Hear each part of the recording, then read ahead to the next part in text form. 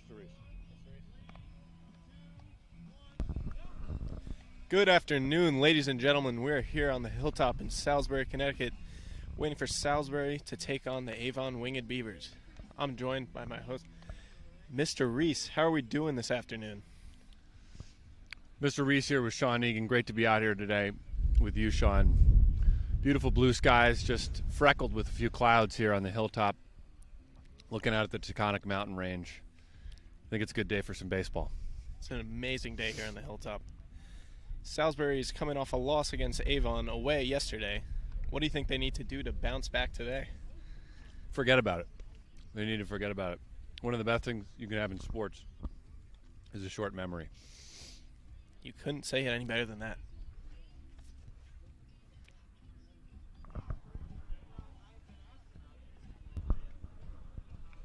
It's good to see this turf field have the certainty that game's going to be played no matter how much rain there is. Get out here and play some ball. And that's exactly what we're about to start doing right here.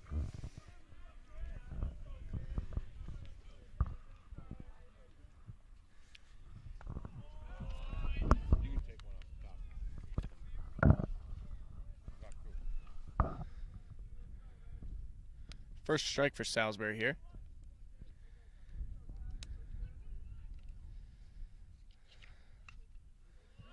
That one's ripped foul to the left.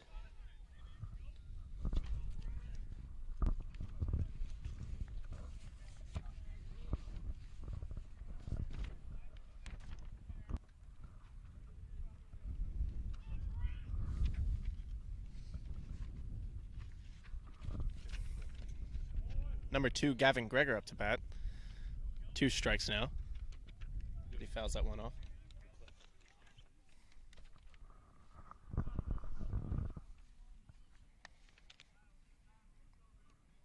Number 21, Jake Brink on the bump today.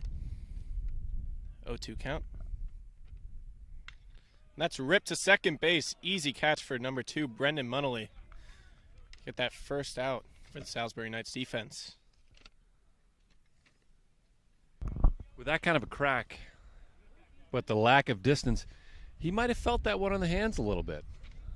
Yeah, little cold day like this, nice and windy here, as it always is on the hilltop.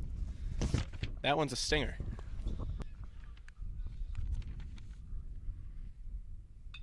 That one's cracked down the left field line. Foul.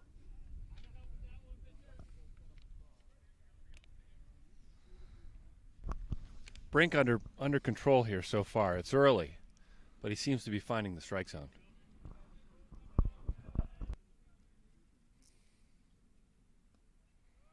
That one's just low.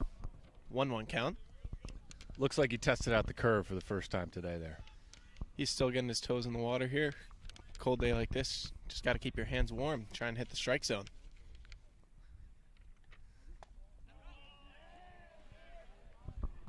Batter leaves an eye on that outside.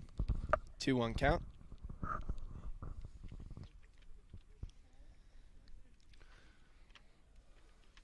Playing him deep in right field.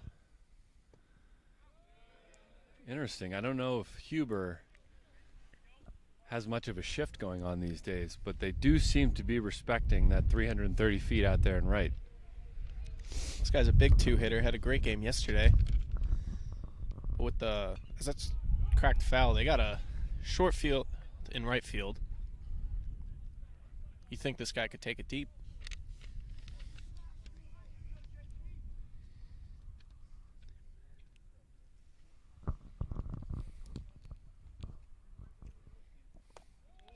So that one's high, and he'll take a walk.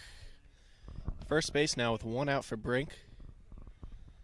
Looks like I might have jinxed him with the control comment there, Sean. Yeah, seems to have gone away with him with that at bat. Trying to get it back. Let's see if he can refocus. Maybe try and put one low in the zone and coax the Winged Beavers into a grounder up the middle here. Go for 2. Bringing up number 5, McCann, for the first pitch. Cracked into center field. That one's getting down for a 1-hop to Miller in center. Brings it into the field. First and second now for the Beavers.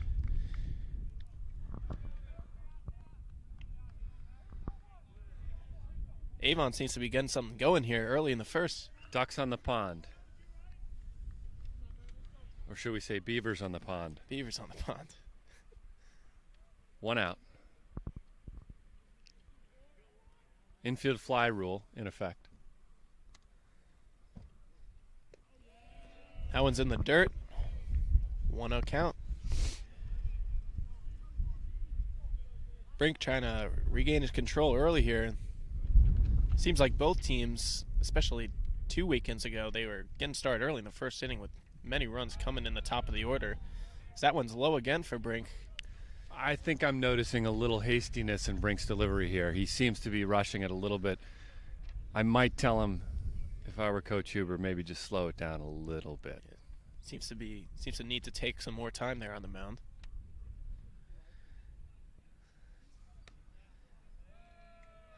So that one's outside for Brink. 3-0 count now.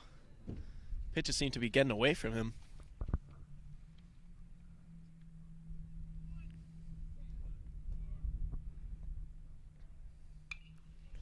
And that one's fouled high back over the net.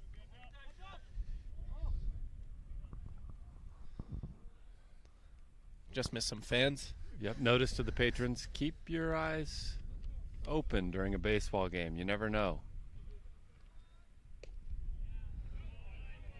One of the most dangerous sports for a pedestrian to be watching. Brink has fought his way back into this count. Full count now for Brink. Let's see if he can get his first K of the game. And he leaves that one outside to walk him on a full count. Bases loaded now. First inning, still 1 out. The Winged Beavers looking to score their first runs of the game here. Maybe more.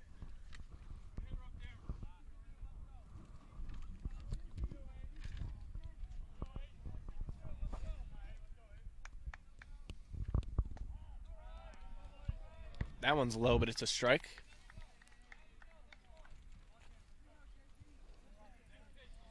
Brink trying to bounce back and get out of this inning. 0-1 count now.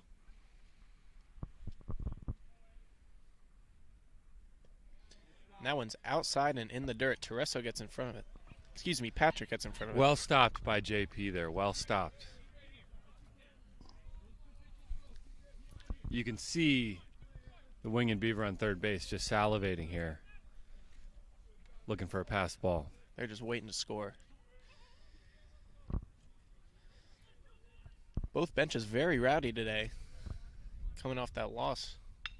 As that's cracked deep in the left center, Miller makes the catch, takes the throw in, and that's an easy run score. They won't throw home. They're going to check second here for a possible missed tag. And he gets the out.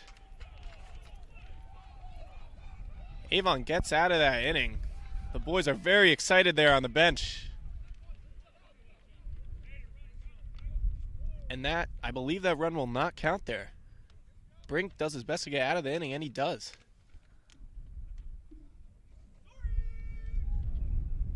We'll get back to you with the top of the order for the Knights in the bottom of the inning.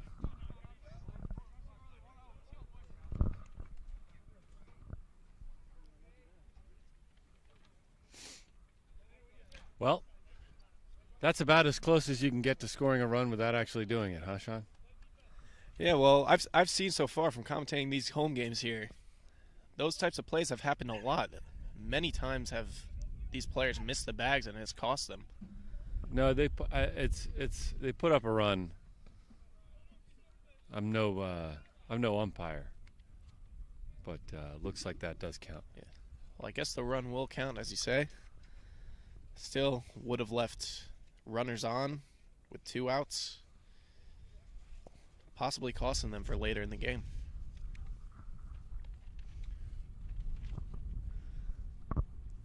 I think the bookies had the Winged Beavers at over and under 1.5 runs at the beginning of that last at bat. So Coach Huber probably not too upset that they only came out of that with 1. Like I said, this Salisbury team, just like the Avon Winged Beavers, are hoping to get started early. A lot of pop early in the lineup, hoping to get runners on and score some runs, get back from that early 1-0 deficit. Looks like Cole Wojciechowski starting it off for the Knights here. Getting limber. Wojciechowski's got a bit of a shaky start to the season. Hasn't been getting too many hits, but has been playing great in the field. And will be on his way to Bryant next year as he graduates this spring. Just trying to zero in on the timing here.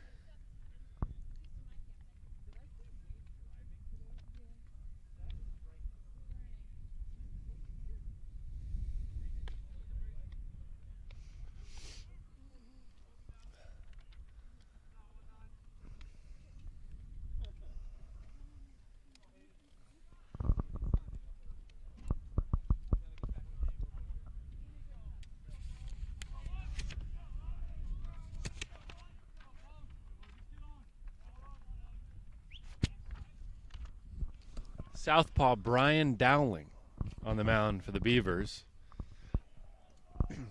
Salisbury's got a lot of righties in their lineup, hoping to take advantage of that mismatch. Brian Dowling, wonder if there's any relation to the famous Yale Bulldogs quarterback from the 70s, Brian Dowling. Nicknamed God. I mean, hopefully they both have a cannon of an arm. As that one's low and gets past the catcher. 1-0 count now for Wojciechowski. Righty infielder has been playing excellent in the field. Got a lot of speed, so if he can get a crack at the bat, you'd think he can get on base here. Start off the Knights. That one's low as well. 2-0 count for Wojciechowski.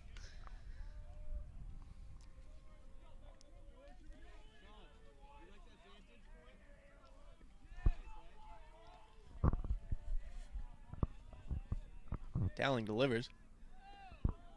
That one's low as well. Dowling, 3 balls in a row in the dirt. Wojciechowski remaining patient here, just waiting for his pitch. Let's see if he can get a walk here. I suspect he'll have the take sign on here.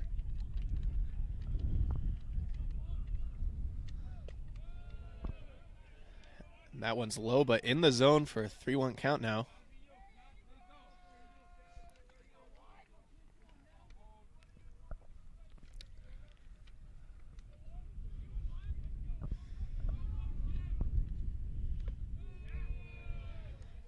That one's in the zone as well. He looked like he got frozen a little bit. Well, I think Wojciechowski wanted to take that pitch, but was also looking for the walk as Dowling's battling back now. Full count. Dowling delivers. And that's low. Woj takes it in the dirt. The Knights bench is rowdy. Bringing up number 8, Hayden Miller, who has been playing excellent at bat for the Knights so far this season. Normally starting at third base, starting at center field today. He's gotten plenty of hits to the opposite side of the field this season. See if he can advance Wojciechowski on the base path.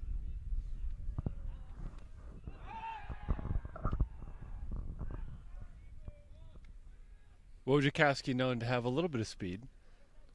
Obviously not lost on the Beaver scouting report. Not taking too much real estate there, I don't think. Both Wojciechowski and Miller have stolen a couple packs so far this season, but with the southpaw on the mound, you don't think they'll be trying to do that, as that one's in for a swing and a miss for Miller. Yep. 1 count. A little easier for the southpaws to see what's going on over there on first base. With these younger teams, there's often a lot more righties, but that's always an advantage for the lefty pitchers. 2 strikes.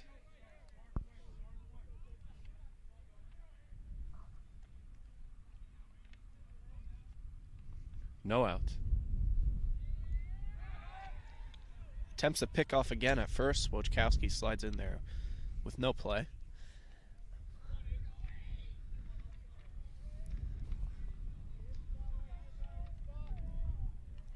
Miller at the 0-2. Dowling delivers. And that's fouled off the catcher. Let's see if McCann's okay. Seems to be walking it off.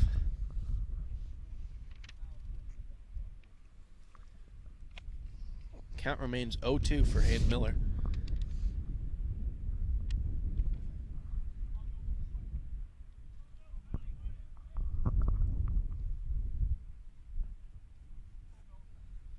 I believe The Miller and breeze- McCann have some sort of relationship. They played some ball together when they were younger. Seem to be chatting a bit behind the plate.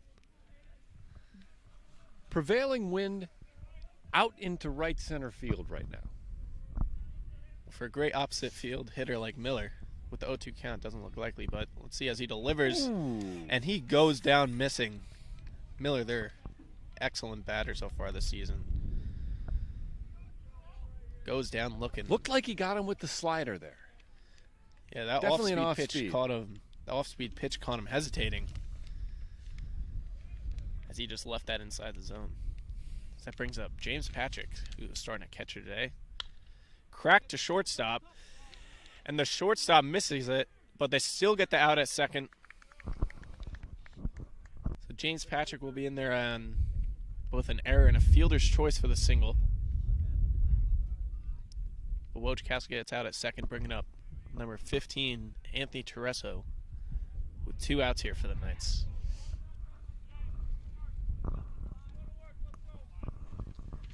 Anthony, native of Stratford, Connecticut. They continue to keep the man at first base, whoever it is, James Patrick now, honest. Patrick maybe not known quite as much for his speed as Wojciechowski, but they're keeping him there. 2 outs. That one appeared to maybe be a bit outside, but that's in for a strike. Dowling seems to be eager to get out of the inning, trying to keep an eye on the runners.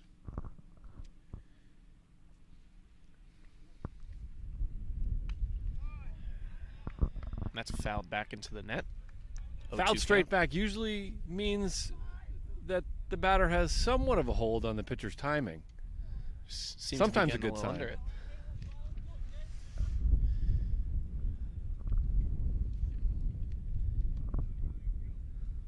Oh, 2. Dowling delivers. And that's high for a ball. That one might worry you a bit. That was a good deal outside the strike zone. 1 ball, 2 strikes. Dowling doing a good job here, keeping Tereso on his toes. So he delivers again. And that's ripped foul down the third baseline. Smothered.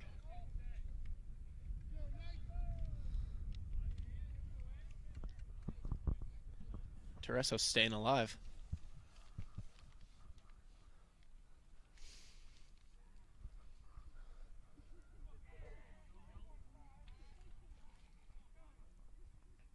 One, 2. That's a deep fly ball into the woods, off the trees down the first baseline. Knights in the pinstripe bottoms today. Black tops, crimson headwear. Seem to be mixing it up with every different home game here. First white, then black. Black on white, black on pinstripes. It's the 1-2 again. And Tereso goes down swinging, excuse me. Great inning for Dowling, as that will bring us to the top of the second inning. No runs scored. Avon leads 1-0. Couple causes for alarm there with Dowling's control, but every time he needed to, it seems he was able to find the right pitch. Seems like he was keeping the batters on their toes a little bit, but was always managing to find the zone whatsoever.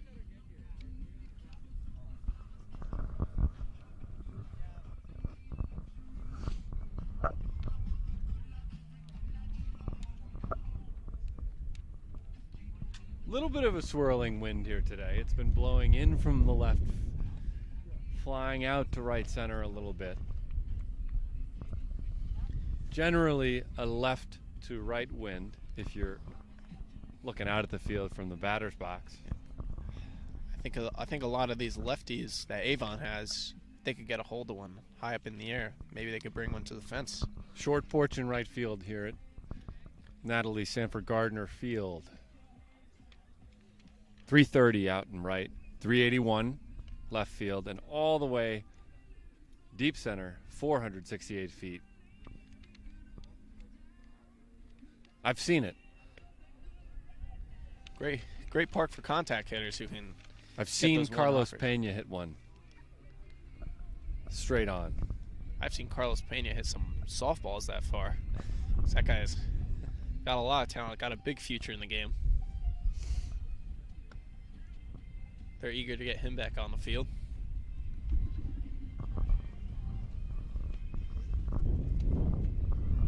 Well, let's see if Brink can settle in here. Make quick work of the Beavers after getting in and out of a bit of a jam in the first.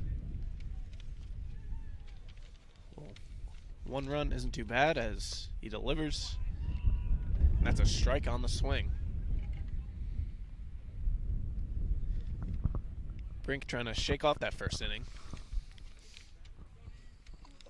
Just pitch ahead of him now. He delivers low and away. Held on to that one a little too long.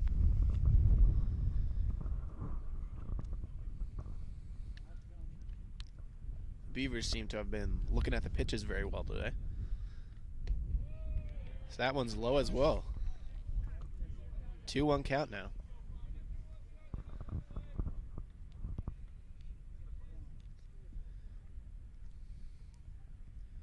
Here's the 2-1. And that's cracked foul. Close to the woods again. 2-2 count here. Brink's still looking for his first punch out of the game. See if he can get one here. 2-2. And that one's high, but he goes down swinging. As I throw it around the horn, 1 out now here for the Beavers in the top of the second. Brink gets his first punch out. Got him to chase it up there high in the zone. Pulled the string. Here's one of those left-handed hitters you talked about, Sean. From what I've seen, this guy's got a lot of speed. Not the best power, but if he can get a hold of one, he could definitely take one the distance. Just a bit outside there? Looked a bit outside, but right around the corner, and they Looked called it pretty ball. darn close. So that one's right around the same spot for another ball. Couple fastballs to start him off. Let's see if he works him inside. When those outside pitches Looks stay. like he's staying outside. Good pitch there. Yeah. That one Little high. just high. Staying patient here. Brink can't seem to find the zone this at-bat. 3-0 count now.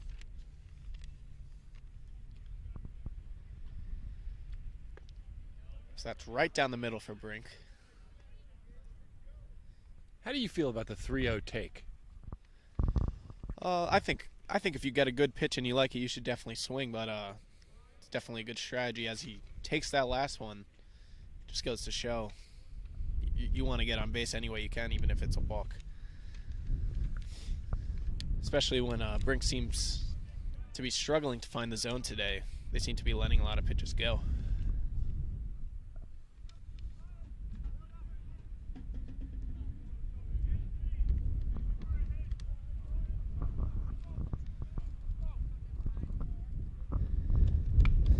That's cracked to Munnelly at second. Flip to second, and they will not. Oh, and that gets by Schneider at first. But the runner will not advance. Munnelly flips to second for the second out of the inning, excuse me, but they cannot get the throw at first. 2 outs now here with 1 runner on.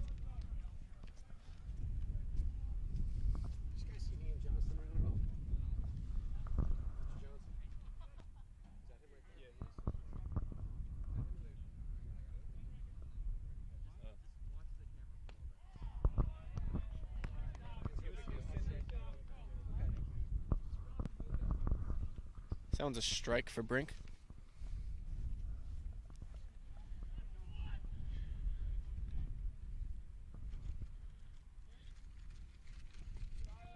That one's inside.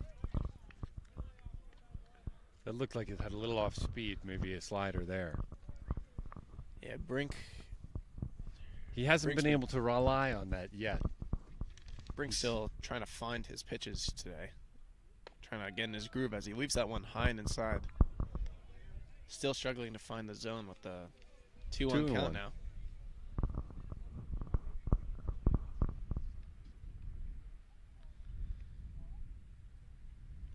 Oh, very inside, and he nails the batter with that 2-1 pitch. Definitely did not seem intentional. Brink just still struggling to find the zone here. I wouldn't take that one personally. Now with runners on first and second.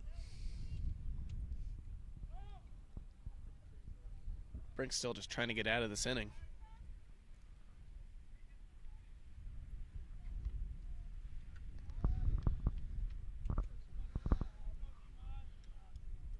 Avon's only up by 1. Let's see if they can blow open this game a bit more. As that one just hits the outside corner for a strike. It seems to be widening a little bit on that left side of the plate there. I don't feel like he's been giving him that one earlier. I'd like to see it. He's been hitting that spot. Brink's been painting the corners, hasn't been getting every call, but that one's in for a strike. Gives it a similar spot, just a bit lower, as that one's a swing. Curveball to in the same lane there. My grandfather, Timothy Donahue, used to admonish pitchers who would nibble in the corners. Hated a nibbler. Brink trying to do just that with the 0-2 count. 2 outs, trying to get out of this inning. He delivers. Oh. And that one's a foul tip. Patrick makes the catch. See ya. And Brink gets out of this inning with no runs allowed. We'll be back in the bottom of the second for the Knights offense. No harm done. No blood.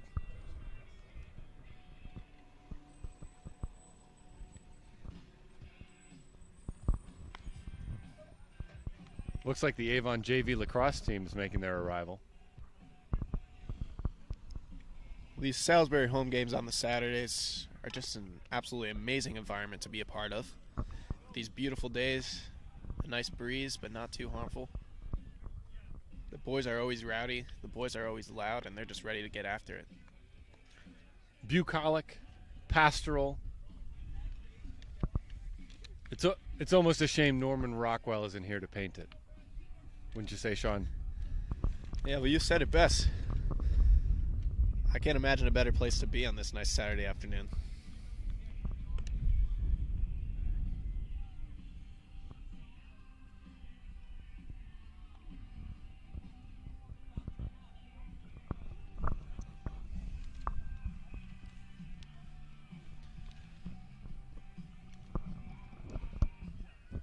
You got some AC/DC playing here in between innings as Brink's ready to step up to the plate. The atmosphere is electric here. The Knights still haven't put any runs up on the board, trying to get it started here with the bottom of their lineup.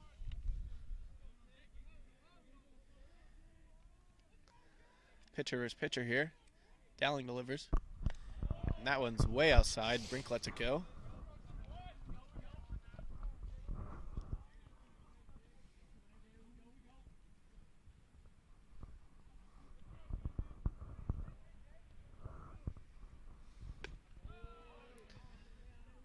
That one paints the outside corner. Brink swings at that. 1-1 count.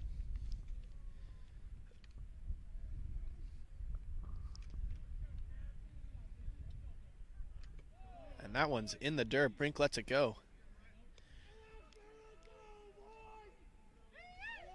There's been some adjustments to the Knights lineup since the past couple of games. With the loss of some players and few injuries, they have their DH Roan Schneider playing at first now, which leaves Jake Brink at bat for the 2-1. And that one gets in there. 2-2 count now. Brink has not been an excellent hitter so far this year. JV lacrosse team making their presence known as they descend the hill.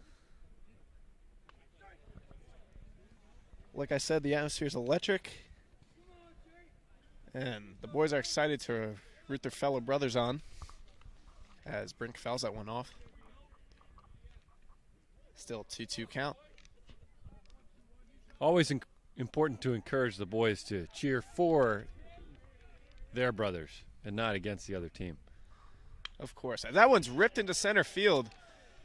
Brink with a hit to center. Grounds first, but he will stay. Great at bat for Brink. Textbook single from Brink. 6 pitch at bat, pitcher versus pitcher. Manages to Fought it stay off in. the inside high. Looked almost like Jeter-esque, I would say. That opposite field, high in the zone, slap single that you'd see from the captain back in the day. I do miss those days. As number 2, Brendan Munnelly comes up to bat. That one's in the dirt. And Brink will stay at first. 1-0 count now. Munnelly's been playing excellent at the second base position for the year so far. Had a few plays in the first and second inning. See what he can do on offense here for the Knights. Whoa. Way outside there. Dowling trying to stay on top of his pitches. Keep him in the zone. Brink doesn't have the best speed, but if one gets by the catcher here, he might be able to take second.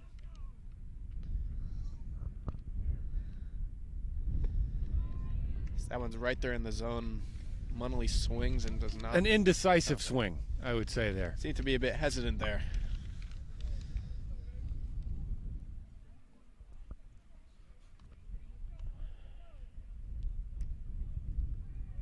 I think Munnelly wants to remain patient as he checks up on the runner. Brink is easily in there. Safe at first.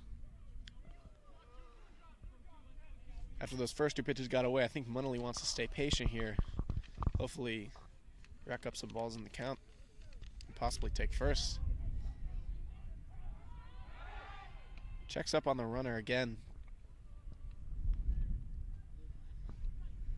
But Brink has been paying close attention and is easily getting back to first with no tag.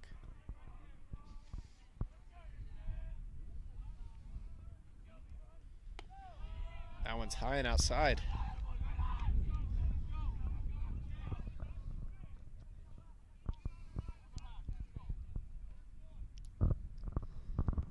Still no outs. Runner on first. Dowling with 3-1. And that's cracked foul. Back into the net. Full count now.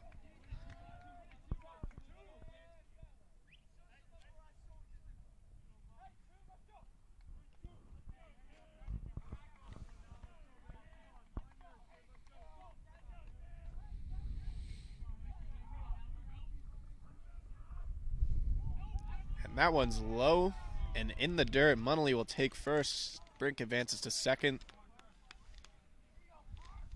So that's bringing Parker up Ward. number 19, Walking up Parker to the Ward. plate. I would almost say sauntering up to the plate. Checking his watch. Making sure he's in the right place. Seems to be remaining very calm for his first at bat here.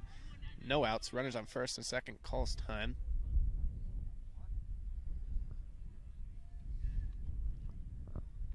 Parker double checking the signs that Checking Coach his Huber's signs. giving him. Could be a hit and run on here.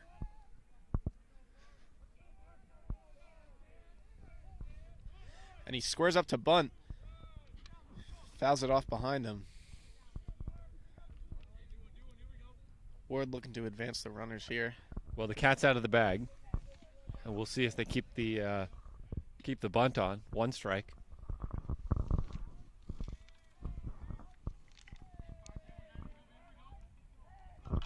First and third creeping in here. With no outs, let's see if he can sacrifice himself as he squares up again. And that's down the first baseline to the pitcher. Picks it up, makes the easy play at first, but both runners advance to second and third. Well executed there by Ward. That was textbook, I would say. Amazing bunt. Didn't try and do too much, but got the job done. Now with 1 out, bringing up the usual DH, but now at first base. Lefty Rowan Schneider. Had a shaky start to the season, but let's see what the sophomore can. Interesting do to fact blow about up this Rowan. Born in Ireland. Now lives in the Southern California area as he takes that first strike. A long trip to come here for the Hilltop, but not one that nobody else has ever taken.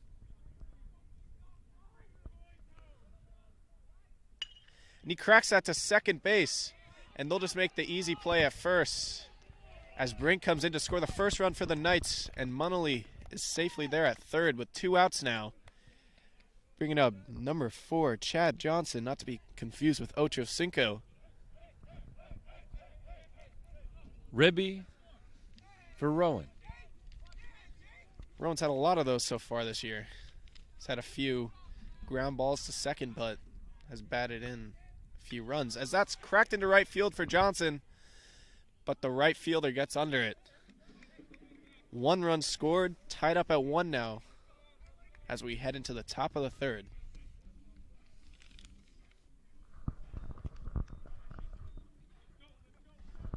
Good small ball there from the Knights.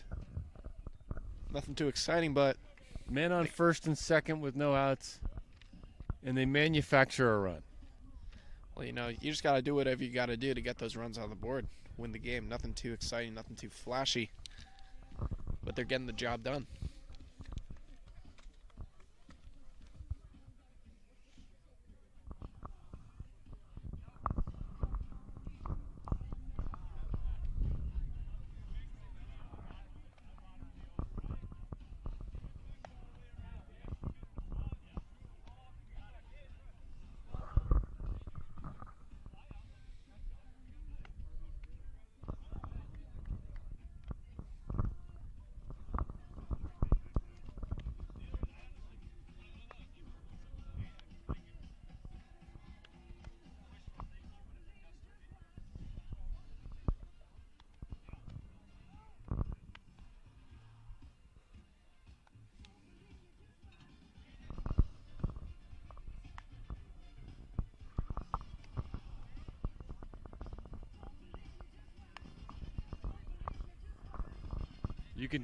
You can just start to see the blooms on the deciduous trees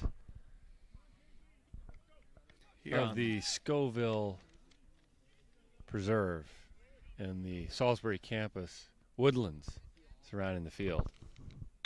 As Brink delivers, that's cracked into center field. Miller gets under it and makes the play. Here on May 1st, you expect it to be a little bit warmer, but it's a beautiful day nonetheless, like you said. The trees starting to gain some color in the woods. It's a beautiful scene here.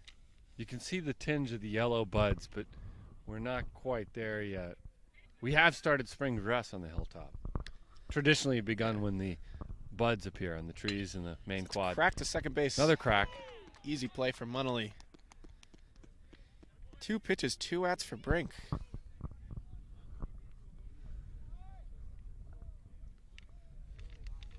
If they can retire the Beavers on this one here, they'd be tying an all-time baseball record. 3 pitches, 3 outs. Held by many.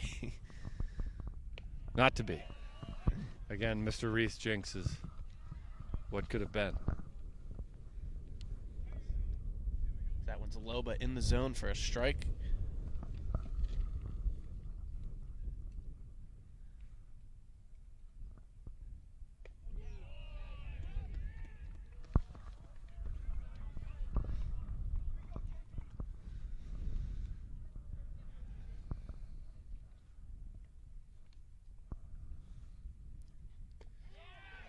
Brink leaves 3 pitches right there in the low corner of the zone, leaves him hanging. Quick inning for Brink. The Salisbury bench is very happy, very excited. High fives going all around. As they should be, as they should be. A beautifully quick inning. I'm not sure that lasted 2 minutes.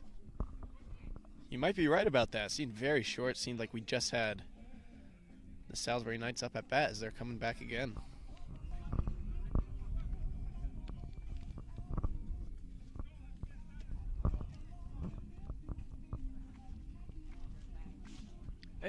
Anyone who you think will be online that you might want to give a shout out to, Sean? Oh, well, I'd love to give a shout out to all the fans, especially my friends back home in Glen Rock, New Jersey, and my family as well. Definitely my brother watching in Ann Arbor, Michigan right now. How about you, Mr. Reese?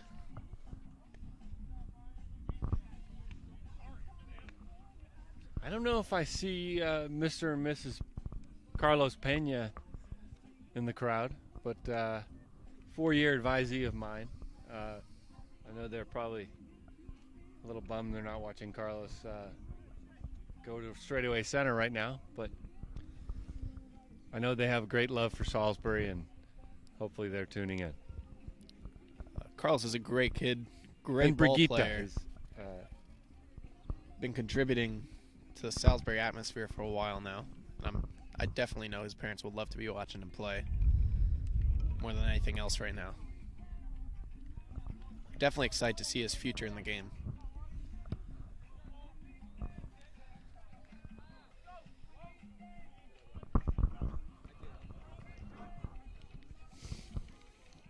Dowling still on the mound for his third inning of pitching as the top of the order comes up for the Knights.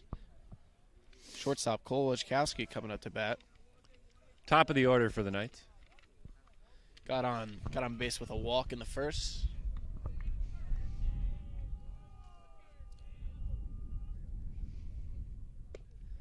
Swings at a low and away pitch. That one's a strike for Wojciechowski.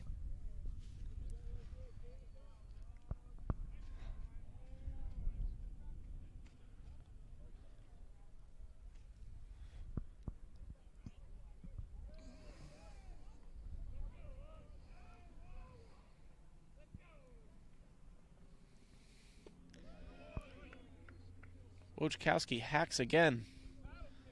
Seems to be eager to get on base again for the second time today. You could tell he was a little out in front of that one. Definitely wants to get a good at bat, but eager to hit one far as well as Dowling delivers. That's cracked, high pop up foul. Near some fans here, but everyone's okay. Count remains 0-2 for Wojciechowski.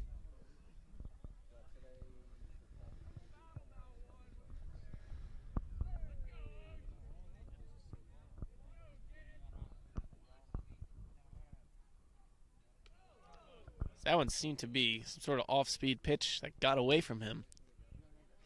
Way outside for Dowling. 1-2 count now.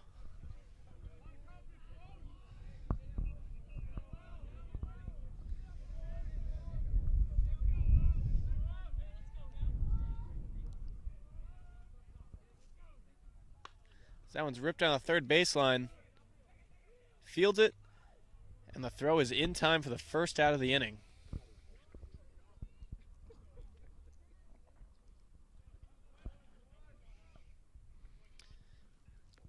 Bringing up number 8, Hayden Miller. Like I said in his first at bat, has been playing at third base mainly this year, now at center field. He's been batting around 500 this year, and even better on base due to his walks, as he leaves that one outside. Miller seems to be the core of this Salisbury lineup.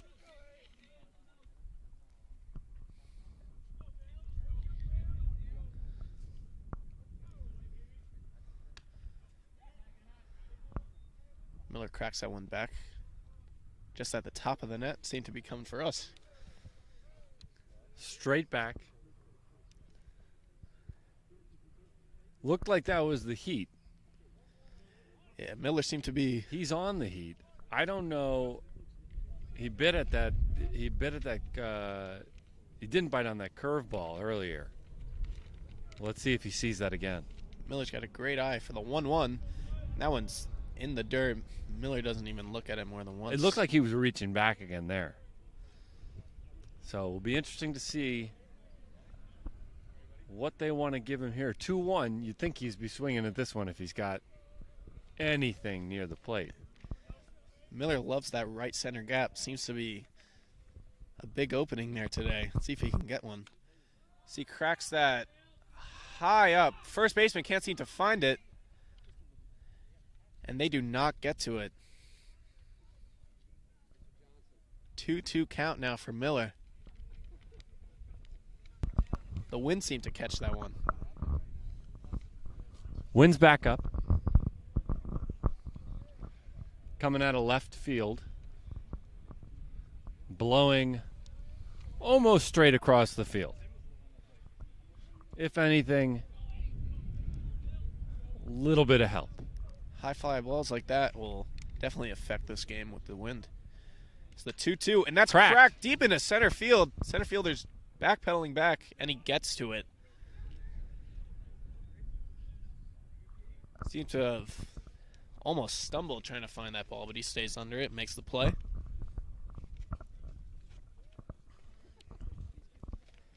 Maybe slightly off the long end of the bat, but that sounded pretty much on the sweet spot. I don't know if we're going to see anyone take one straight away today. Brings Long up way. Patrick. That one's low for a 1-0. Like he said, seemed to have been getting right on that with a nice crack of the bat, but Salisbury's got a deep center field of 468. Seemed like that one possibly went like 300 or so. Could have been close to out at Avon's home field with 310 all around. Here's the 1-0. That's cracked to shortstop.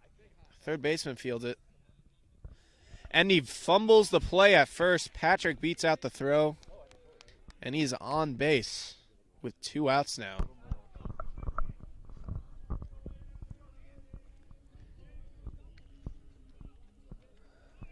Bringing up their 4-hitter, number 15, Anthony Tereso. I think Dowling's going to be paying attention to the guy on first. Most of the game he's been eagerly keeping an eye on him with his great lefty move. As he pitches here, and that's cracked into left field for That's Tereso, gonna fall. and that drops. One hop to the left fielder. Patrick and Tereso possibly starting a nice 2-out rally here for the Knights in the third. Not to play armchair coach here, but I'm almost surprised they didn't send Patrick there. I guess Dowling's doing that good of a job keeping him on first. But with 2 outs there, you know it entered the coach's mind to give him the green light. Dowling, Scoring position, Patrick. first and second now for Brink. Off-speed pitch there. Brink lets it go, and that's a strike.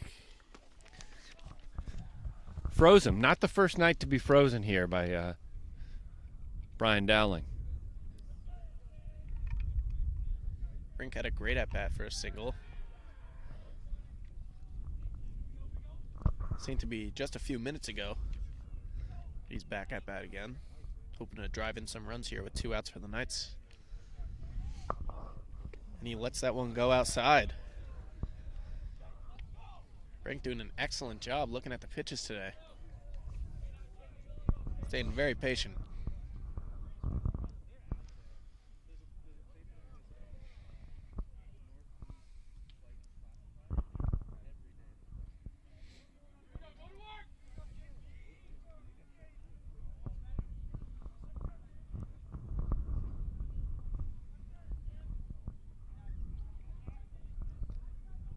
Dowling the 1-1. That one's low and away. Patrick tries to take third, and the throw is short and fumbled by the third baseman. Savvy play by Patrick. I almost think the third baseman thought, let me make sure I get this one. And not let it go into left field, because if that happens, we could be down 1 run.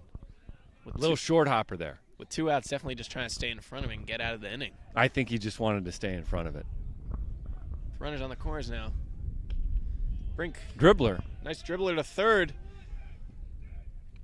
Did he beat out the throw? No. He gets the out. And Dowling play. did a great job. Gets out of the inning with no runs scored. You thought maybe he had pulled him off the bag. Here we're talking to the umpire now. Just checking in.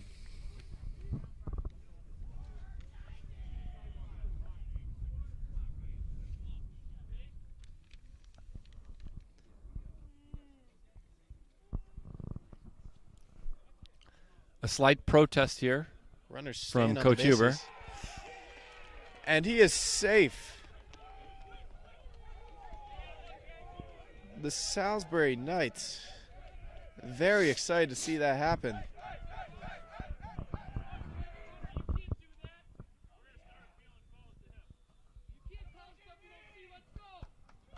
A lot of tension between Salisbury and Avon. Avon seems to be very angry about that call as they jog back on the field now.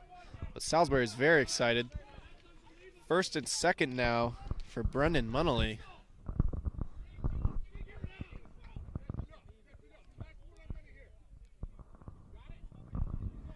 And I believe that run for Patrick should count as well.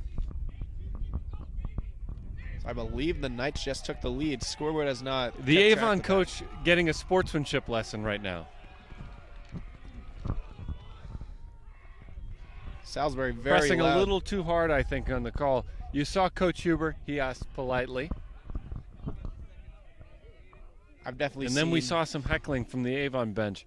Definitely seen Huber get angry before, but he was very polite there. Got the call he wanted as Munnelly takes the first strike.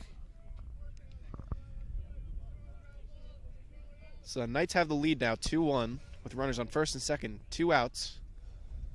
Munnelly with the 0-1. He takes a swing a bit high, but that one's in there for a strike. 0-2 count.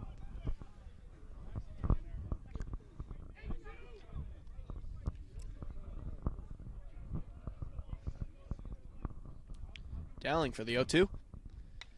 And that's cracked foul over the fence to the right. Feels like the temperature just went up a couple degrees after that dispute, Sean. Well, you know, once the wind cools down and the sun's shining, Metaphorically speaking. Both teams seem to be calming down. As that one's in there for a strike. And Dowling gets out of the inning with just 1 run. Knights take the lead. 2-1. Top of the 4th coming up.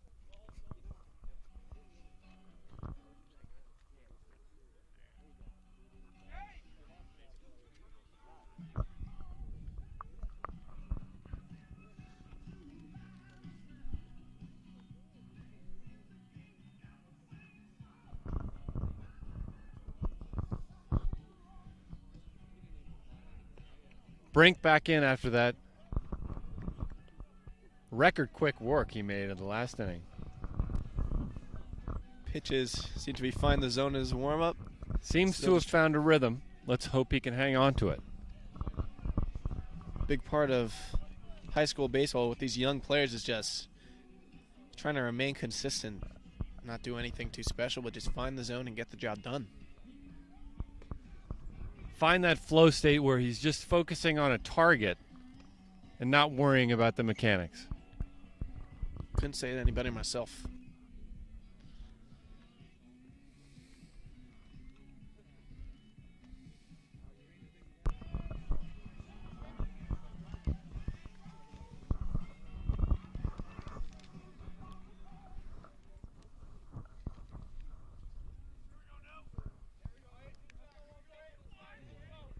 Now Brink's 4th inning on the mound.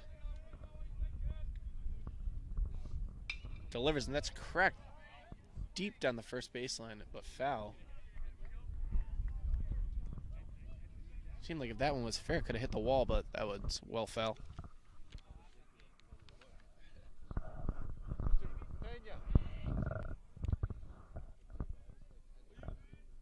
to see you. That one's cracked foul and around the same spot again. Good to see you. Looking sharp.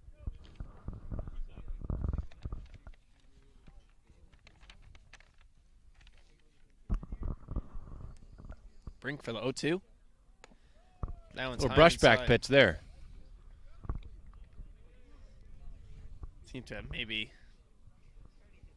lost him on that pitch, but A few Avon players standing quite close to the plate. You wonder if that's cracked. Will Munnelly make Maybe. the play just over his head? Into right for a single.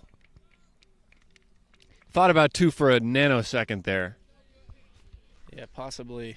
If that had gone by the right fielder trying to make that play, could have beat him out with the speed. Will stay safely at first. Solid at bat.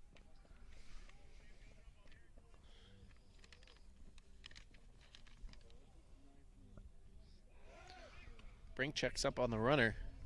Seemed to have been taking a bit of a lead there.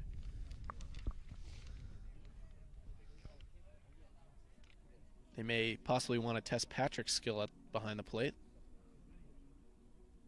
And he Runner takes goes. second.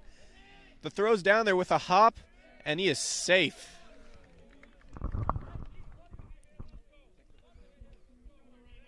So they do just that, and they take second now with still no outs, but runner in scoring position now for Avon. Throw was online, but the turf just took a little bit out of it as it bounced. That one's fouled very high and foul.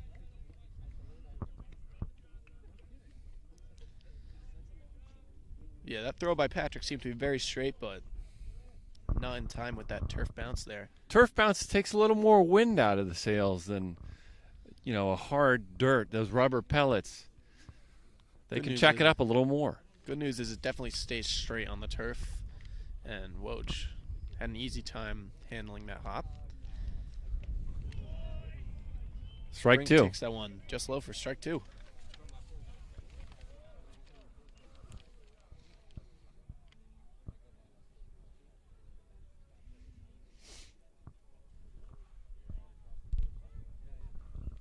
One, two.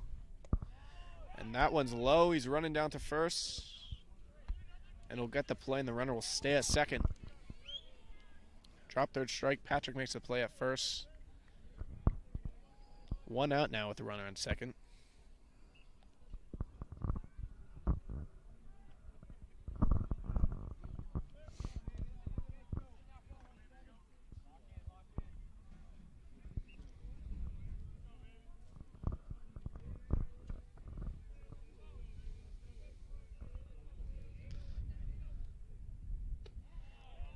Right down the pipe for Brink. First strike. Runner seemed to have been taking a bit of a lead there at second as well. Maybe looking to take third, test Patrick's throwing ability again. Brink's keeping an eye on him. Took a couple steps towards third, but he will not take it. That one's fouled off. Yep. Little easier for Patrick to make the throw to third with a lefty batter. Doesn't have to worry about hitting anybody or taking a step to get out of the way. Just will be able to stay in front of the ball, maintain it, and just fire it down there. Brink delivers. Bit of a curve there. Slips it right into the zone for strike three. Goes down looking.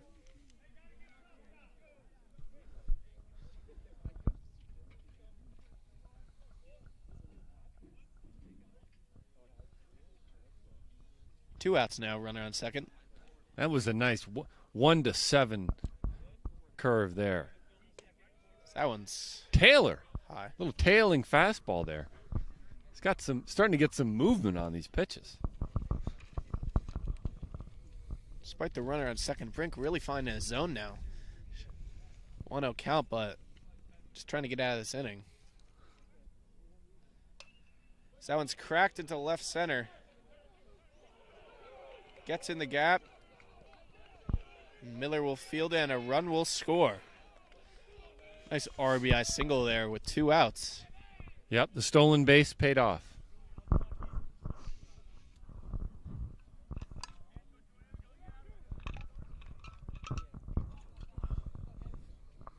Tie ball game.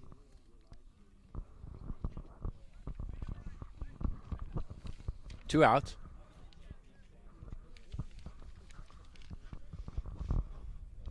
Man on first. Run on first with a bit of speed again as Brink checks him back. No need for even a dive there as Schneider takes the ball. Just throws it right back.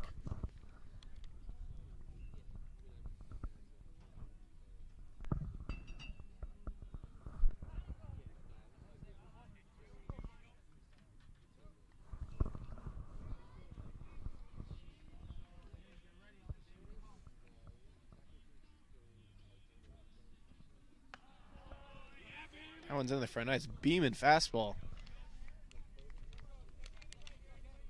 Seems like Brink's pitches not only have had some more movement, but they've been speeding up as well. Checks up on the runner.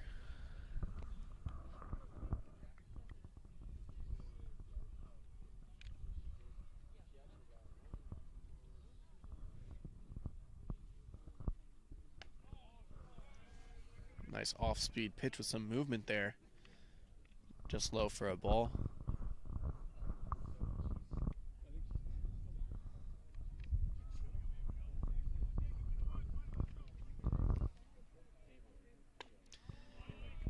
That one's fast, right down the middle.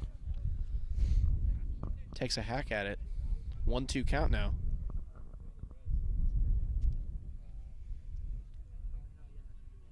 Two outs for Brink. The 1-2. And that's fouled off.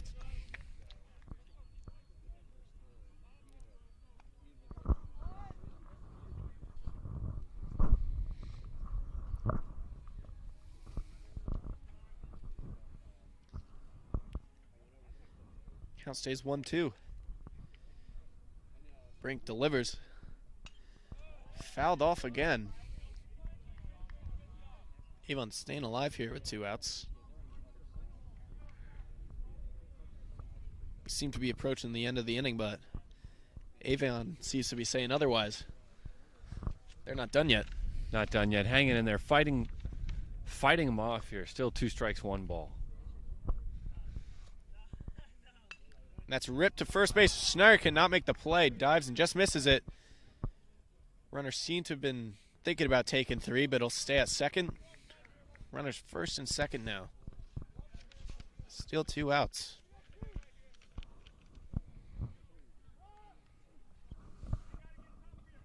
Thought about it for just 2 shakes of a lamb's tail, and then thought better of it knowing Parker Ward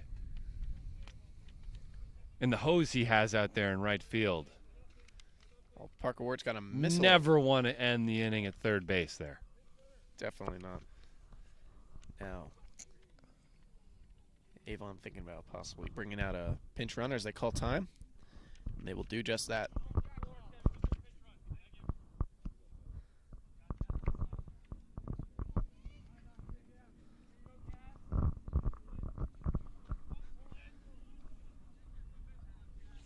First and second still. That one's outside.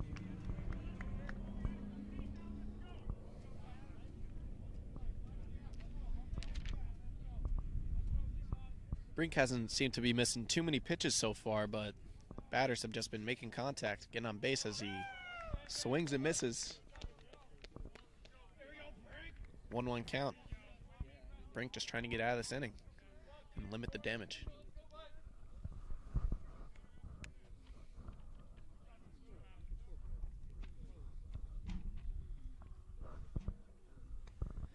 Oh, nasty pitch. Just misses the zone outside, leaves the batter swinging.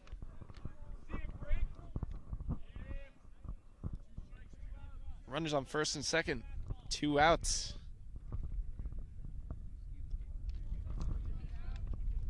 Brink with the 1-2. And that one's just outside with a lot of speed on that one. 2-2 count.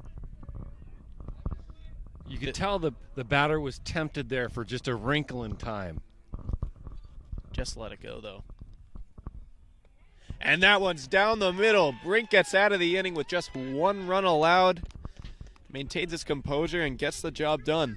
The game is tied at 2, and Salisbury will be up in the bottom of the 4th.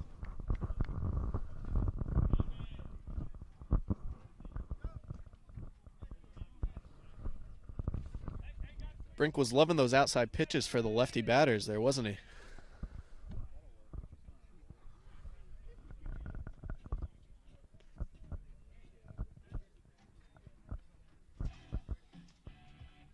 He froze him with that last pitch, you could tell. I mean, that was like trying to play Call of Duty on a early Nintendo. Just can't be frozen. Just frozen.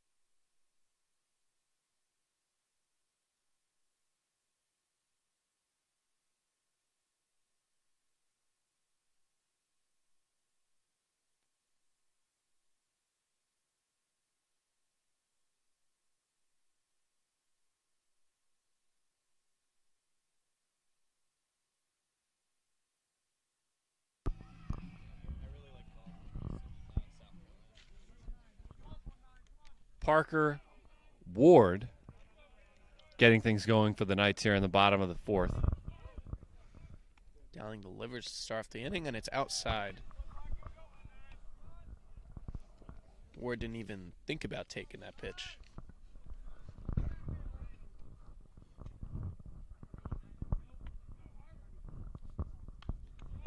That's ripped foul. Just past the fans here.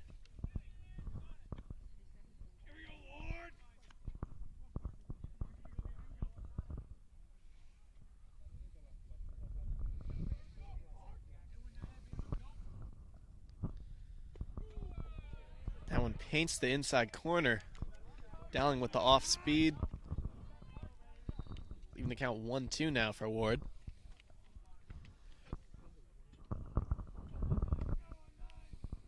Dowling the 1-2.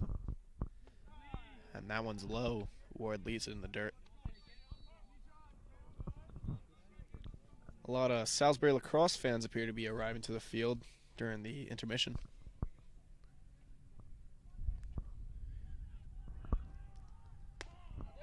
And that one paints the outside corner for a strikeout.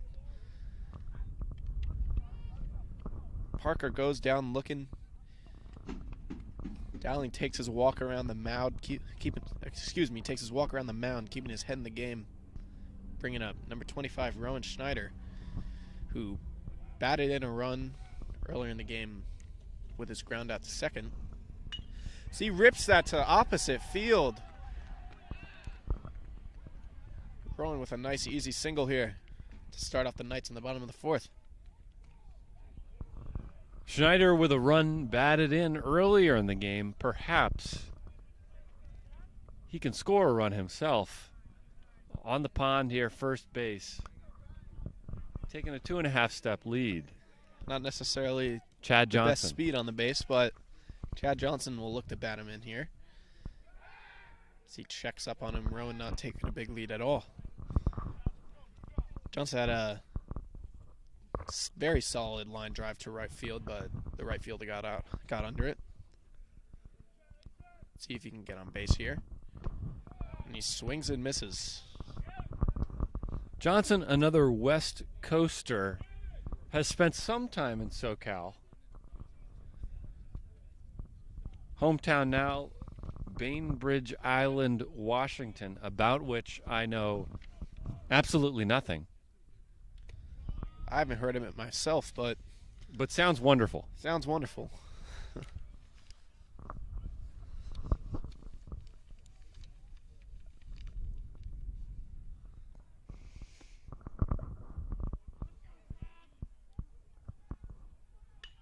So that one's popped up to second base, and he gets under it for the easy out. 2 outs now as we get back to the top of the order with Wojciechowski up to bat. Schneider remains on first. Wojciechowski looking for a possible 2-out rally to get back to the core of their lineup.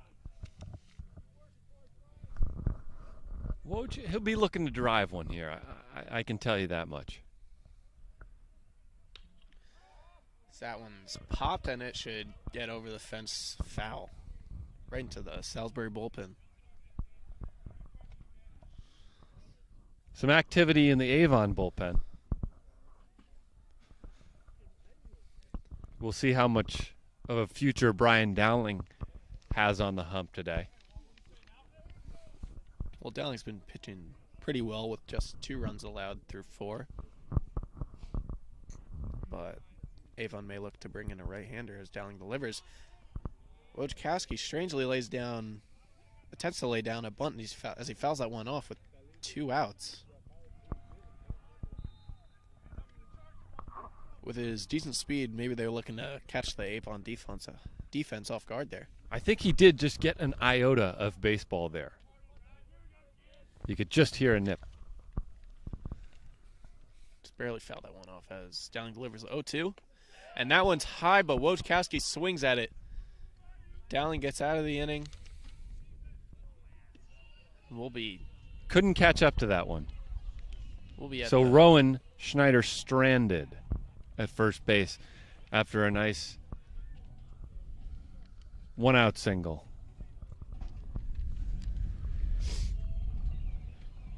Game remains tied at 2.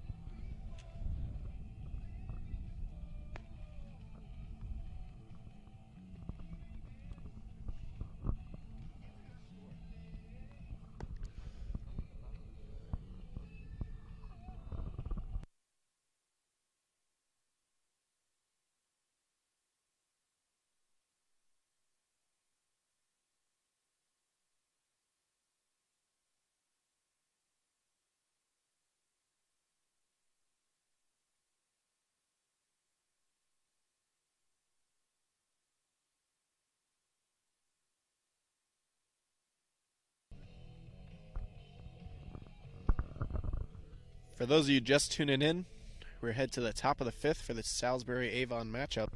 Game is tied at 2. Jake Rink has allowed 2 runs through 4 innings and remains on the mound.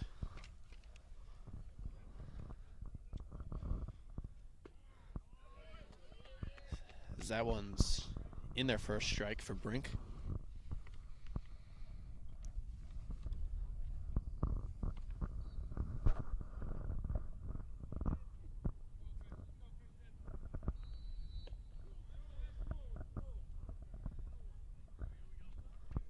That one just misses the zone low. Umpire may have hesitated with that call, but that's a ball for a 1-1 count now.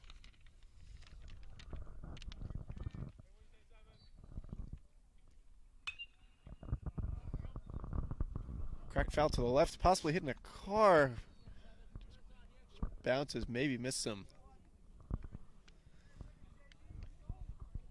Those parked to watch the Salisbury lacrosse team may have some damage.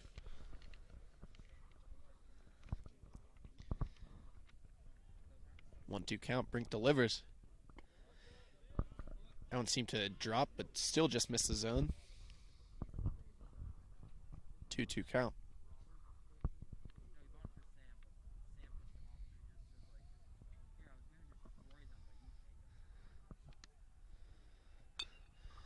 So that one's a little Tough dribbler. play. The pitcher of Brink fails to field it with one hand. Very tough play. As there will be a single to start off the inning. Number 5, McCann, back up. Been playing well behind the plate.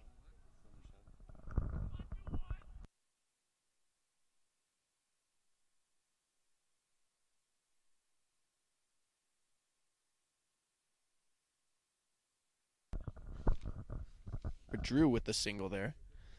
So McCann's up to bat.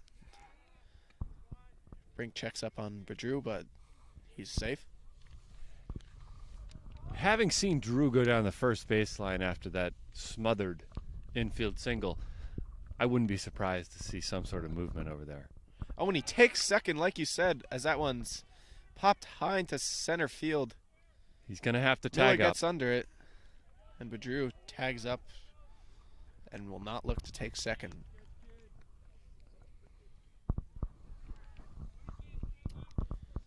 Number 24, Sean Scanlon, up to bat now. Resident of New York City. Be interesting to see if they continue to make moves with Drew after the horse is out of the barn on his speed.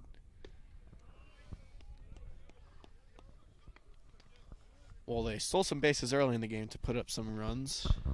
They'll definitely be looking to get some runners in scoring position. Scalen's a great power hitter. And he'll be looking to advance Badrew along the base path. Still knotted at 2 here. And he takes second. That's ripped down the first base line, but Foul. foul.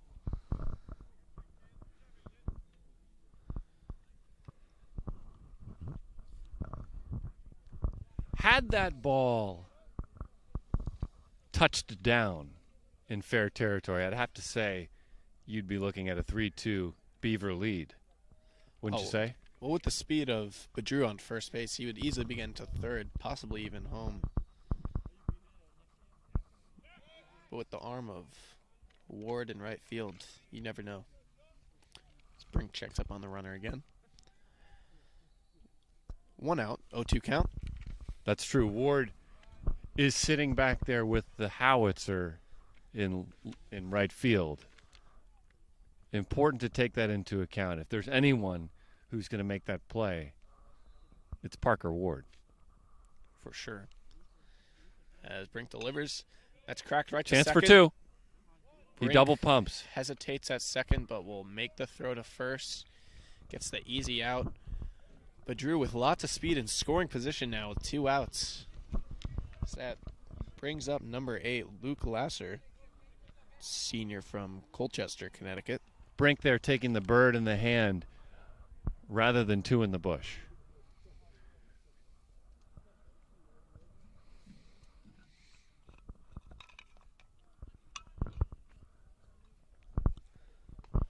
That one's a nice curve, clips in the outside corner.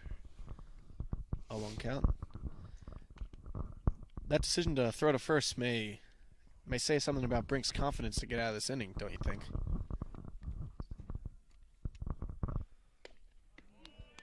That one just in the zone, going third. An aggressive play. And no one is covering. Badrew with the speed dives in there, and he is easily safe. 2 outs, 0-2 count now, but a runner on third. Avon looking to drive that run home before the end of the inning. Yeah, you could see Brink, he cocked it there and had it ready to go over to third, but thought twice when he noticed that there wasn't anybody on the receiving end to make the play. Smart, but unfortunate that there was no one there to get that third out. At least they didn't score on a pass ball or something, but that's a moot point. And Brink manages to get out of the inning with that outside pitch. It's in there for a strike. So no runs allowed here in the top of the 5th. Score remains tied at 2. And Salisbury looks to score some runs in the bottom of the 5th.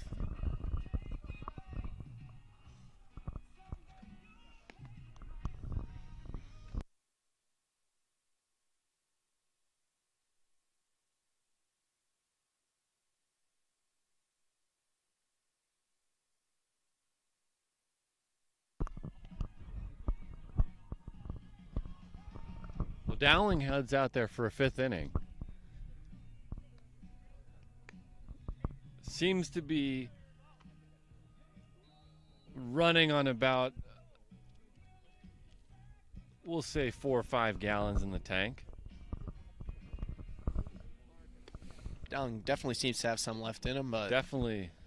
with the core of this lineup coming up for Salisbury, with Hayden Miller coming up to bat, they have a righty warming up in the bullpen in case the Knights get hot here in the bottom of the 5th.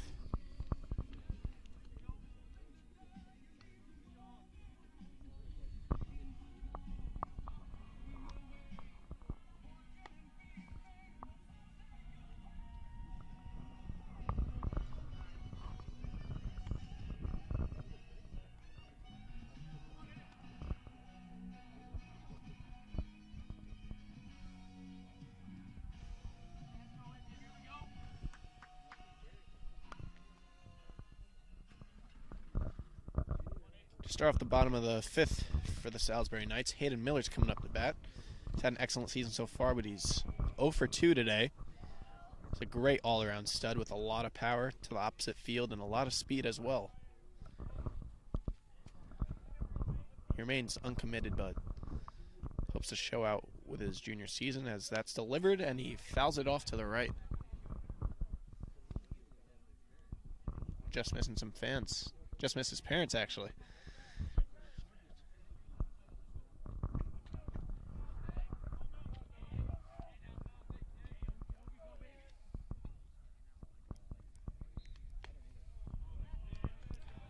As Miller lets that one go for a 1-1.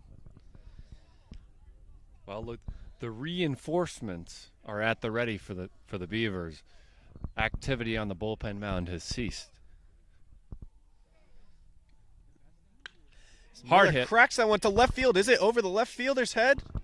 No, it gets down for one bounce. Miller thinks about two, but it'll stay at first.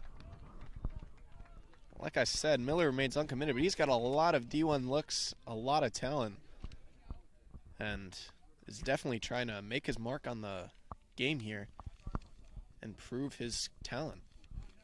Somewhat misplayed ball by the left fielder. Sun coming into the Western Hills here, not quite a factor. Well-positioned field here. You know, with the Sun kind of descending behind third base if you're standing on the mound. With the sun and the wind, definitely a hard position for anybody on the field today. With a lot of space to cover as well as Smothered. Tough play. Patrick dribbles it to first, and there is no play. So no outs now. Runners on first and second, bringing up their four-hitter, Anthony Tereso. Be interesting to see if they go with the sacrifice here again and try to manufacture some runs after having some success in the second inning. Well, Tereso doesn't have a lot of speed, but if he could manage to get one down and sacrifice an out for himself, but advance those runners, and Miller's got a lot of speed, and he could definitely make his way to third and possibly steal home if one gets by the catcher. The Knights looking to blow open this game here.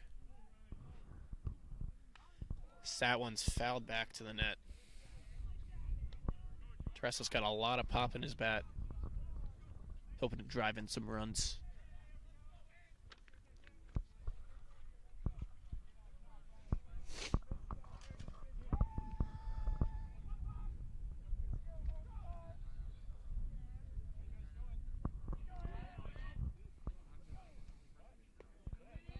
Tereso lets that one go. 1-1 count now.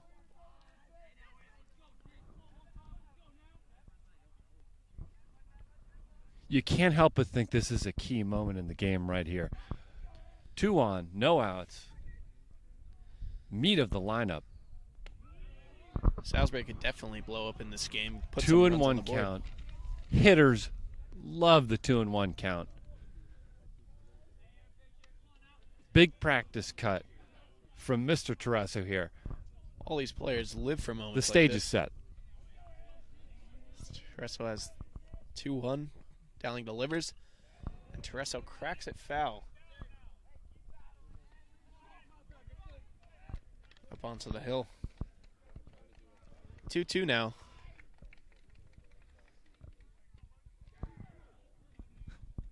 I think Dowling's future, as far as this game, hinges on this pitch right here. Well, that pitcher left the bullpen as he delivers the 2-2. That's ripped to short. Miller dodges it. And they make the double play. Advances the runner into scoring position. Sacrifice fly now gives the Knights the lead. A bit of a wash there. So it's easy. Two outs now. So Avon with a huge swing there. Salisbury looking like they had potential to score a lot of runs there early in the inning, but now with 2 outs, runner still on third. Bringing up the pitcher, Jake Brink.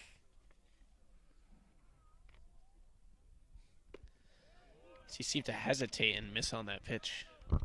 Strike one.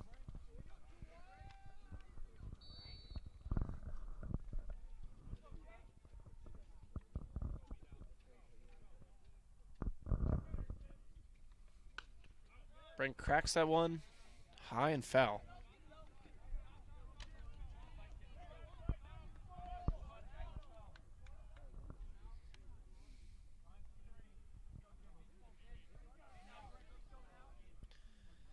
Two outs. 0-2 count for Brink now. Dowling delivers. That's cracked to third base. Fielder gets under it, and that's an easy out at first. So despite 2 runners on, no runs scored, and Dowling gets out of that inning with no damage at all. As we go into the top of the 6th, score remains tied at 2. an emotional, a fervent, a focused, and relieved fist pump from Mr. Dowling there. You could see when he came off the mound, about to put his jacket on here. I wouldn't be surprised if that's the last we saw of Dowling for the game. Not a bad performance. Kept him in it there. Definitely not a bad performance for Dowling. Just two runs allowed through 5. Keeping the game tied as Brink comes back for a 6th inning on the mound. Doesn't seem to show any signs of slowing down.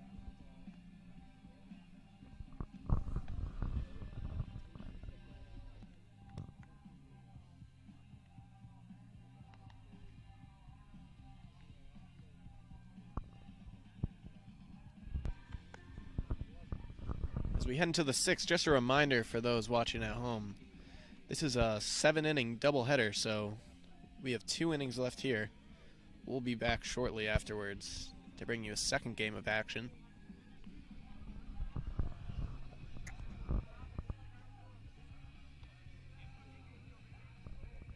Yep, Dowling accepting a few pats on the back over in the dugout, and on goes the hoodie. So Dowling seems to be taken out now, but flashing smiles of relief to his teammates at having escaped from that jam. Here we go. A big momentum swing as Brink takes that first pitch in there for a strike.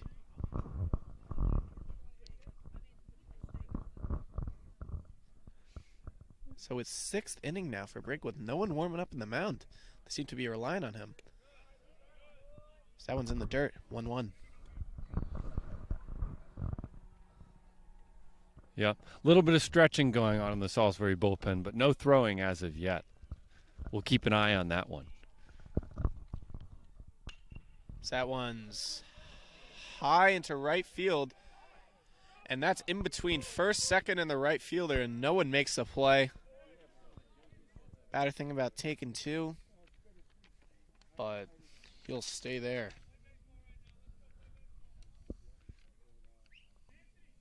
So Ryan Kolodacek will stay at first for a nice blooper single to start off the 6th. That was a blooper that got lost in the Bermuda Triangle between the first baseman, second baseman, and right fielder. Unfortunately for the Knights, the Beavers open up the 6th with a runner on first. So a tie ball game here in the top of the 6th. Just 2 innings left of play. A lot of big moments sure to happen here. As they bring on a pitch runner. Number 11, Van Liet. A sophomore from Avon. Now with number 17, Aiden Schlier up to bat. Far greater percentage of day students at Avon than there are here in the Hilltop.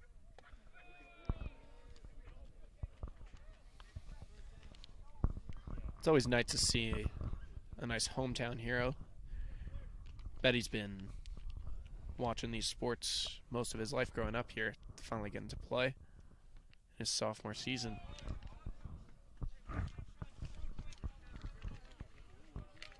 So Schlier now ahead of the count, 2-0.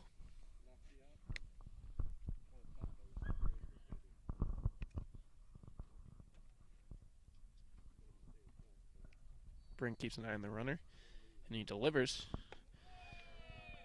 A bit off speed, but outside. 3-0 count now for Schlier.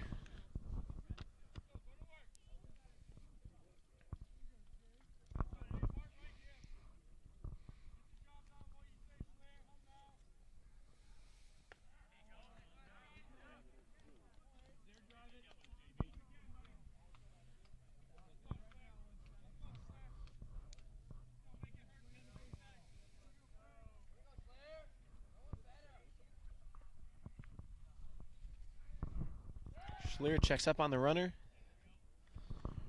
but Leah is easily back there.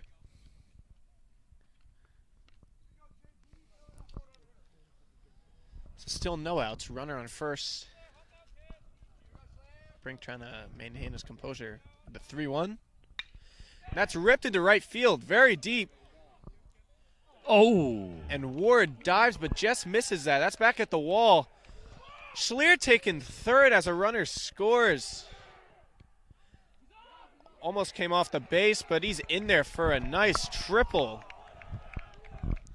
So Avon takes the lead 3-2 with that RBI triple there for Schlier. Great at bat, getting ahead of the count and batting in some runs to take the lead. That was a nice rip for Schlier. You have to hand it to him. Well, great at bat, great job getting ahead. Just absolutely clobbers that one to right center.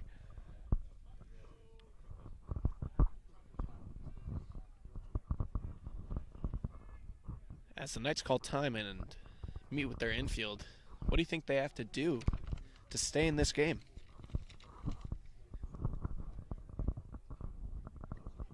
Well, they have to stop the bleeding, and they have to find a way to jump on whoever is going to take Brian Dowling's place here in the bottom of the sixth. I don't know what kind of scouting report we have on the Beaver hurlers. As number 4, Jackson Wise, comes up to play from Charlotte, North Carolina. See, cracks that one. High fly ball, another one in the Bermuda Triangle. Shallow enough. And that's missed by Munnelly, and a run will score. 4-2 now. The Avon Winged Beavers seem to be feeding off this momentum. Still no outs here in the sixth. The Knights have had some real difficulty defending that area behind first base in that kind of dead zone. Especially a couple bloop singles today over there. Those bloopers with this wind as well seems to be. As he squares up for bunt, and that's popped to third. Tereso will make the play. Great heads up third base playing there for Tereso. As number 6, Sean Deschardins, will get out. Bringing up number 2, Gavin Greger, to top of the lineup. Still runner on first, 1 out.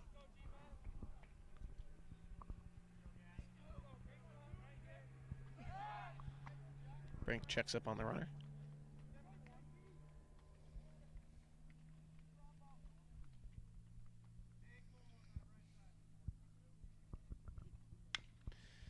That's cracked foul down the first baseline.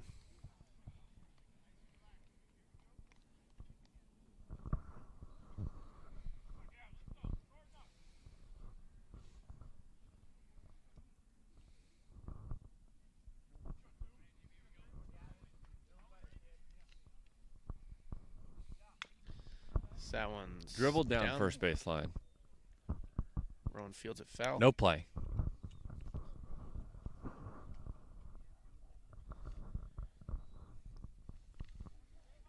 So 1 out. Brink trying to get back in this and get out of the inning. The 0-2 count, doing a great job so far after those runs scored.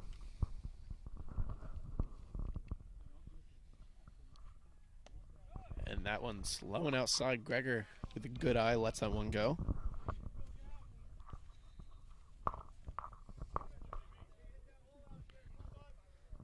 Greger's a lefty from Bristol, Connecticut. He's done a great job playing today. And he swings at that low pitch. And JV lacrosse game was knotted at 2, but it sounds like they just blew the horn with another goal for the Knights. For those of you curious. Varsity team away today over in Avon. A lot of competitions against Avon this year. With a lot of schedule changes due to COVID-19, a lot of schools are just trying to get whatever games they can, and a lot of these closer schools, even though around here it's not that close, they're just trying to get those games, even if it means playing them many times.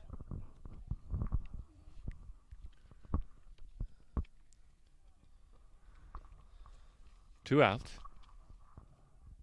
Runner takes second, and Maybe slid off the bag, but he is safe. So runner on second now.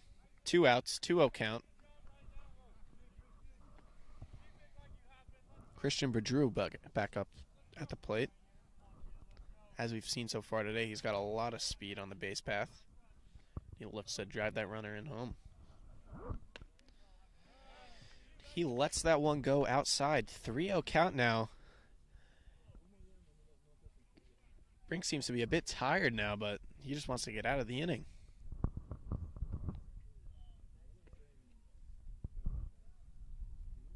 Squares up to bunt, pulls back, and that is ball 4. So Bedrew takes first. Not the worst of a situation for Brink. Force at any base except home. 2 outs. 4-2 Beavers. Top of the 6th. As David McCann, the catcher, comes up to bat. Bells on the Salisbury Chapel across the road, letting us know it's 3:30 p.m. Good curveball there. Great curve, leaves that in the strike zone for an 0-1 count now for McCann. McCann's a sophomore out of Easton, Connecticut. Has been playing excellent from behind the plate so far. So that one's fouled and caught for foul tip. 0-2 count now. 2 good chucks here so far. Let's see if he can make it a third. And maybe the last pitch we see. Brink with the 0-2, and that's low, and McCann is caught swinging. Brink gets out of the inning with 2 runs allowed. Now we will head to the bottom of the 6th out of 7 innings, and Avon leads 4-2.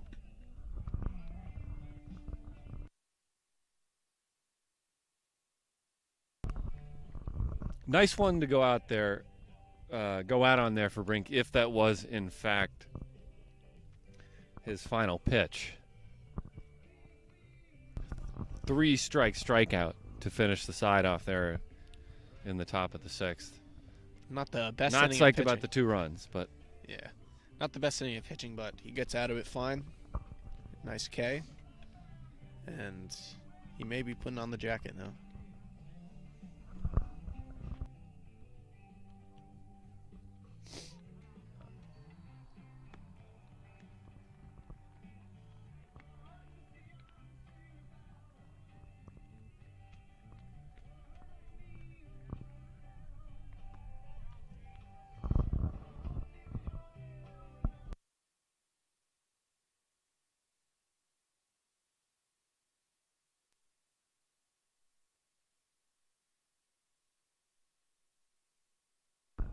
Number 14, righty James Moore on the bump for Avon now.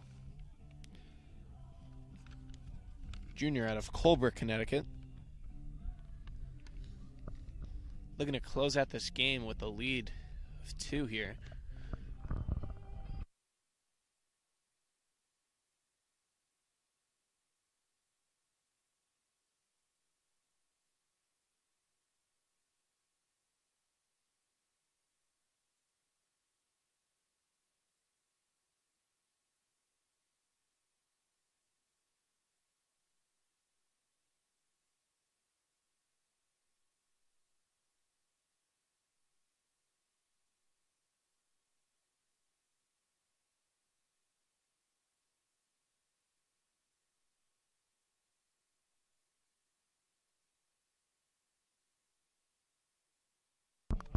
bottom half of the Salisbury lineup to start things off here with Brendan Munnelly, Annapolis, Maryland native.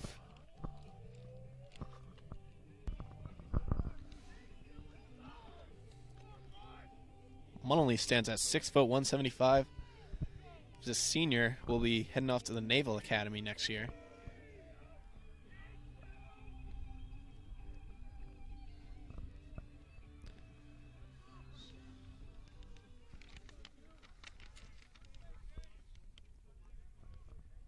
Moore had a solid outing 2 weeks ago here on the Hilltop against Salisbury.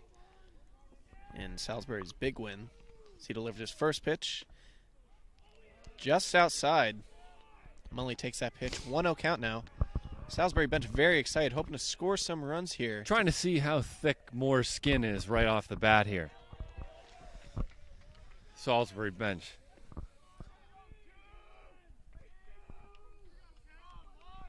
Salisbury definitely excited to score some runs, but like you said, definitely eager to get after this pitcher.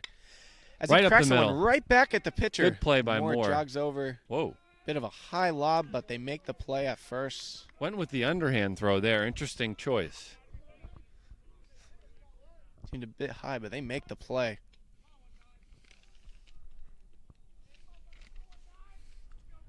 Now number 19, Parker Ward, right fielder, up to bat. With one out here in the bottom of the sixth. Ward came off that last at bat quite frustrated. Let's see if he can channel some of that frustration positively into getting something going for the Knights here.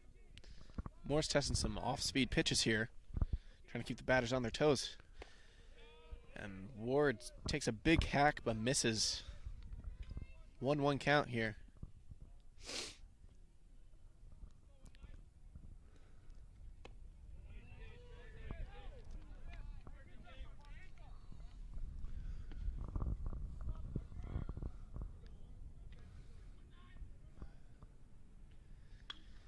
That's cracked very deep, but foul over the bullpen. Seemed to have gone about 330, right along the distance of the wall.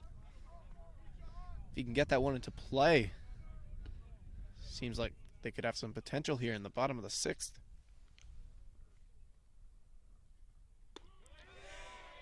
And Ward goes down looking.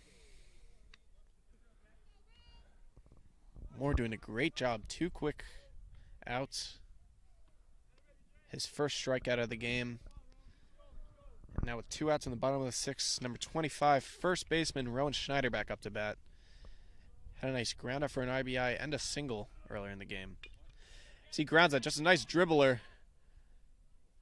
And that's out at first. Maybe another batter could have gotten there with speed, but Schneider's got a lot of bat and could not get there in time. So a quick sixth inning. Disappointingly quick Avon. sixth inning for the Knights there. I was definitely excited to see some action there.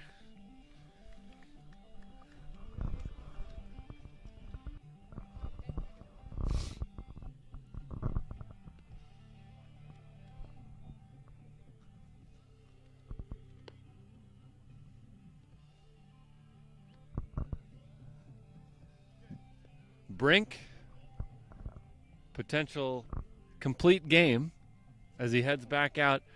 Wrong prediction by Mr. Reese that he would be throwing his last pitch at the end of the sixth there. I believe Owen Mulvaney is now warming up in the bullpen. Right-hander out of Connecticut. But Brink allowing 4 runs through 6 innings.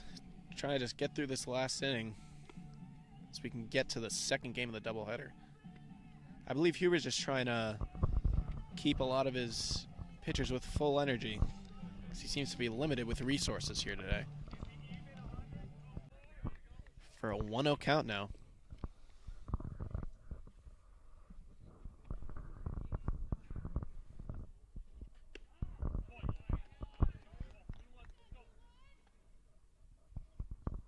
Outstanding pitch on the inside corner there from Brink. He's still got some left. Seems to be maybe running on fumes, but he's keeping it together as that's fouled. And now 1-2 count for Brink. A little low on the gas, but just keeping his pitches in there, just trying to get these last 3 outs of the game. That's a rip to second base. Munnelly fields it cleanly and throws it to Schneider for the easy out at first. So first out for Brink. Bringing up number 8, Luke Lesser. Infielder from Connecticut.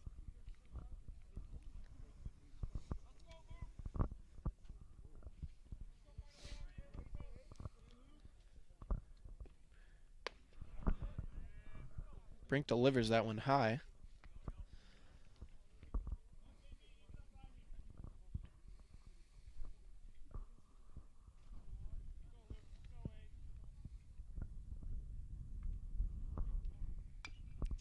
one's fouled back to the net. 1-1 count.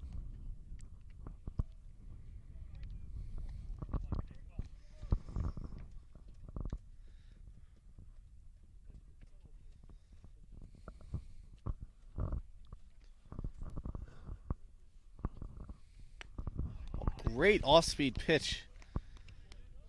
Leaving Lasser with his ankles a bit shaken there after that pitch. Just lured him over to that right side. Brink said, "Step into my web," and just let that one go across the outside corner as he delivers. That's grounded right past Brink. Through the gap, past second for an easy single. Despite those great pitches from Brink, Lasser gets on base. Start off this Avon offense in the top of the 7th.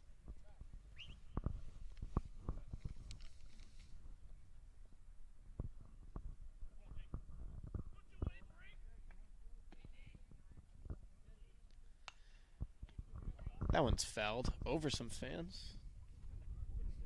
Lands right on top of the chair of a nice fan here, but she's able to get out of the way.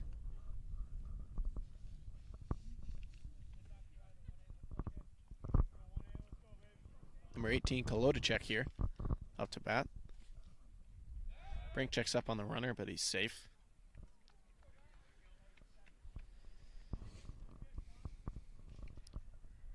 Runner's not taking too much of a lead, but Brink's let a few bases be stolen today, so he's definitely eager to keep an eye on them. As he checks again, that one's a bit closer, but Schneider cannot hang on to the ball.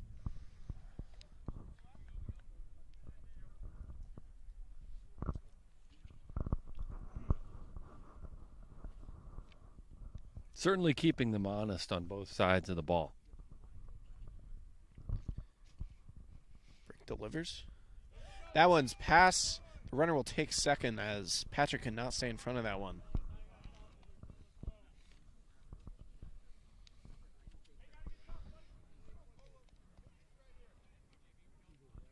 So now runner in scoring position with decent speed with a 1-1 count now and still 1 out.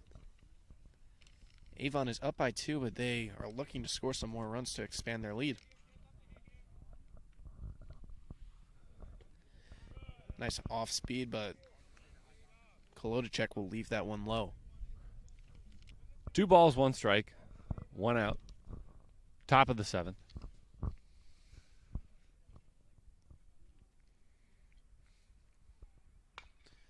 That one's cracked high into left field.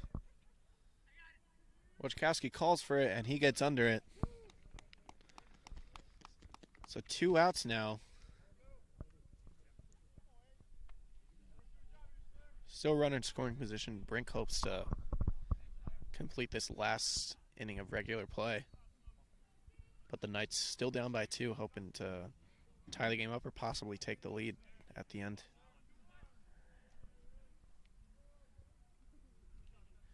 Runner taking a big lead as that one's fouled straight back. Brink and Patrick might have to keep an eye on the runner there at second.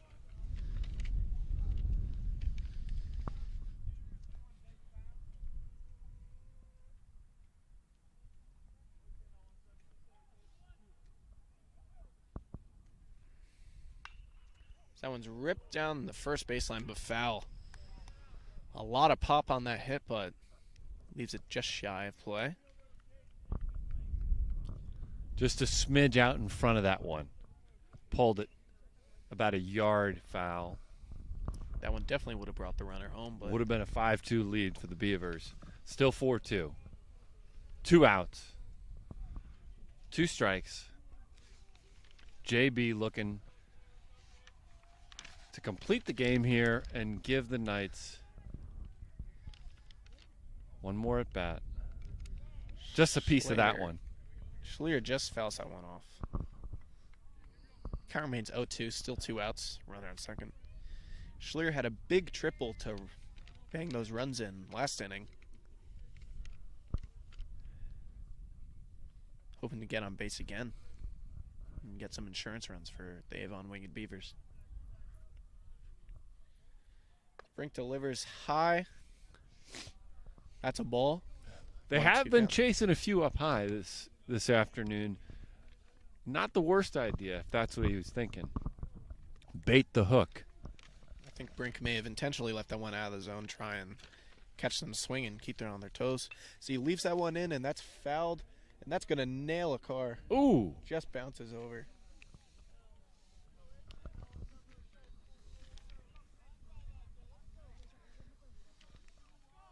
Wouldn't be surprised if a lot of those fans are new to these Salisbury sporting events because a lot of foul balls have been coming there these past few weeks. Brink delivers. That's ripped down the first baseline. Rowan Schneider stays in front of it and makes the play. Great play by Schneider. Gets down on his knees to field that one clearly. Now heading into the bottom of the 7th. The Salisbury Knights have the bottom of their lineup coming up. But if they can get those batters on base, they've got a lot of pop to start their lineup off. And I think they could possibly make some excitement here. Down 2 coming into the bottom of the 7th.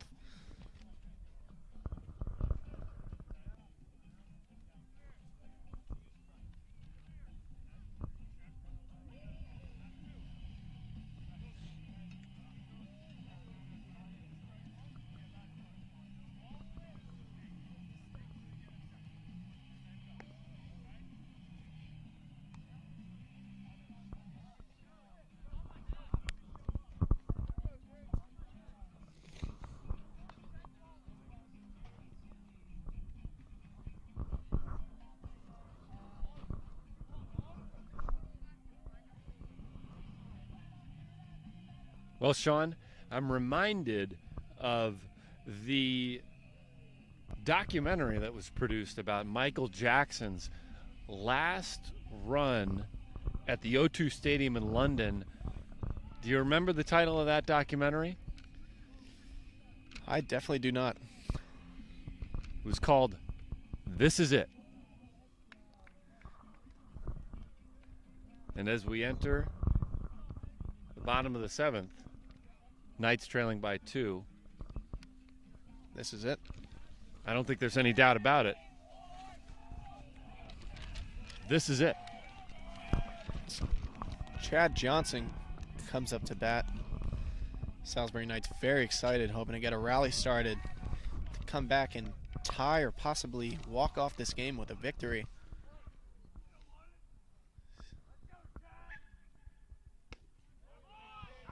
Johnson lets that one go outside. The Knights bench still very rowdy. Just a reminder now with the 1-0 count that there's a second game shortly after this. Doubleheader here. Another reminder, I'd be remiss if I didn't plug that at 6:30 tonight on Reeves Field, there's going to be some cricket played on the Hilltop for the first time in a while. I know everybody's excited for that. Hoping to get the boys together and have some fun out on Reeves. Sometimes called a combination of baseball and chess, cricket is. Anyway, back to the game. That's 2-1 count. That one appeared to be outside, and Johnson lets it go, but that's in for a strike. 2-2 count now. Got to defend the plate here. Moore delivers. And that one's outside. Johnson lets it go. Very patient here. For a player like this, not necessarily the star of the team, you'd think he might be a bit nervous here, but he's staying very patient. The full count pitch is delivered, and that's outside. Johnson takes first base. What an amazing at-bat by Johnson here. Leadoff walk from Johnson. Top of the order coming up. If you could script it. It looks like they're coming hot.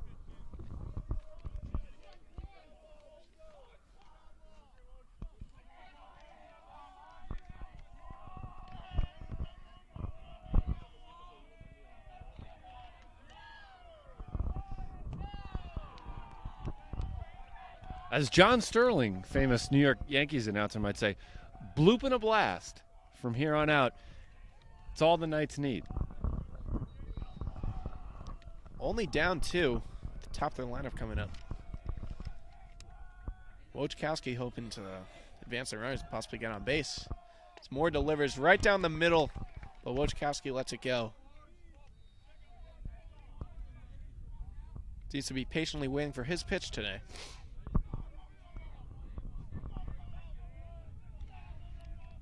1-1 for Wojciechowski.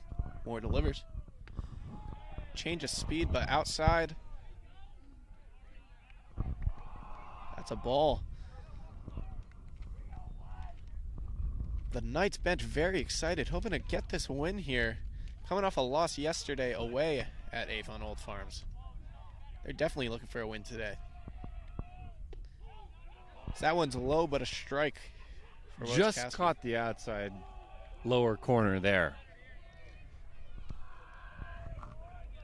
2-2 count. Wojciechowski very patient nonetheless.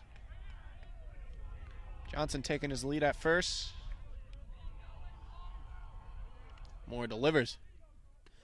Off speed and outside.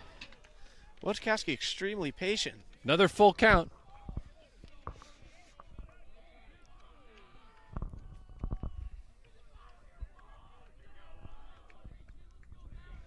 Johnson might be going here. So that one's outside and in the dirt. Wojciechowski will take first. He's clapping his hands. He's very excited. He's feeding off that energy that his teammates are giving him. Now runners on first and second, bringing up their big hitter, Hayden Miller, up to bat. It's been very hot this season. 1 for 3 today, but it's been batting .500 overall. Looking to bat in Johnson and possibly advance Woj to home as well.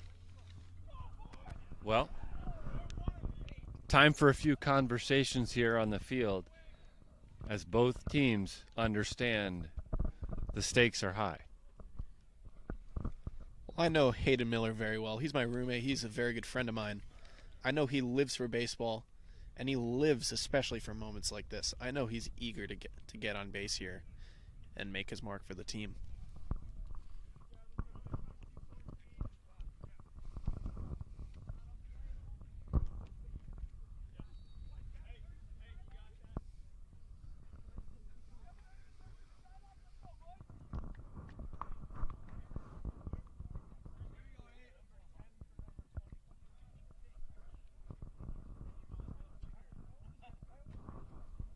Quick infield meeting for Avon here.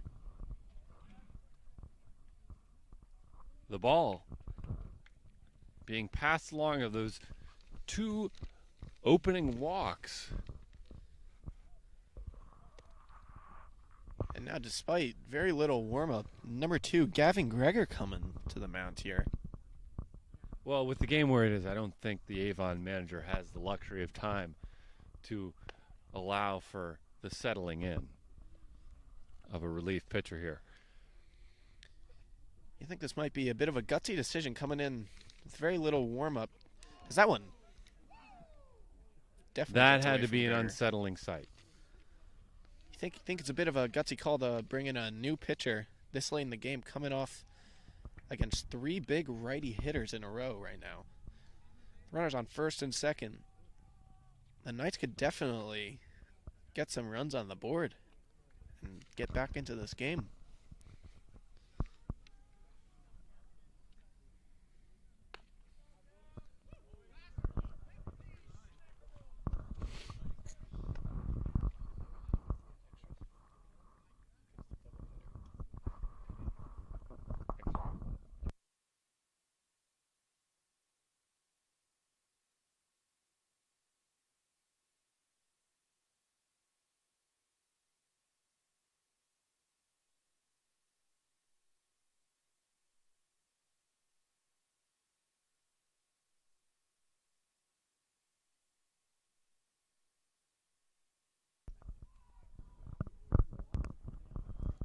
Maybe 1 or 2 more throws here. Their star player, One. Carlos Pena, here, still trying to be a big part of the team, talk to his teammates, getting them together, keeping their head in the game. As Miller comes up to bat. Big single on his last at bat.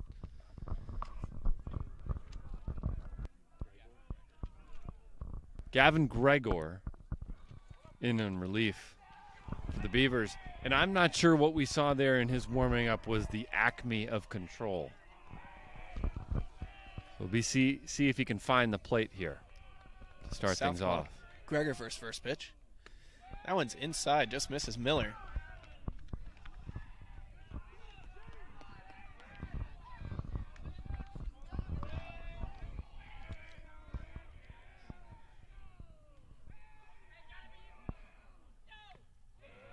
And that one is just tipped, bounces off the catcher. Miller manages to get a piece of that, but count is now 1-1. Still no outs. Runners on first and second. Crucial point of the game right here.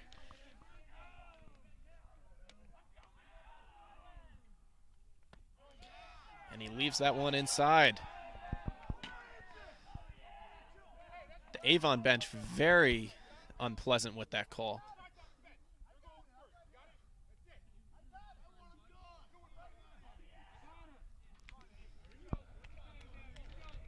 Another sportsmanship lesson for the Avon coaching staff.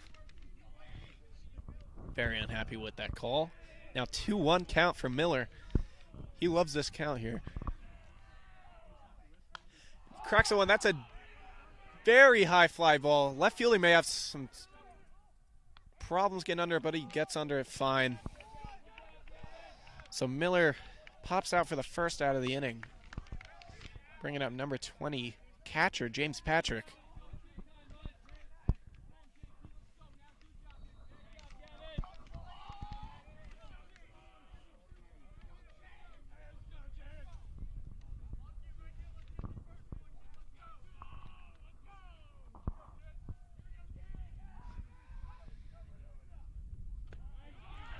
Gregor paints the inside corner with that pitch. Senior captain James Patrick here. One of the guys you'd want at the plate in a high-pressure situation like this. Patrick's a great player.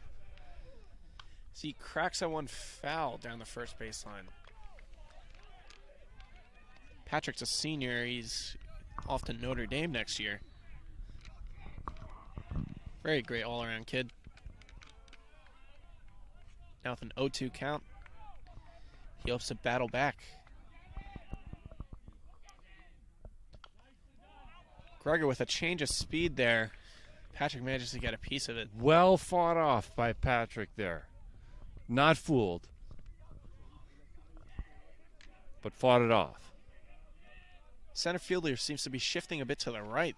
There appears to be a big gap in left center. Let's see if Patrick manages to get under and put one there. Hits it to short. Uh-oh, this They could may be have it. a double play, but the ball is fumbled at first, so there's one out at second. But now runners on the corners with 2 outs. The Knights still down by 2. As third baseman Anthony Tereso comes up to plate.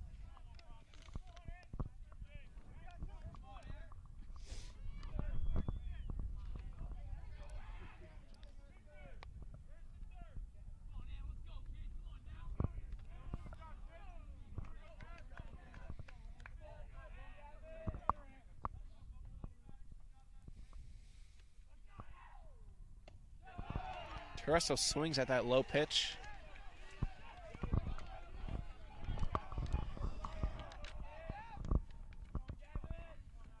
Still that large gap in left center.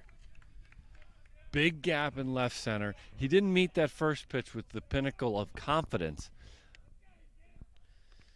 That's off speed. Gets Anthony Tereso swinging, and he misses. Now 0-2 count with 2 outs. Gregor looking to close out this game. This first game of the doubleheader here for Avon. Must be now. Gregor delivers. And that one's in the dirt. Runners will not advance, so runners stay on the corners.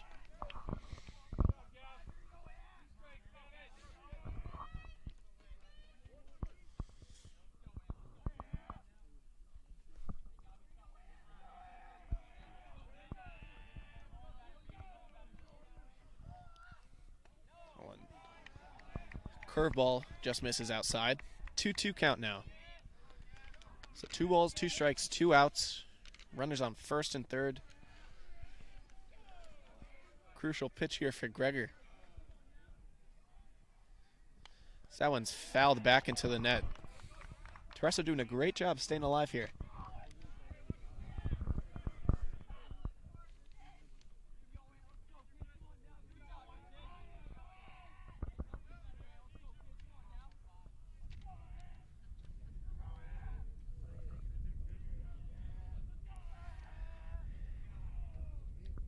Gregor with the 2-2.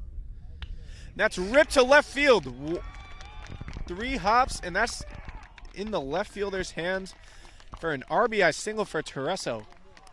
Now runners on first and second, bringing up the starting pitcher, Jake Brink, who pitched an excellent 7 innings, now hoping to drive in some runs with a runner in scoring position, only down by 1. Big at bat here.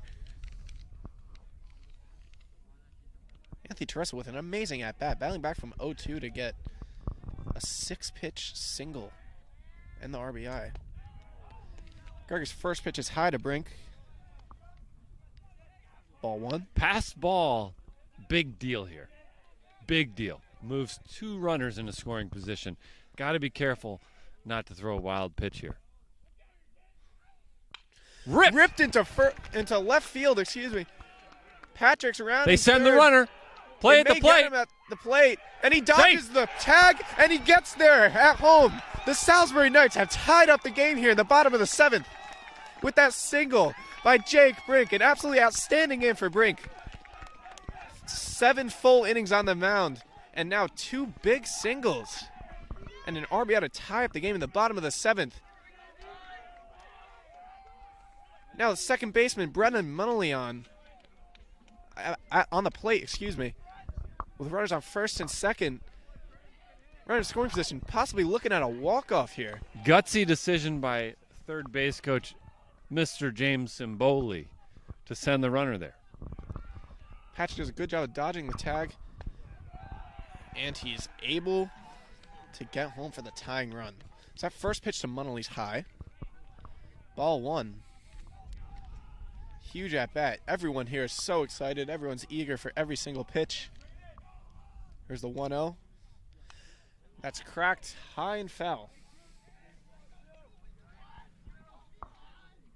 1-1.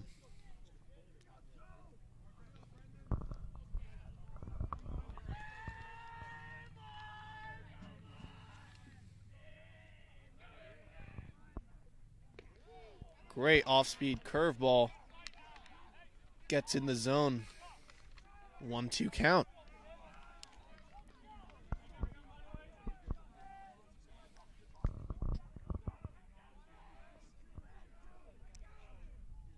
That one's in the dirt. Runners will stay at their bases.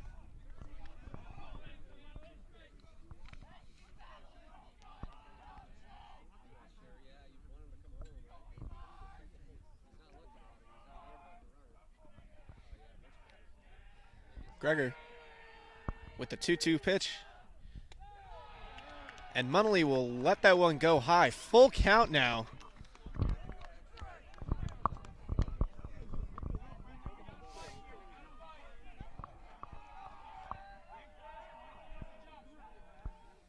Not holding the runners, Tereso can kind of bite off as much as he wants.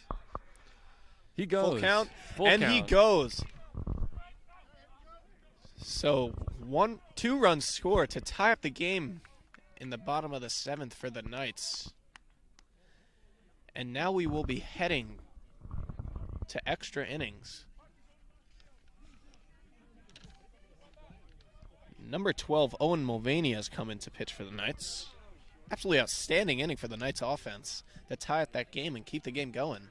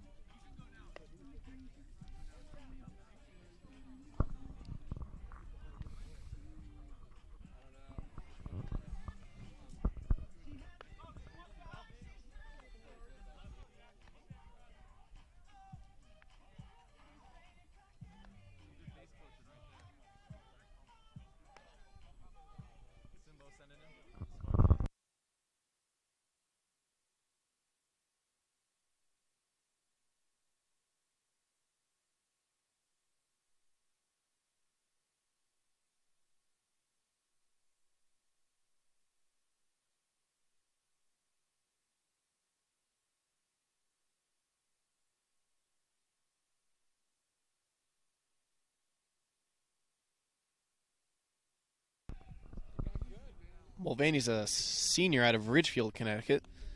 Stands at 6 foot 220. Hoping to shut down this Avon offense and give the Knights a chance to walk off for the win in extras.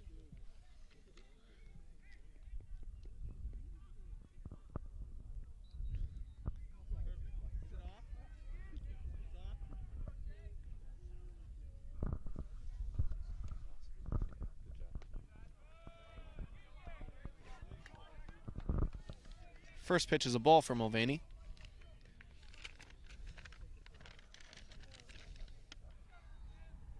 Number 4, Jackson Wise up to bat.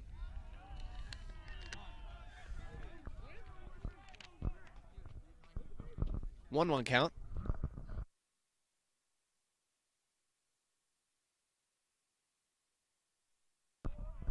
Mulvaney here with the 1-1. And that one's low.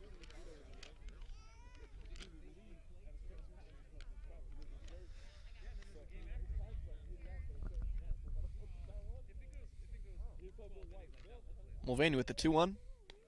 Leaves that one high and outside. Wise does not bite.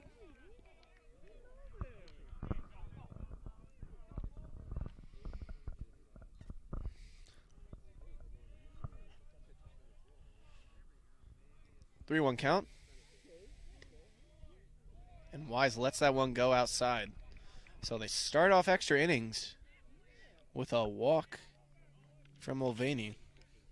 Bringing up number 6, Sean Desardins from Watertown, Connecticut.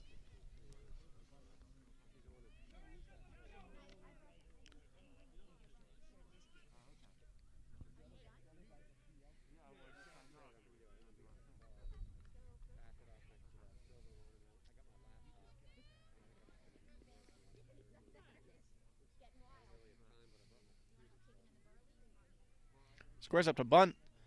Makes contact. Slow roller to the pitcher. And they'll make the play at first, but runner advances to second now. So 1 out. Runner in scoring position now for Avon. As we get back to the top of the order for the Winged Beavers. Number 2, Gavin Greger, who just came in to pitch and allowed 2 runs against the Knights. We'll look to possibly get on base or even bat in that run to go ahead.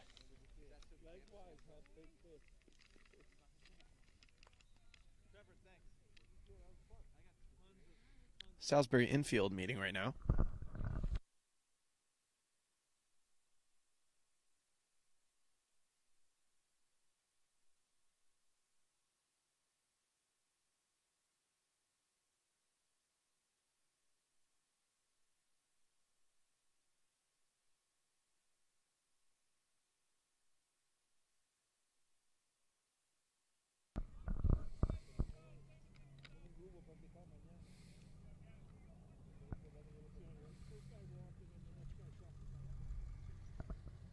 Mulvaney keeping an eye on the runner at second.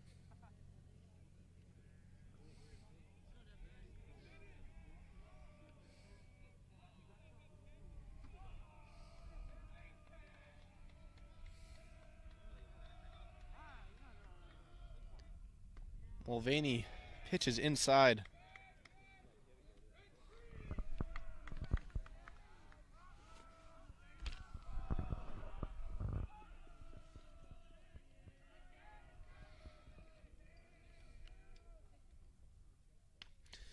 Greger rips that one into right field. Ward fumbles it. And Greger will take 2 as a run scores to go ahead. Avon now leads 5-4 with 1 out and a runner on second in the top of the 8th.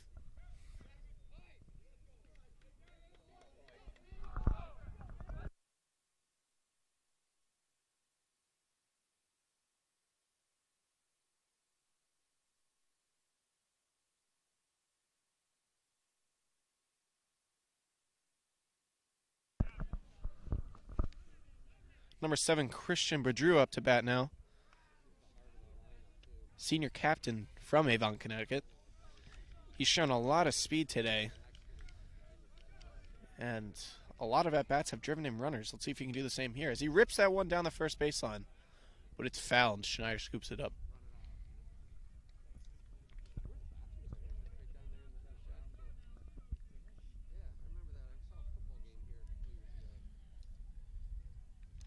So runner on second, one out.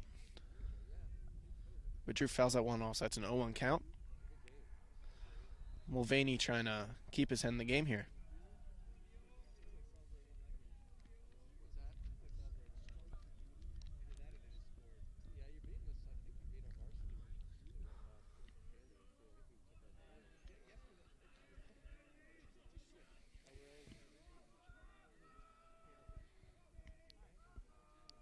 Mulvaney seems to be a little bit phased out by the runner on second, taking his head out of the game.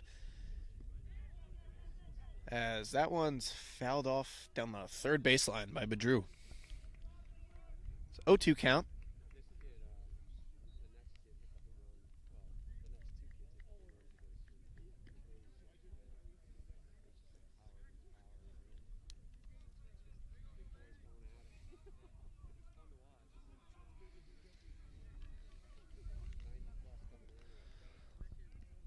Mulvaney.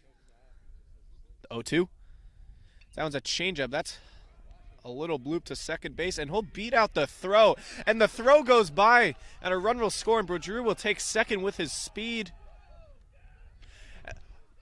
And Bedrew was diving off the base, and they'll get the out at second.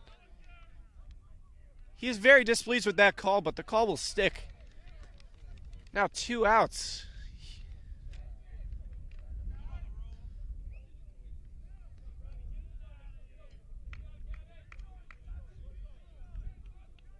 Seems to be a little bit of tension between Wojciechowski and Bedrew at second base, but Bedrew will run back to the dugout. 6-4 lead now for Avon. 2 out in the top of the 8th.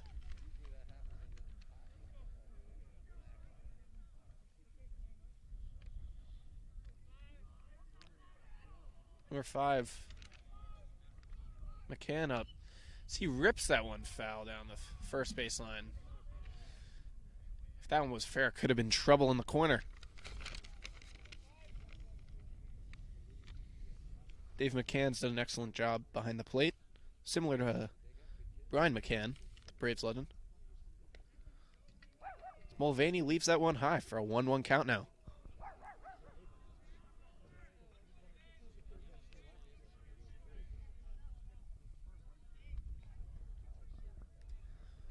One. Mulvaney delivers. Leaves that one low and inside, and it gets past the catcher. No harm done with no runners on base.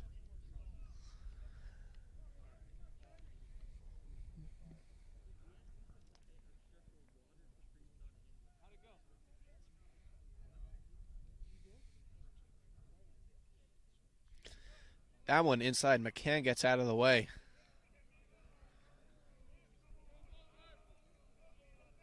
That'll make it a 3-1 count now with 2 outs in the top of the 8th. Mulvaney trying to limit the damage to just those 2 runs as he delivers. And that one gets behind McCann, and he'll take a walk. So runner on first now.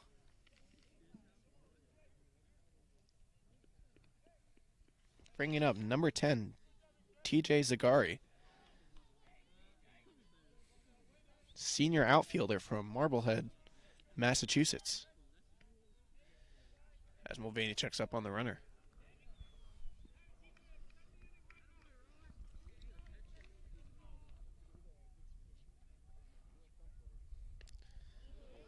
Nasty changeup, leaves the ball low. And Zagari is caught with his ankle shattered after that pitch. 0-1 count.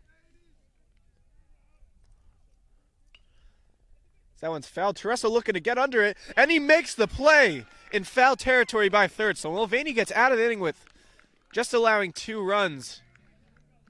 But the Knights look to battle back and tie up the game to stay in with these extra innings here.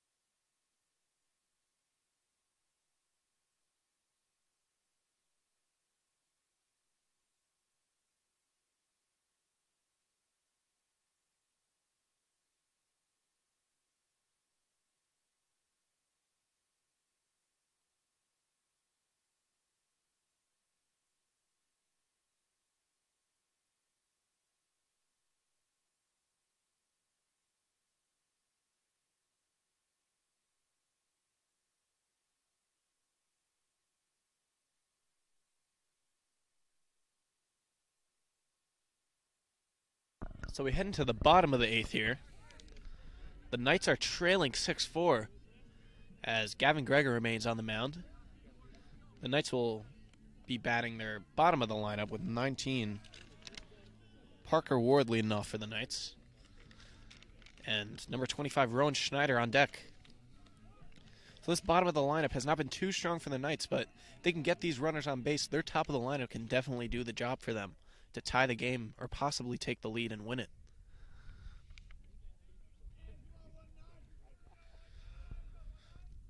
Greger versus Ward for the first pitch. And that one is outside. Ball 1.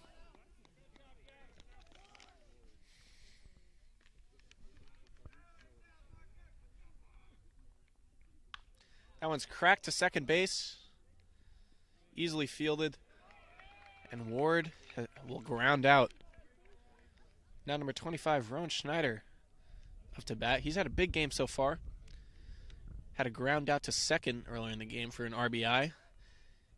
And a nice missile of a single to left field to show off his opposite power. Schneider, first pitch. A great changeup leaves Schneider looking as he leaves that one right in the zone.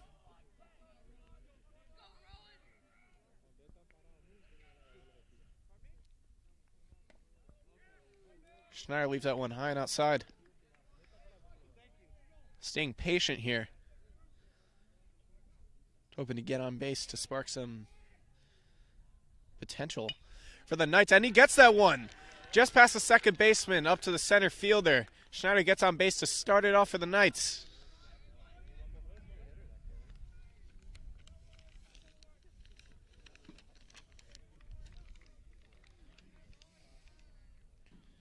Now number 11, David Clark has subbed into the game. Senior from Madison, New Jersey. Lefty.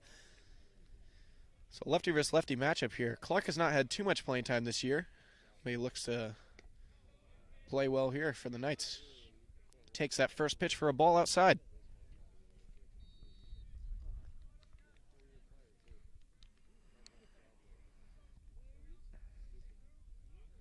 Oliver Nora's come in for a pinch runner for Schneider as Clark swings and misses low.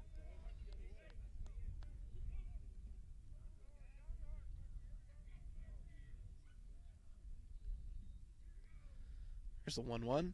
That one's out and away. Nordahl will take second with ease. They put in Nordahl for his speed on the base path compared to Rowan Schneider. It's clearly paying off for them so far. Now he's in scoring position. Clark's got the 2-1, not the best hitter in the Knights lineup. Let's see if he can get Nordahl home. And he swings and misses at that outside pitch.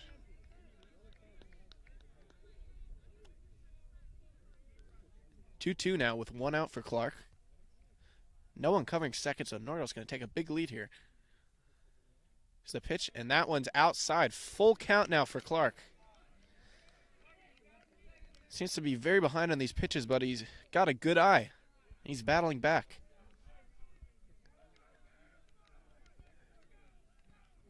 Full count for Greger. And that's a swing and a miss for Clark. 2 outs now. Run in scoring position as we bring up the top of the lineup. Cole Wojciechowski. Shortstop, like I said, committed to Bryant. 2 outs. Big at bat for Wojciechowski. Still down 2 for the Knights.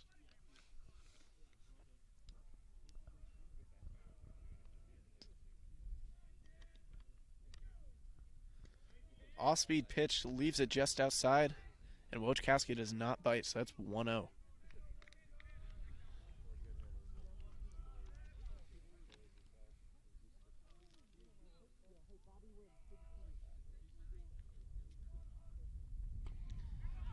That one seemed to have been outside, and Wojciechowski dodged it, but that is a strike. Just painted the corners. 1-1 count now. Wojciechowski remaining patient.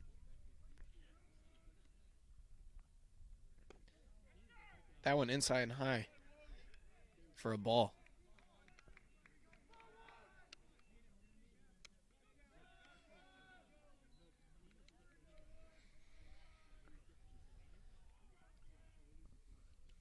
2-1. Gregor delivers. Leaves that one outside. Wojciechowski, 4 pitches and has not swung once. 3-1 count now. Hoping to remain patient and possibly take another walk.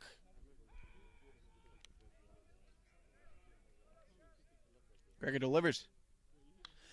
Woj cracks that one very high to left field. Maybe tough for the left fielder to get it. He's jogging, and he makes the play, and that will end the game. Avon Winged Beavers have defeated the Knights in 1 inning of extra innings, 6-4. We will see you for the second game of this doubleheader shortly.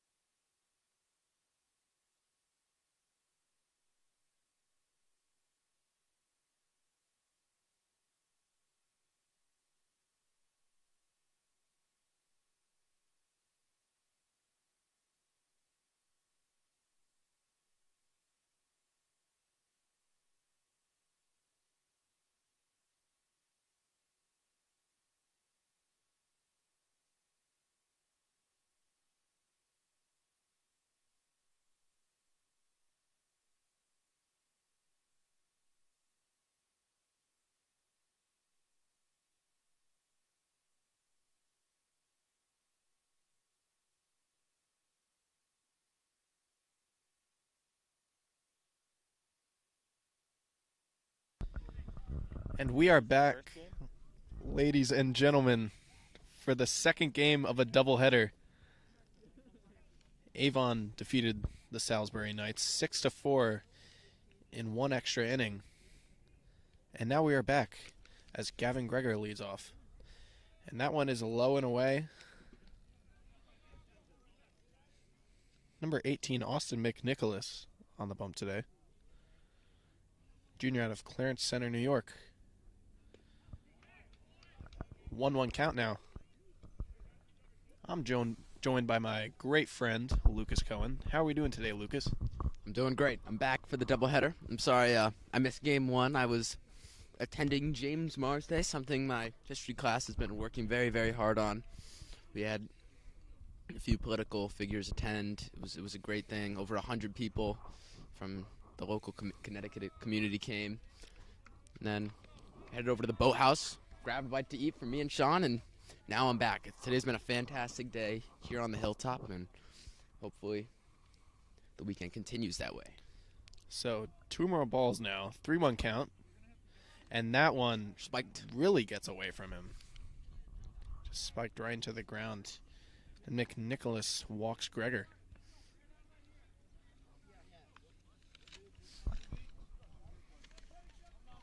Coming up to bat is lefty, number 7, Christian Bedrew.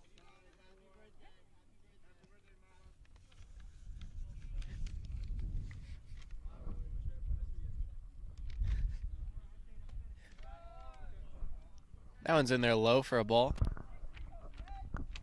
So, Sean, give us a rundown of that game one. So that first game had a lot of back-to-back scoring. And then Avon took a 4-2 lead late in the game, but Salisbury managed to come back in the bottom of the 7th inning. So that one's in there for a strike, 1-1 count. So Salisbury came back and tied the game at 4 to head them into extras. But Mulvaney allowed 2 runs in the top of the 8th, and the Knights could not score. So the Winged Beavers won that one 6-4. Teddy Brennan on the bump for game 2. That ball's outside. I'd like to thank Dr. J. Shout him out as well. It's his birthday.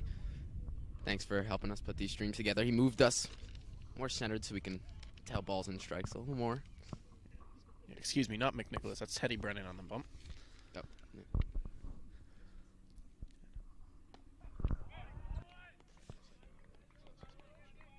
Good pitch right there for a strike. Counts 2-2.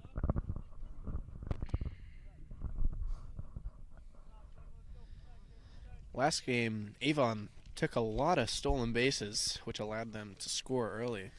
They'll be looking to do the same, but Brennan's doing a great job keeping an eye on him as that one's in there for a strike, and Brennan gets his first K of the game.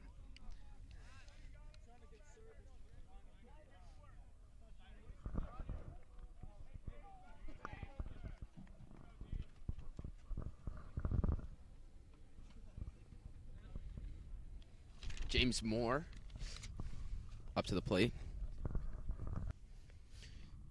He's a right-handed pitcher, left-handed batter. That ball gets away from Tereso, and the runner will steal base. Unfortunately, we just lost our roster sheet, but I did snag a picture of it, so I'll send that over to you.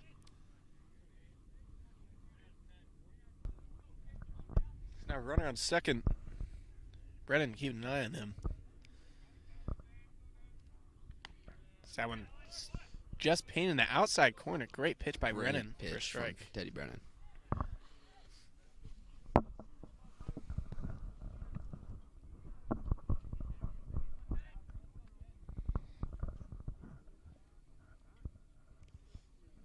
Brennan's got the favored lefty on lefty matchup here.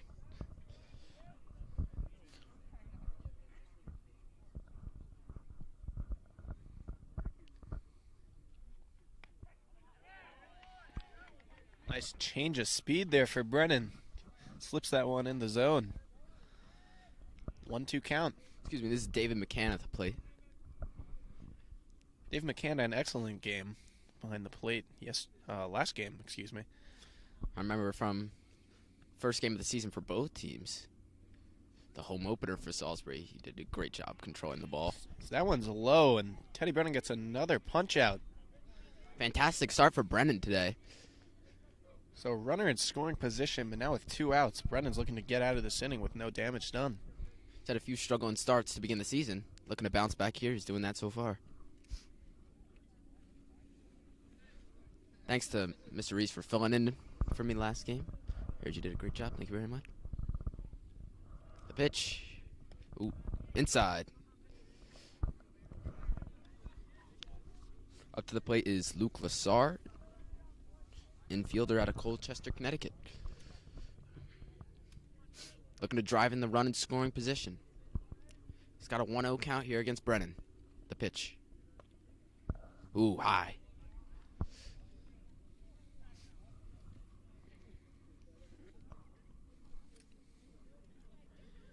Brennan may be letting these pitches get away from him as he gets behind in the count, but looks to fight back. He delivers the 2-0. High again.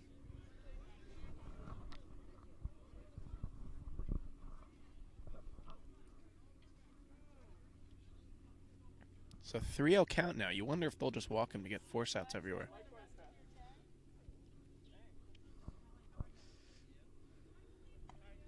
And that ball cannot find the strike zone. Batter will take his base, and Avon now has runners on first and second with 2 outs.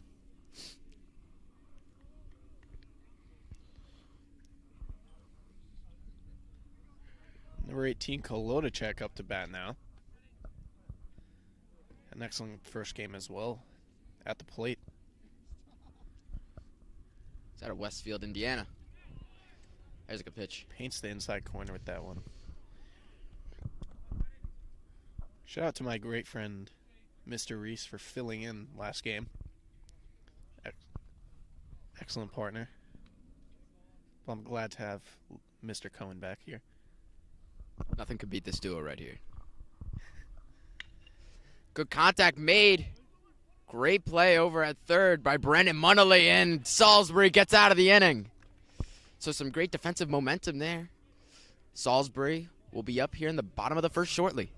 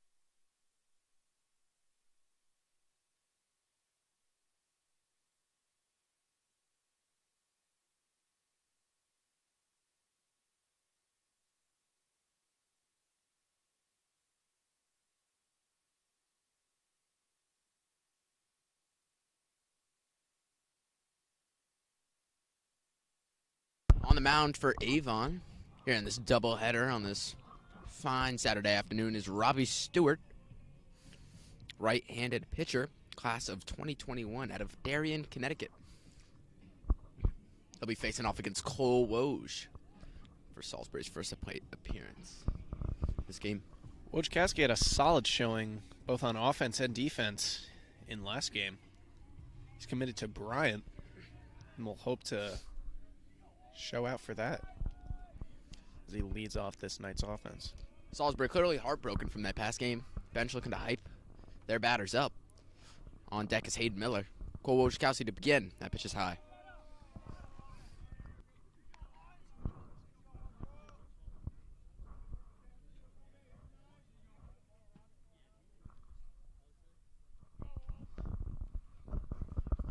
Stewart delivers. That one's low and away. I saw this last game, and now we're seeing it again. Wojciechowski's doing an amazing job remaining patient and letting those bad pitches go. That's something a lot of the Salisbury lineup is good at, staying patient, finding their pitches. They're going to need to do that today if they want to succeed, as that pitch clips the outside of the strike zone. With some of these earlier games in the season, I think a lot of players were eager just to get on base and get some hits because they missed a whole year of baseball. Now as that one goes low, or just in for a strike, excuse me, a lot of players are starting to find their stride more, and they're realizing they don't have to be as eager anymore. They just have to wait and find their pitch and get on base. Wojciechowski's got a 2-2 count. Looking to give the Knights some leadoff magic. That's a hanging curve, almost clips Wojciechowski on the helmet. Gets out of the way for a full count. Almost domed Woj there. That wouldn't have been good for one of our star players. Wouldn't have been good for either teams. Would have caused a lot of tension. So he rips that one to right field. Will the right fielder get under it? No, he will not. It's a one-hopper, and he will round first but stay there safely for a leadoff single. That's what the Knights need. Just said a second ago, Knights need that leadoff magic to get this team going. Wojciechowski delivers. Now it's Hayden Miller time. Miller Light. He's everything. He's everything for this team. Mike Miller. He's deadly. He's deadly from beyond the arc. Let's see if he can deliver this ball beyond the infield. He does it from everywhere, Lou. So he swings, and that one's in the dirt. He wanted and that one's in the dirt. But he is remaining calm. 0-1. He's going to try and advance Woj here with no outs. On the deck is James Patrick. That one's cracked and very high and foul.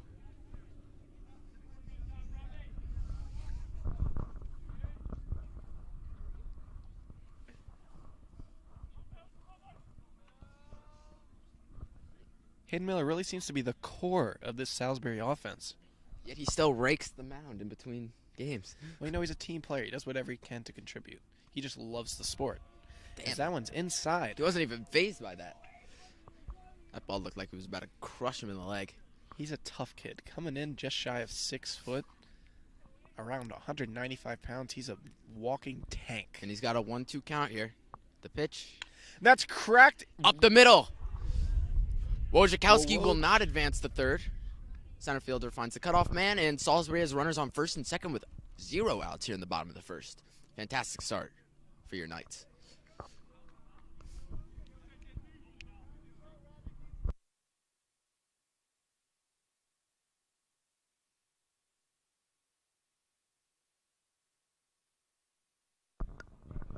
Now runners on first and second for James Patrick. Big power spot here for Stewart Patrick. delivers and he lays down a bunt. They'll make the easy play at first, but now runners on second and third, both with tons of speed.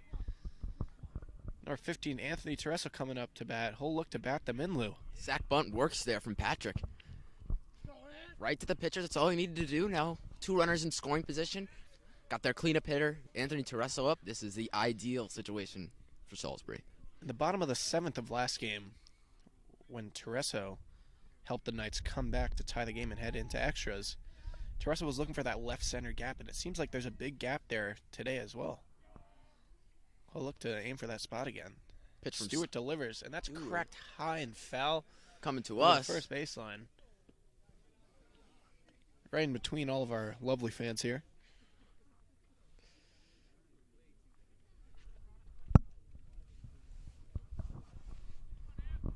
Tereso's behind the bump today for Salisbury.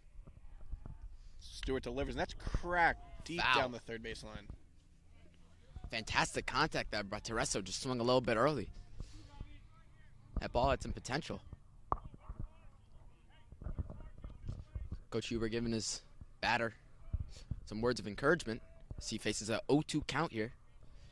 Let's see how Tereso approaches this at bat with 2 runners in scoring position. The pitch from Jenkins. That one's high. Gets over Tereso's head. Manages to duck under it, though. Stewart still seems to be trying to find his stride here early in the game.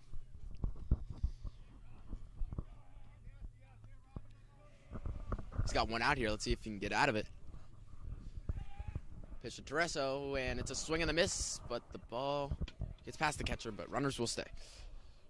Excuse me, he just caught a piece of that one. Not bad. So we'll stay alive with the 1-2 count here. Runners stay at second and third with 1 out in the bottom of the first. So Tereso stays alive.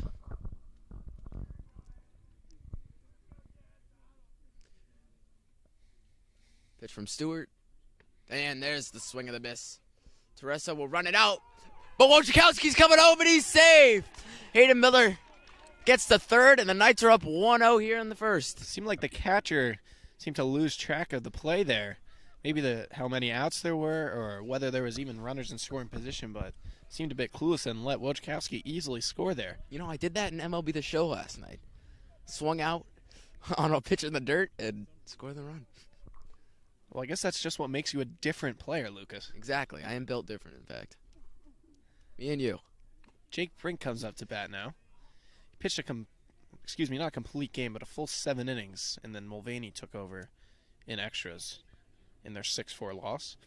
But Brink did an excellent job from the plate, getting 2 hits, especially a big one. Gotta love those. In the bottom of the 7th. Like we've said on multiple occasions, love those pitches you can plop in the middle of your lineup. Brink is one of those guys. Ooh, that pitch just misses the zone. Fantastic break there on that, what seemed to be a hanging slider. 1-1 count here. Just low.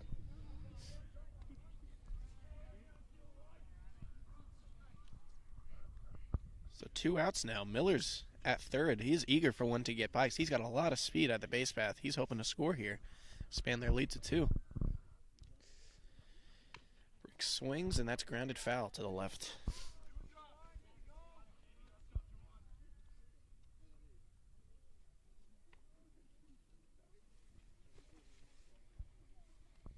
So after the RBI strikeout from Tereso, Brink's looking to bring home that runner from third. Stewart delivers. And it gets by the just gets pitcher's through. glove. And Brink gets another RBI in the day. Miller will score with ease. And now Brink is on first with number 25, Rowan Schneider, coming up to bat. He's in the 6th hole here. Schneider's played most of his season at DH, but he's started at first base for all of today, including last game and this one. Played great last game with an RBI single on a ground out, as well as a shot to left field for a single. He's hoping to stay hot.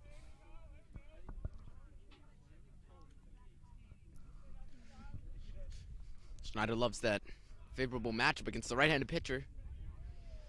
Oh, just clips the zone. Fantastic pitch there.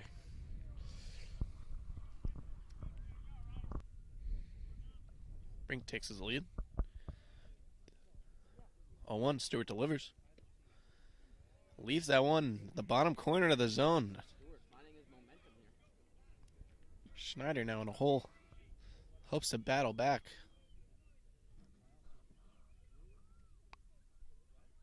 This is a 7-inning game, to remind everybody that we're once again playing in a doubleheader. So instead of 1 9-inning, 2 7 innings. Stewart leaves that one outside, hoping that Schneider will chase for that on a strike 3, but he doesn't budge. There's the pitch coming in from Stewart, and that one's low. Gets past the catcher just through his legs. Brink takes the base. Takes second.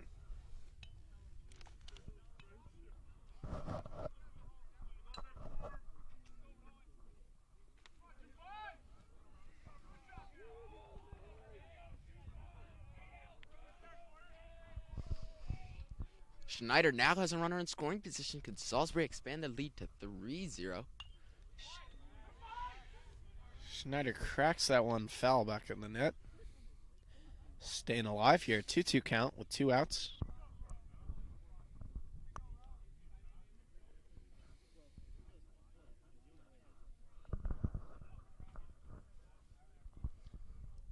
Schneider looking to get a ball out of the infield.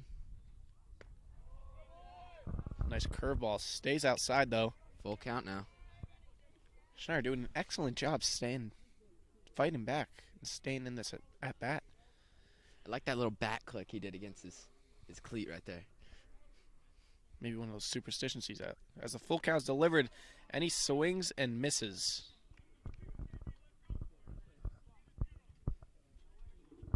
So that will end the first inning. 2 runs scored by the Knights.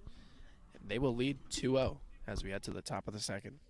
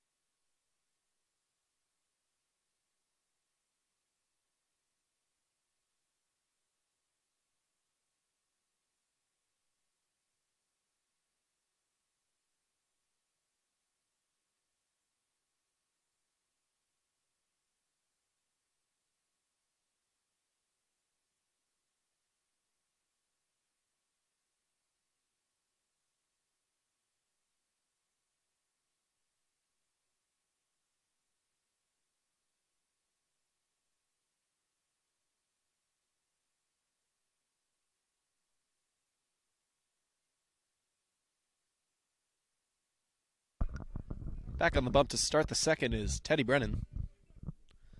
First pitch. And that one's low in the zone for a strike.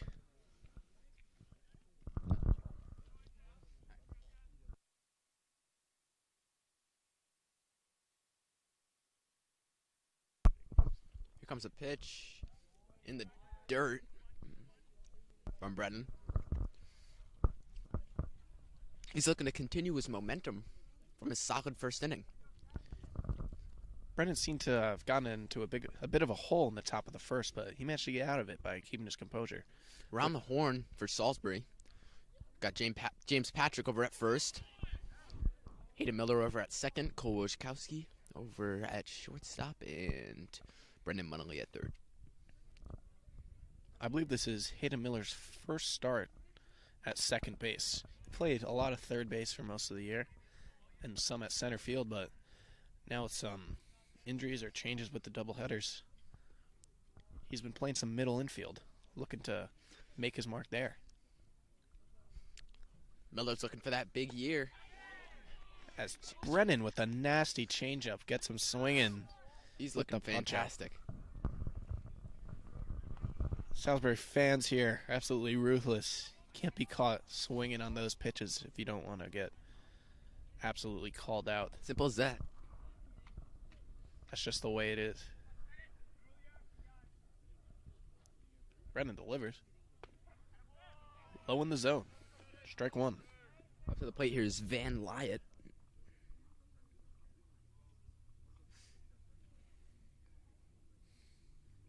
Class of 2023 out of his very own Avon, Connecticut. Here's a pitch from Brennan. Another hanging pitch, and that finds his own.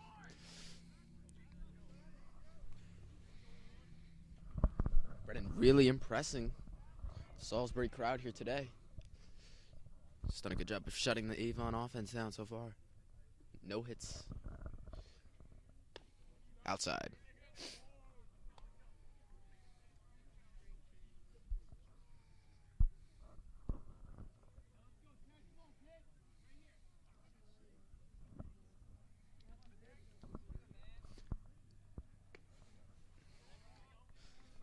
Same location on that pitch. So we'll have a 2-2 count here. Lyatt doing a good job of working this count. Here's a pitch from Teddy Brennan, and he's caught hacking. 2 big strikeouts for Brennan to begin the top of the second. Salisbury with a quick 2 outs. Kind of remind me of that hot streak that Steph Curry's on right now. Because not only is Brennan very hot on the mound right now, but he sort of caught his ankles with that pitch. Looking like Chris Paul on that bump.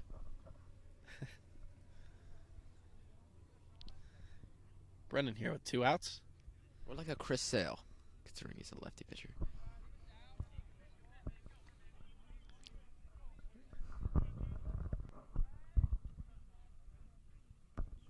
Up to the plate is Sam Desjardins.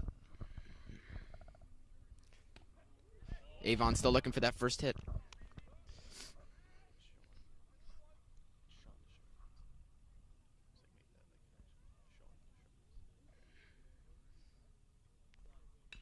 Desjardins. That ball's foul. From last game, I saw a lot of balls hitting that area. A lot of deep shots cracked there into the corner, but none of them were fair. I think if these Avon hitters can get those into fair territory, it could be trouble. Brennan with the 1-2 delivers. Nasty changeup with the foul tip, and Tereso maintains it. Wow. Massive inning for Salisbury. 3 strikeouts for Teddy Brennan. His best performance of the year so far. We'll see you in the bottom of the second.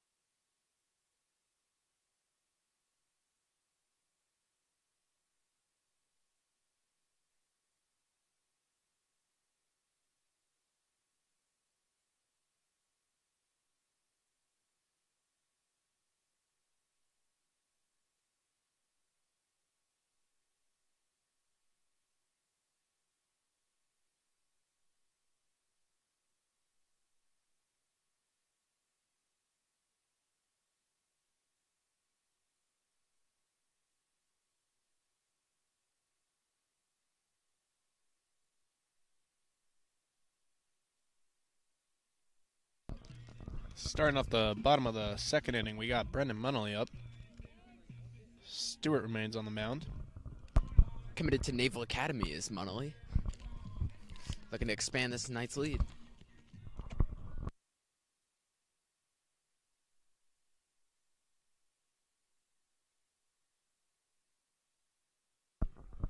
Munnelly played second most of the year, including last game, but he started at third today. So he cracks that one deep into right, but looks like the... It gets over the right fielder's head. He's digging for second, possibly third, and he's going. He's got some going wheels for on him. third, and it looks like he's got it. And he's down safe. And he is safe. Slides off the bag, but he is in there. First pitch triple for Brendan Munnelly here in the bottom of the second. Salisbury continues their offensive slaughter. I was going to say, Munnelly had an amazing diving play at third base in the first inning. Now he's doing it at bat for them. See if they can rally off this and score some more runs. Now, sophomore Oliver Nordahl up to bat. That one's in the dirt. Seems like Nordahl opted to wear no batting gloves today. What do you think of that, Lou? I could never do that. That's what I think of that. Kind of nasty. Every time I swing with a bat. It's kind of gross. Which hasn't been for a long time. That ball's foul. And my hands usually kill. Is he going to get there? And he makes the catch. He makes the play, but he is out of the play territory. Salisbury fans ecstatic about that call from the umpire, seeing that. So that'll just be ruled as a foul ball because it is out of the play territory that's It would marked be in on the this stands field. if we did have stands, which we should get. So, Don't get me wrong, I love this grass. So Nordahl with his weird choice of no batting gloves. I'm still not over that. The 1-1 count. Stewart delivers. He cracks that, Dude, that right was back like into the net. Scared was me like- a little bit. right at me. I was right at you, Lou. Are you okay? No. Okay. Nordahl's got in a big RBI position here. He's got a 1-2 count. Munley on third. Still no outs after that big leadoff triple. Oh, that pitch had some serious break, but it's in the dirt.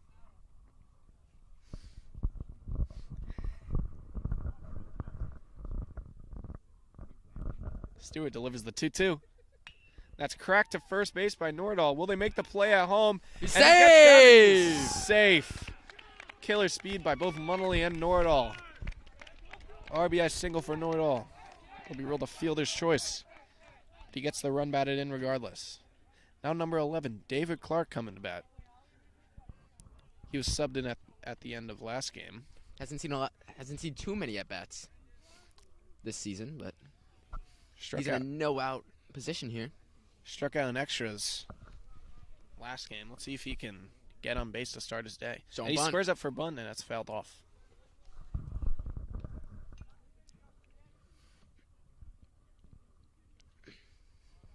Nordahl possibly looking to steal here.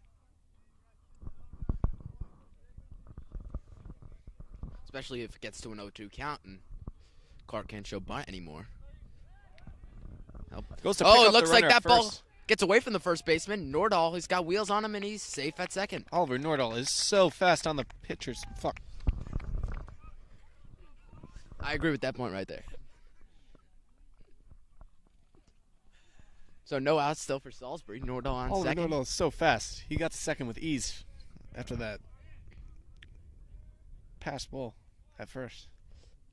A single will drive Nordahl in. Let's see if Clark can provide. Showing bunt once again. That gets down and Nordahl's taking third. Clark, And he easily It's gets safe. there. No throw. They're so excited. I don't know why the pitcher didn't even attempt. I feel like he could have threw him out there. He just didn't attempt to. Now Salisbury has runners on the corners, still with 0 outs. Here's Cole Woj. Had a big knock to begin this game for Salisbury. So now runners on the corners with no outs. Already 3 runs put up, and we're not even done with the second inning. Back to the top of the lineup again as Woj swings at that first pitch. 0-1.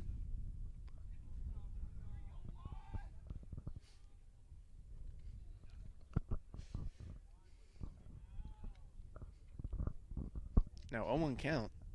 Stewart delivers it. That's cracked high and foul. Heading towards the fans once again. You know who we got up next, Lucas? I actually don't know. Who do we have? We up got next big on? hitter Hayden Miller up next. He's so good. He got So a good. Nice single up the middle. Arguably the best baseball player I've ever watched. And I've seen a lot of good baseball players.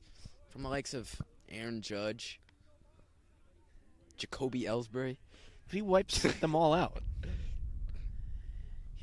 Somehow he remains uncommitted late into his junior year. But he's been playing amazing so far this season. Hopes to commit soon. And if he continues this massive season, he'll be staring at some big colleges. Step balls outside. 2-2 count for Miller. Excuse me, Wojciechowski.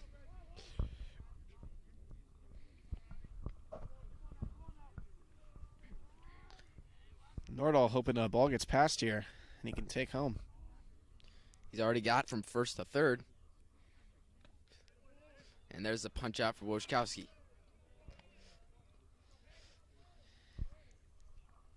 As Miller comes to bat, it is a gorgeous day here in Salisbury, Connecticut. Don't you think, Lou? You know, it was really windy earlier at that event, but it's stopping now. The sun's coming out. This is great. I feel like the baseball gods knew I just hate wind, so they just stopped it for me for this game. I think Hayden Miller wanted to get one up in the wind. They- He was carrying to right field. Maybe he could get one over the wall. That's what he's known for. Those opposite dingers. field knocks is, man. Why are we targeting the head here, pitcher? It's not cool. That's I think they're just scared of him. honestly, I would not be surprised. They're just scared of his production. That's why they're targeting his head right now. Like 3 of Stewart's last 5 pitches have been over the head. I feel like one more, there might be a warning issue. The 1-0 to Miller, and there's a hack. 1-1 and 1.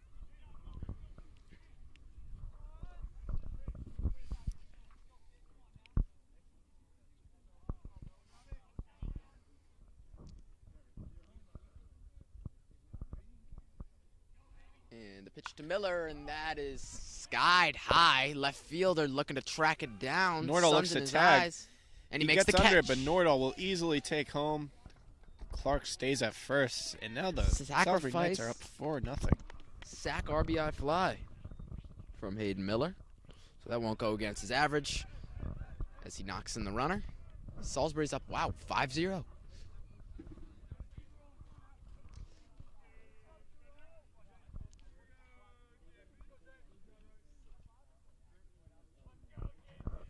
James Patrick up now. 1 out, Clark on first, and he swings and misses.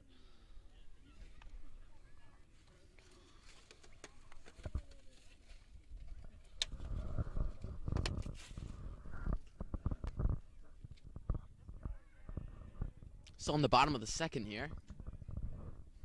0-1 to Patrick, and another swing and a miss. So Salisbury down to the last strike of the inning. Excuse me for what I said earlier. Is 5-0 now. Said 4 earlier, my fault. It's not okay. Well, I'm sorry. I forgive you. So a 0-2 count here for James Patrick. The runner's looking to steal, but he punches out. So 3 swings, 3 misses for James Patrick. But Salisbury, another massive inning as they take a 5-0 lead as we enter the top of the third.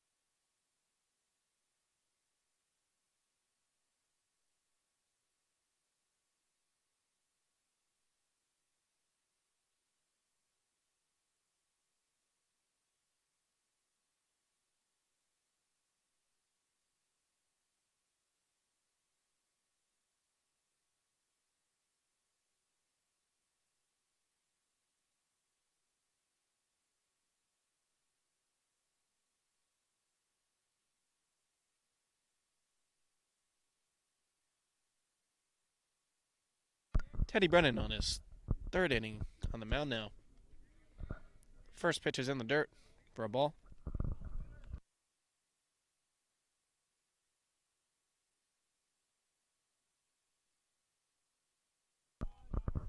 That one's in the dirt as well. 2-0. My bad, just spilled some iced tea on my pants. Very unfortunate scenario. Got to get that cleaned up. Thankfully, there was already dirt on these pants, so they'll be right into the wash after this. As Avon still looking for that first hit, Brennan delivers the pitch and it's high. Sweet Lou just confirmed that he uses soap How do you think of that? You know, it's breaking news. It is. It really is. I would have never guessed.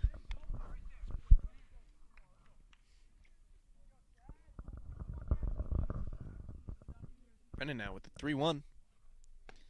Gets that one on the inside corner. Great pitch there from Brennan. Full count now.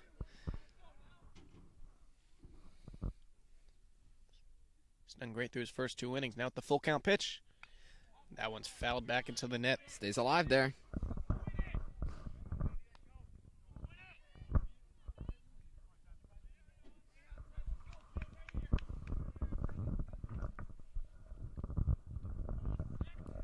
Brennan, full count once again.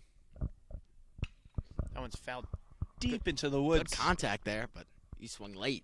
This is Peter Siana at the plate, by the way. He's facing a full count. If that one was foul, seemed like if that one was fair, seemed like it could have gone the distance. Considering Salisbury with the 330 right field wall, but over on left there's a 381 minimum. But there's a walk from Teddy Brennan. No hitters is alive though. Well, you know, he's doing all the batters on Avon have been doing a great job looking at their pitches, staying alive here today. He did just that. Now back to the top of the lineup, Gavin Greger. He closed out the last game when the Avon Winged Beavers won 6-4. Now he hopes to get on base once again and advance the runner. Greger's out of Bristol, Connecticut, facing off against Teddy Brennan. And a lefty-on-lefty matchup as he swings and he misses. It's actually 4-0. The scoreboard we had a little malfunction. It was saying 5 for like a good 20 minutes, and now it's back down to 4. So Salisbury have scored 2 runs in the first, 2 runs in the second. Sorry for the confusion. And it is 4-0 Knights as there's a strike from Teddy Brennan.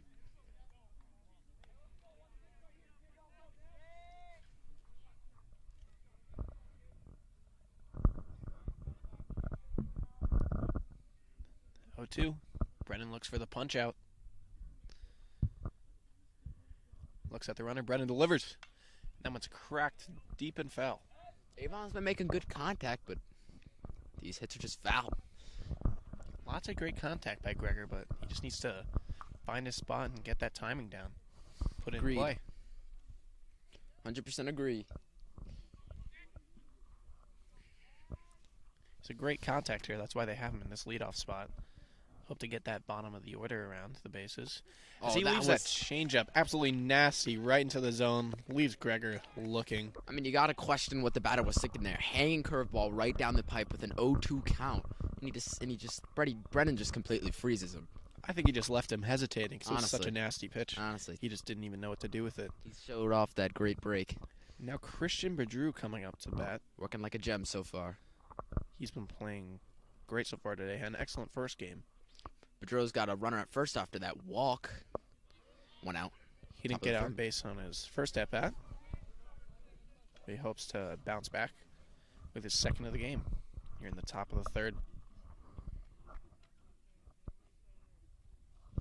Brennan's keeping an eye on the runner as he pitches. That's ripped to second base. Double play ball. Miller looks for the double play to Wojciechowski. Safe. And they get the double play. Patrick makes the play at first, and they will get out of that inning with no damage done. Wow, that was really close. Teddy Brennan seems to be getting into some holes, but he is doing an excellent job getting out of them. Salisbury bench going crazy. Brennan hyped up. That's where you got to wonder. Review systems should be implemented in these high school games. I mean, you see the Avon coach furious at the ump right now, but we're heading to the bottom of the third. Salisbury bench playing that bye, looking like they want this win badly. They haven't won in a few games. I think this amazing live stream is the best that camera work can ever be, and I think they're still working to find replays at the high school level. This is where we are right now. It is. 4-0, heading to the bottom of the third.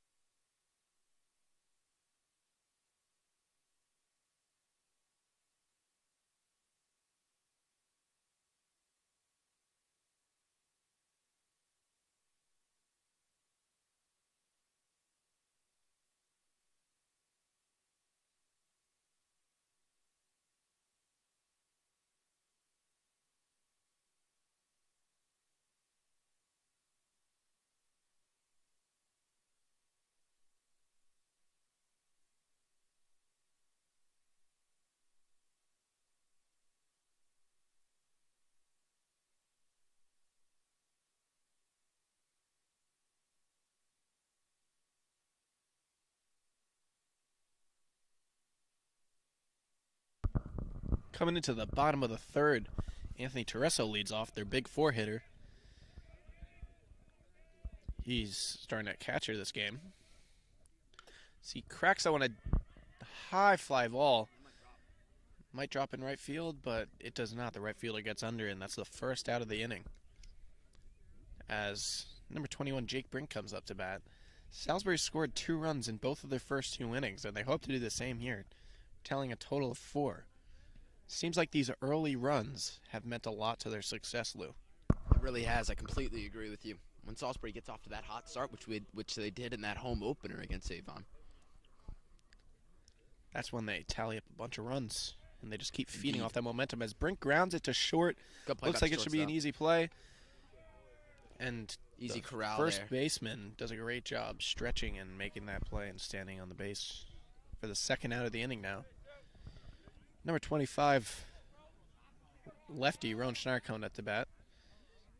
Started at right field this game, but has played his share of DH and first base. Here's Schneider. Big hack. Big, powerful swing, but he's just behind that one. So quick 2 outs for Avon. They're looking to get out of this third. Seems like Salisbury's momentum has come to a halt. Schneider looking to reverse that theory. 1-1 count for Schneider. 2 outs. Stewart delivers. That's in the dirt. Schneider's been doing a great job with his eye here. I've seen a lot of growth with his batting so far this season. He seemed very eager early in the season to get on base, but now he's doing a great job watching those pitches go by. Oh, that's a cutter right there from Stewart. It finds the zone. 2-2 and 2. I love it when it's 2 balls, 2 strikes, 2 outs, or when it's a ball striking out. It's like the best thing.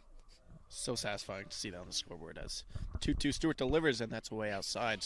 Schneider lets it go. Full count for Schneider. Knights, they've done a great job at staying patient. It's really paid off for them. Besides that 1-pitch Monolith triple.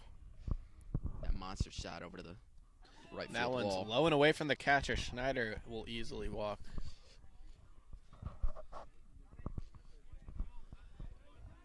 Now back to Brendan Munnelly. Played second base most of the season, but starting at third this game.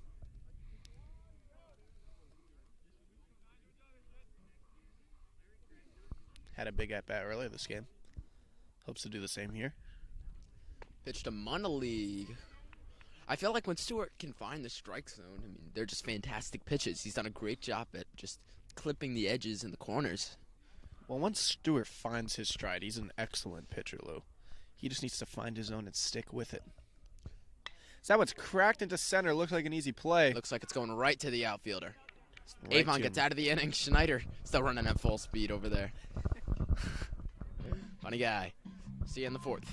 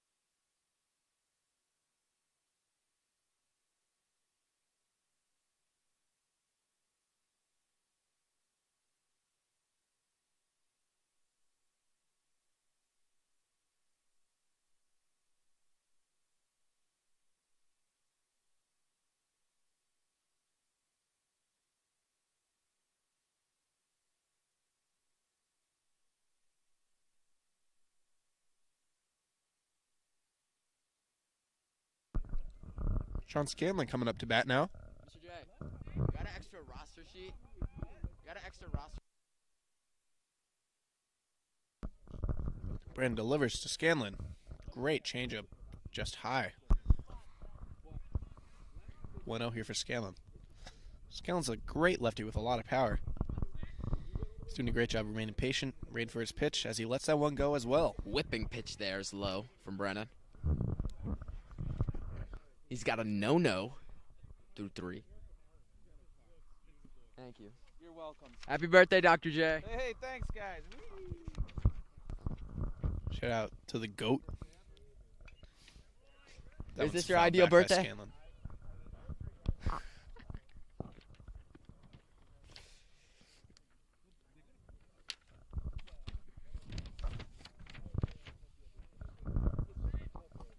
2-1 count. Brennan delivers to Scanlon. That one's a Hanging pitch Hang. from Brennan. Good play there by the Avon first base coach.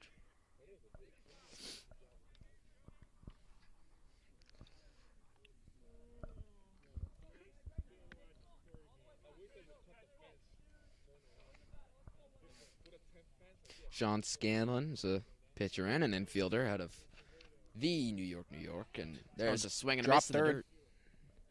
Makes easy the play. play at first.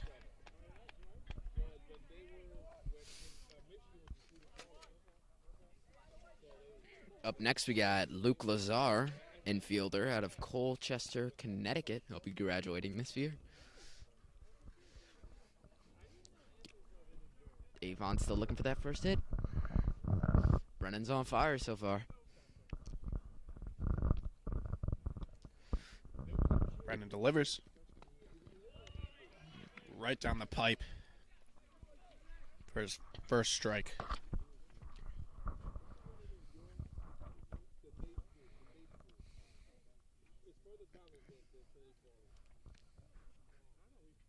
Brennan steps off the mound, calls timeout.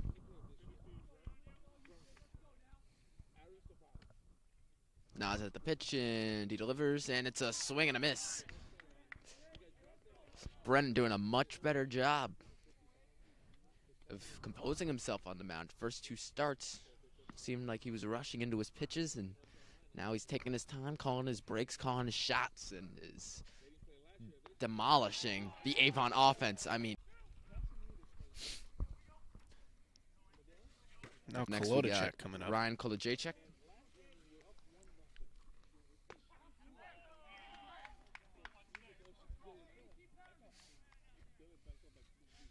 You know, the good thing of watching a lot of UFC and seeing a lot of these foreign guys that fight is you start to just hear their last names being pronounced. So this guy, Ryan Kolodacek, which is, I think how you say his last name, he has like 12 letters in his last name. It's a little bit easier for me to say, I guess. It's a lot of letters. It is a lot of letters. I think he's from like Poland or something. Or like his background is probably Polish, but he's out of Westfield, Indiana. Brennan delivers. That's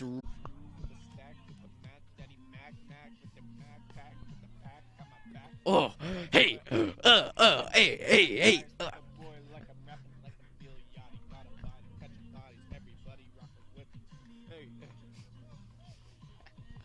Yo, people looking at us like we're dumb.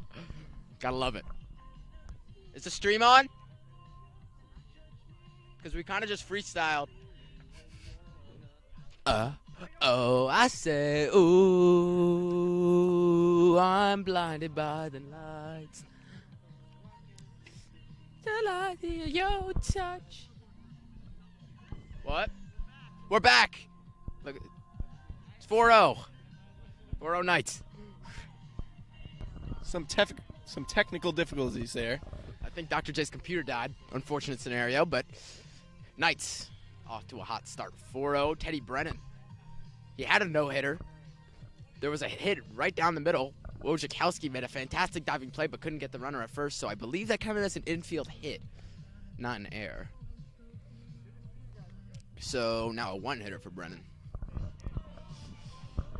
Sin City's cold and empty for those of you just tuning in at home.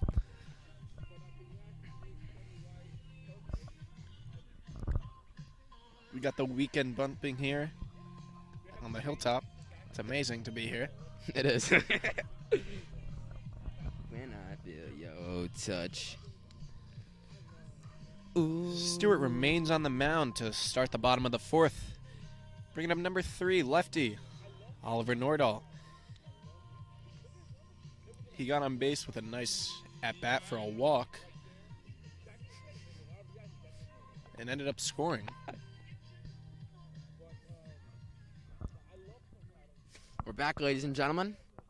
Bottom of the fourth. Knights commanding this game so far, 4-0, as I'll say in soccer, football, whatever you want to call it. Oliver Nordahl. Right side of the batter's box. Pitches outside.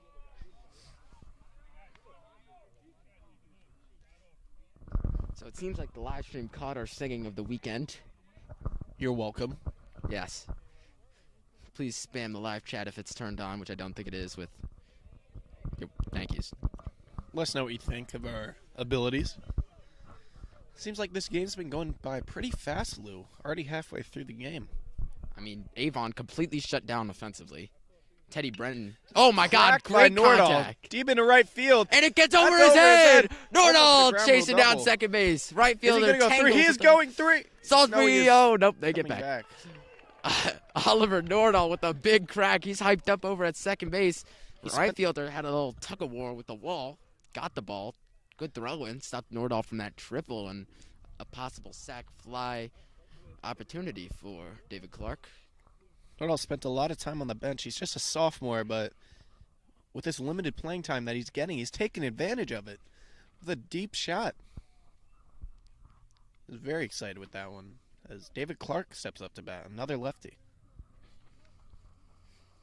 Avon has switched pitchers, by the way. Now on the mound is Creighton Wesson. A rough start for Robbie Stewart, so he's replaced here in the fourth inning.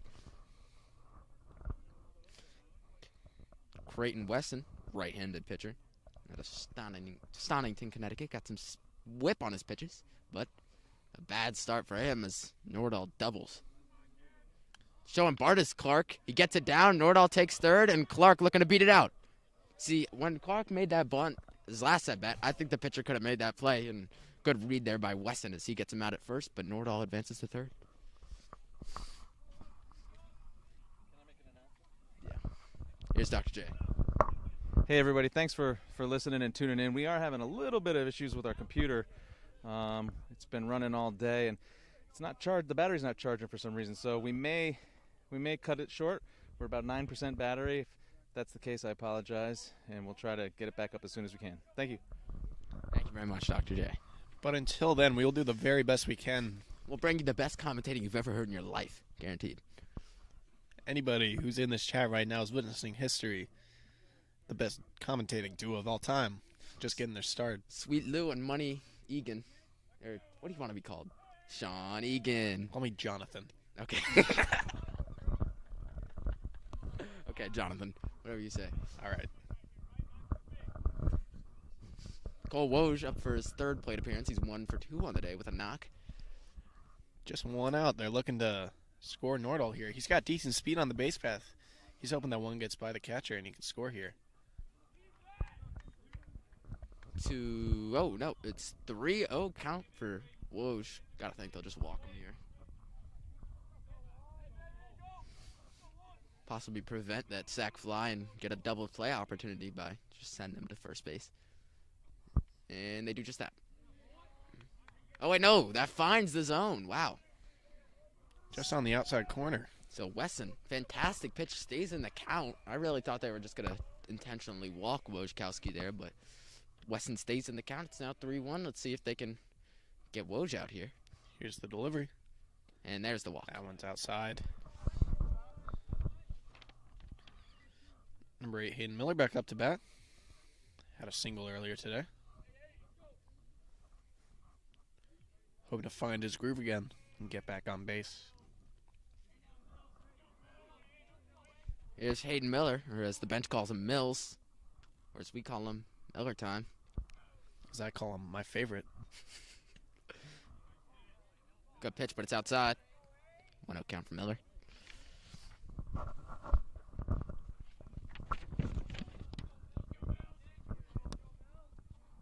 Wojciechowski takes his lead at first, hoping to maybe take second because they'll have runners on Nordal. As that one gets by, and he does that. He takes second base. Now two runners in scoring position. 2 runners in scoring position. Miller. I mean, this is if you got 2 runners in scoring position and there's a guy that you want at the plate, this is the man.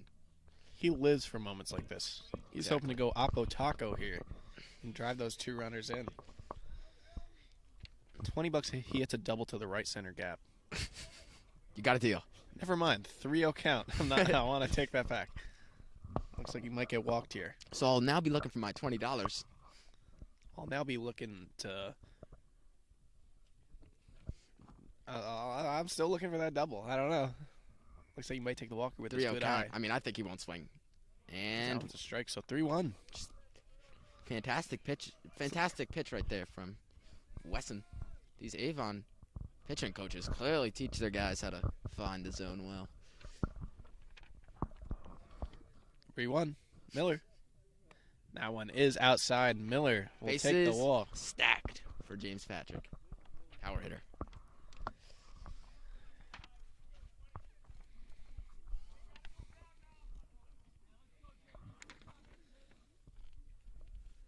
So Avon coach calls time and goes to talk to his pitcher. Bases loaded now. Already got a 4-0 lead, but Patrick looks to blow up in this game even more for the Knights.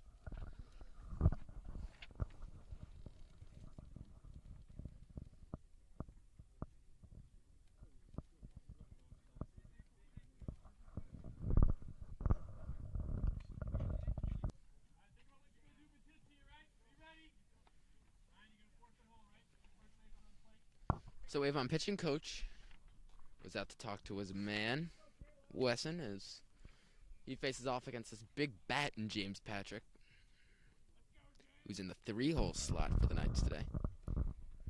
First pitch to Patrick, it's outside. A walk here will drive in a run considering the bases are loaded and we've got 1 out here. 1-0 count. Sun's coming out.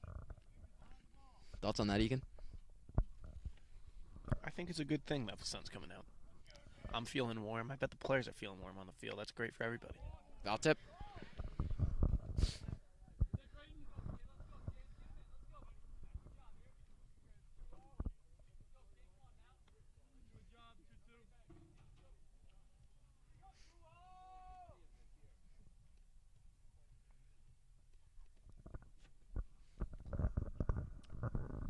Patrick's from Culver, Indiana. Standing at 6 foot.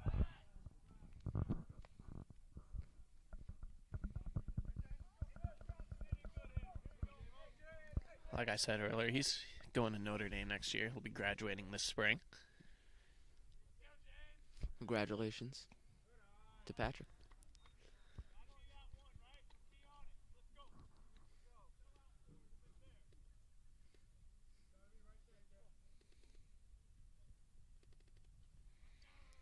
Three-one count now for Patrick.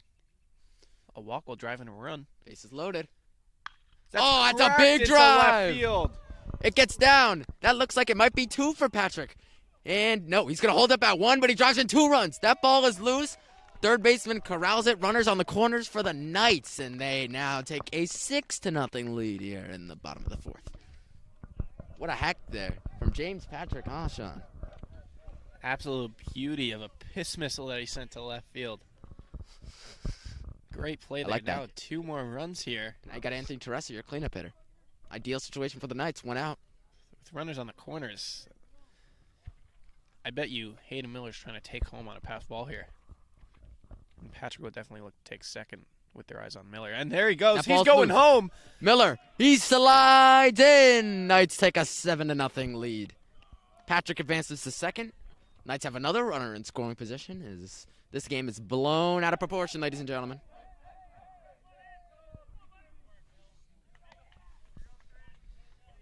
So now Patrick in scoring position at second. Teresa looking to drive him in with a 1-0 count here. Still just 1 out left.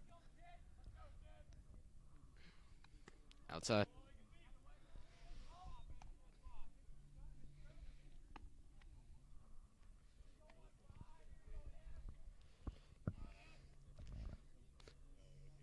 Teresa's got a 2-0 count. I mean, this pitching from Avon has been horrendous. Besides the fact that they can find the zone pretty well when it matters. That pitch right there is an example. I think both teams have had limited pitching due to these doubleheader games. They have to run through most of their lineup, and a lot of players get tired easily. They start to go to their reserves, who may not do as well. High hanging pitch there from Creighton Wesson. He's having trouble with these walks in his second inning of relief.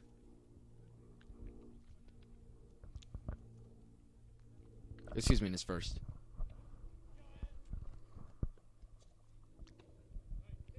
And there's another walk. Tereso takes first.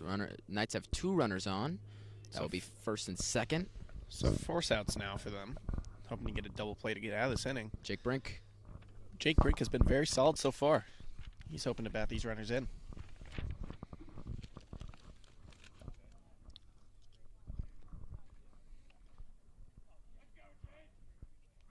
Patrick takes third. He'll easily get That there. ball's going in the ball is outfield. passed. He will easily take home. And Teresa will stay at second. I mean, this is just poor play from Avon here defensively. That's 2 straight plays that they've thrown the ball into the dirt and costed them runs. Seems like his head may be elsewhere right now. He just needs to keep his head in the game. Just maintain his composure and throw some strikes. As he delivers. Outside.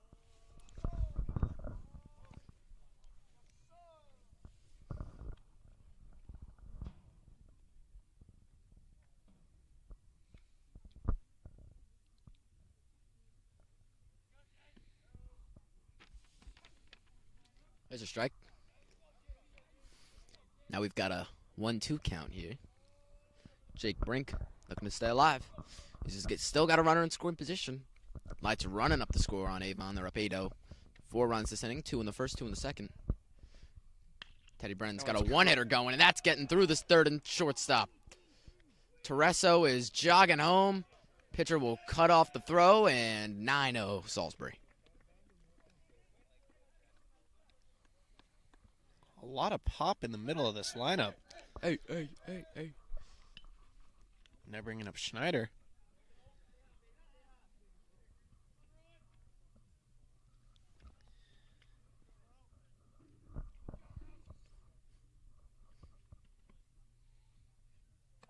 So that one's high and inside. Schneider ducks under that for the ball 1.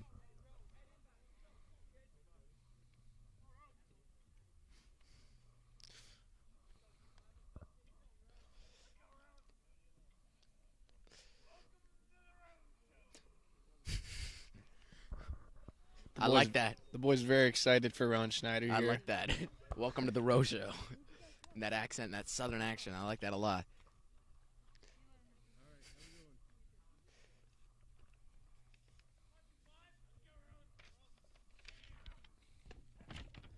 Ooh, finds his zone. That one painted the inside corner. But that wasn't Schneider's pitch. So a disaster of a relief performance here from Creighton Wesson. My bad. Go ahead, Sean. He's been patient here. This is the 2-1 pitch is delivered. And he lets that one go low. What were you saying, Lou?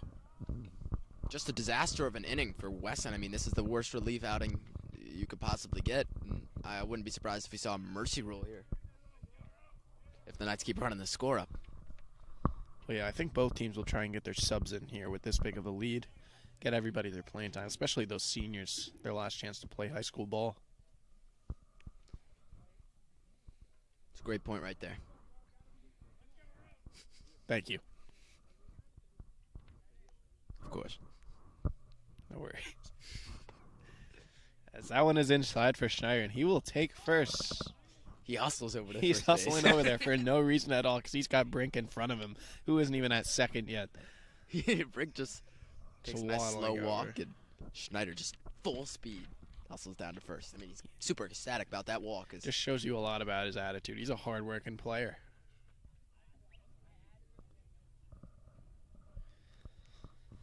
As the coach meets with his pitcher once again, Brennan Munnelly awaits his at-bat. You bring this shirt on?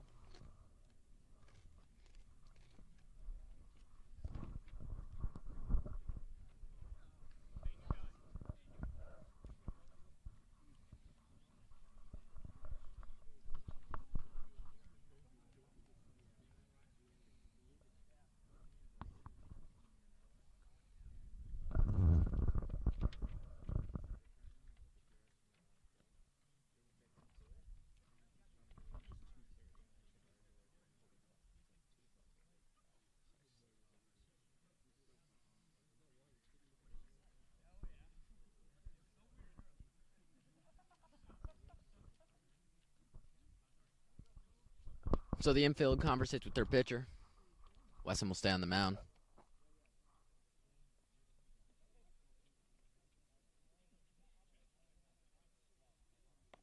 Wesson will be replaced by right-handed pitcher Nathan Puglelli. Sorry if I butchered that. Out of Canton, Connecticut. So he's warming up right now. So we'll see you shortly.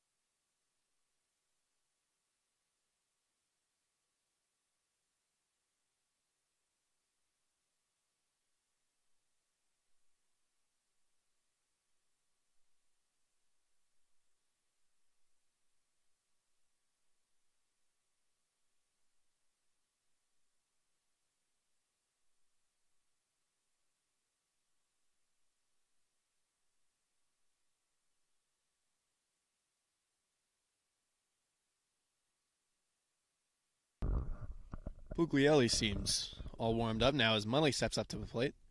Still just one out here in the bottom of the fourth. 5 runs already scored with runners on first and second.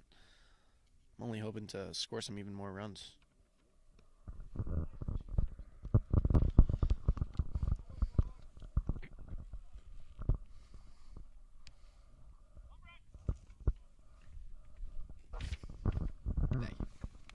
you. 1-0 count. Puglielli delivers. And that one's low.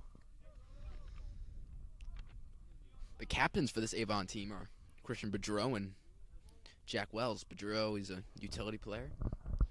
Wells a right-handed pitcher.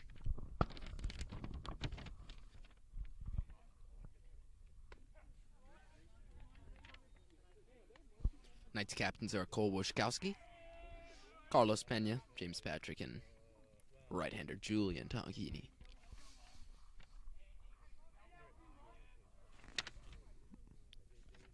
2-1. Here's the delivery.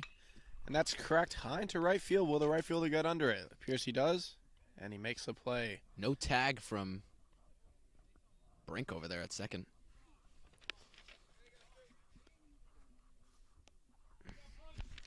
Runners will stay at first and second. 2 outs now, so good start from Puglielli.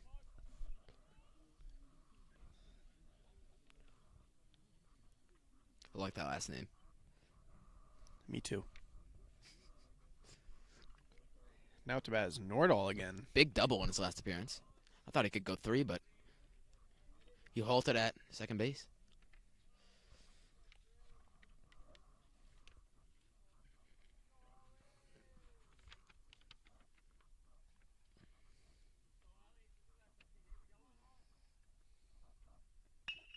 That ball is going to get through the shortstop and the third baseman. Jake Brink will stop at third, and the bases are loaded for the Knights once again. Good contact there from Oliver Nordahl. Just squeezes it by the shortstop. 2 outs still here in the bottom of the fourth in this 7-inning doubleheader game.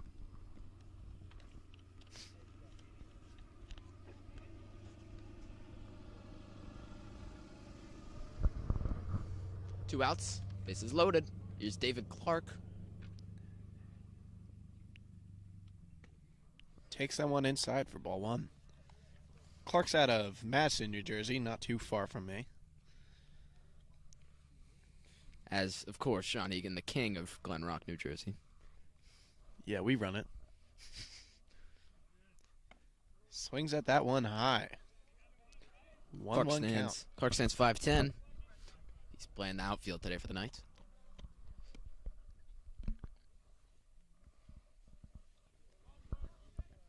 Bases loaded, 2 outs. Here's the 1-1 pitch. Checks up on Nordal at first.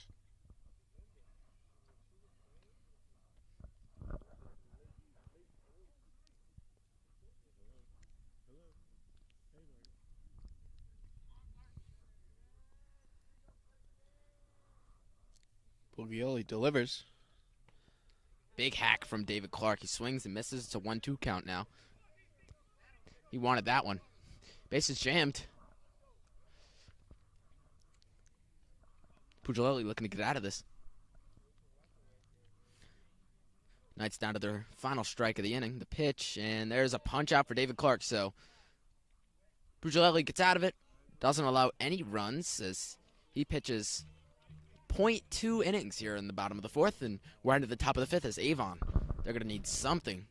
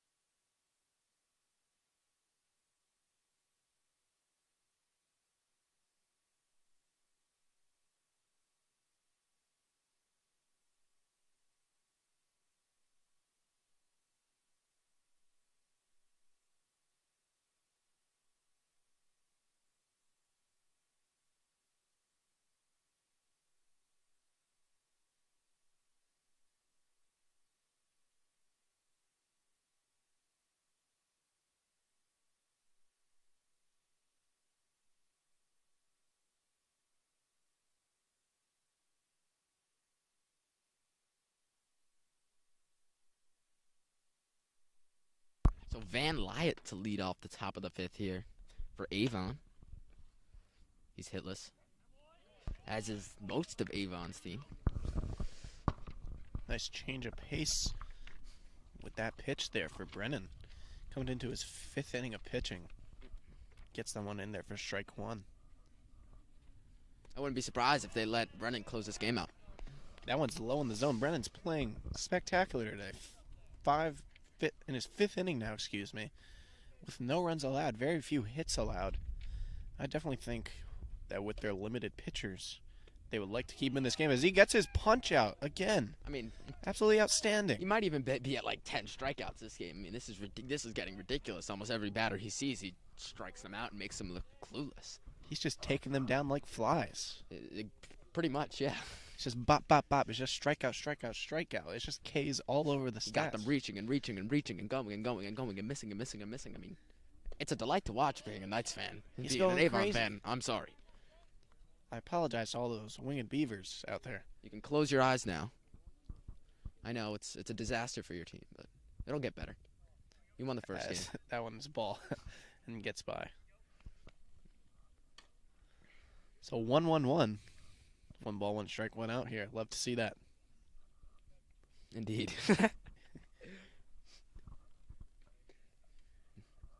Brennan delivers.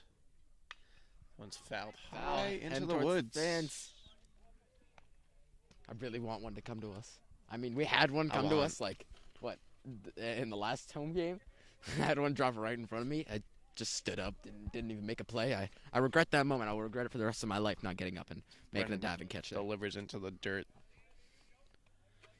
I definitely want a souvenir, Lou. Can't lie about that. So now Brennan has a 2-2 count with 1 out. Jean Desjardins out of Watertown. Brennan with the 2-2. Nice changeup. dribbler to Brennan. Will he make the play in Also time? play there by the And it pitcher. is It gets high. over. Deschardins, he's looking to chase down second base, and he'll be there standing. Error from Teddy Brennan, throws it over his man over at first base. That is James Patrick, and Avon have a runner in scoring position, finally. It's 1 out. They did have a runner in scoring position in the first inning after a walk. This is their first one after a hit. I think that would be an infield hit right there, considering. I think the hitter, it might have been an error from Teddy Brennan, but Looks like he may have beaten out the throw regardless. yeah. So that one's right down the pike Wow, with a nice that's some fastball. serious speed. He's got a cannon of an arm. This southpaw is something special. Something special. Something special. Something diffy. Checks with the runner at second. He deals. and Hanging it's a pitch, it's high. High changeup.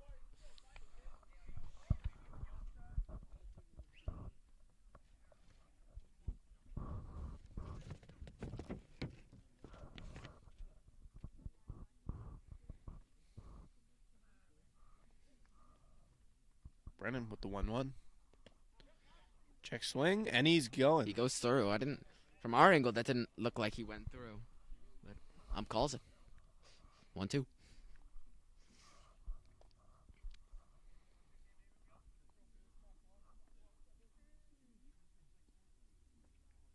1-2 count. Brennan look for the punch out.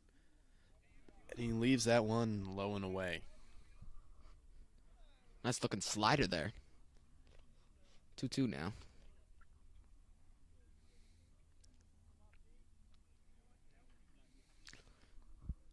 Brennan looking for another strikeout. That momentum stays alive, ladies and gentlemen. Emphatically calls that one. Strike 3. Teddy Brennan on fire today. After 2 struggling starts, he's majorly bounced back here. So we're back to Salisbury. Looks like they're cruising to their second win. Go ahead, Sean. as we're back to the top of the order now. Gavin Greger got on base. Hopes to drive in this run here with 2 outs. Still down 9-0. They need a big momentum change if they want any shot of winning this game.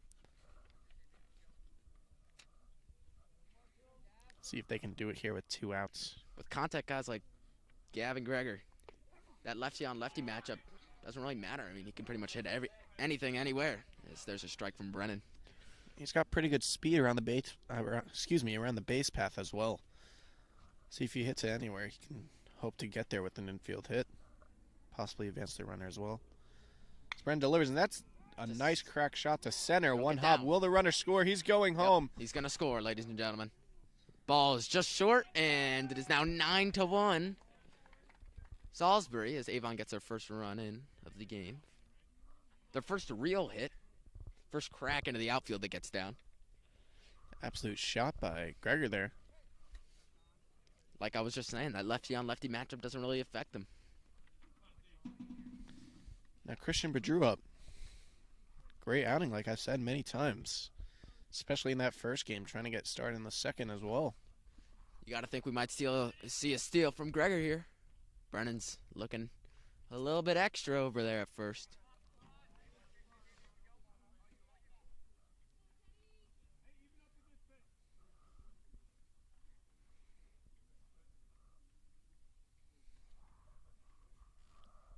So run on first, 2 outs. 1-0 count now for Brennan. Tries to pick off the runner. Checks on the runner. He's easily back in time.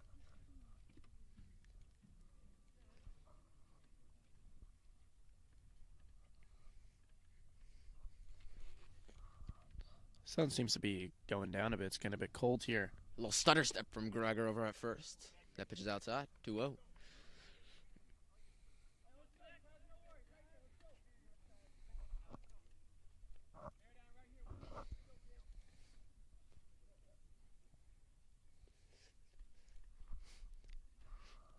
Count.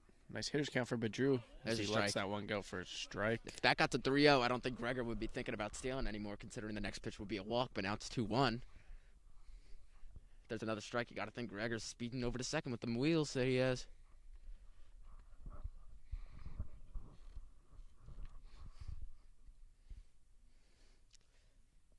Here's the pitch from Brennan, who's got a fantastic start going for him as that tie.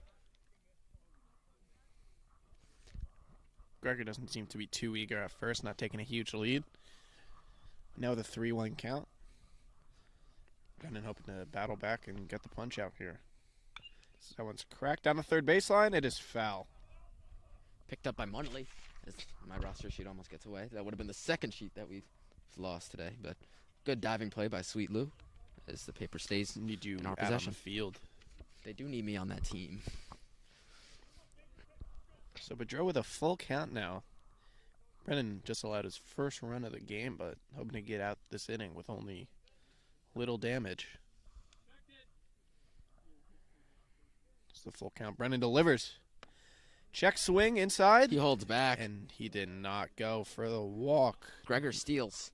Or he was stealing. I feel like the 2 times I've said a runner's going to steal or looking to steal, they've done that. So I think I can either see the future or I'm a sports genius. One of the two. Well, runners tend to go on a full count 2-out pitch. There have been a lot of full count 2-out pitches, though. What can I say? That's what I'm just a they genius. do in baseball because they Maybe know I that don't need to if be on the it's- field. Maybe they throw me in a coaching It's either a position. walk or a strikeout to end the inning, so they won't be thrown out. So they're basically just trying to get a jump start on the hit. Mm-hmm. So now runners on first and second, 1-0 count, 2 outs still. Top of the 5th here for Avon is in this inning they scored their first run. They now have 2 outs. Runners on first and second. Senior Scanlon's up to bat. Solid lefty hitter. A lot of pop in his bat. The lefty on lefty matchup doesn't seem too likely for him to get on base here. Brendan delivers the 1-1. That one's right in the zone. Like you said, I mean, lefty on lefty matchup. I love stressing those matchups, specifically with a guy like Scanlon here who stands more inside towards the batter box. He's looking for that power swing, but that's the hardest it's going to get here. 2 outs. I mean, they're looking for a big drive here. Scanlon's looking to put this over the right field wall as that hits him. Takes that one on the elbow. I think that's the first hit by pitch we've seen in our time here. He saw one last game, and that's the first one for this game, the second of the First one I've doubleheader. seen. Scanlon didn't really seem to jump away from that one, so he just took it in the elbow. Might be regretting that decision now. Definitely Seems to be didn't bothering feel him. good. When you got a guy like a lefty like Brennan on that mound, just sparking a fastball right at your elbow, and he's going to be taken out of the game. Looks like Avon's going to throw a pinch runner in. Now we got bases loaded as number 13, Connor Naspo, comes up to bat. He's a sophomore from Simsbury, Connecticut. So Avon is down 9-1, but now bases loaded. Down by 8, still a big comeback in the future, but bases loaded, they could really blow this game open and hopefully narrow their lead. Excuse me, the lead that Salisbury has.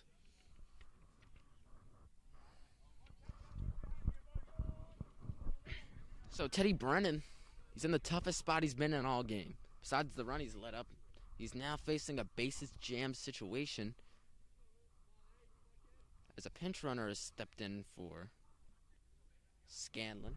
Excuse me, Naspo's on first. Now it's number 8, Luke Lasser. Up to bat. So like I said, bases loaded now. 2 outs. Here's the pitch. Lets that one go high and outside.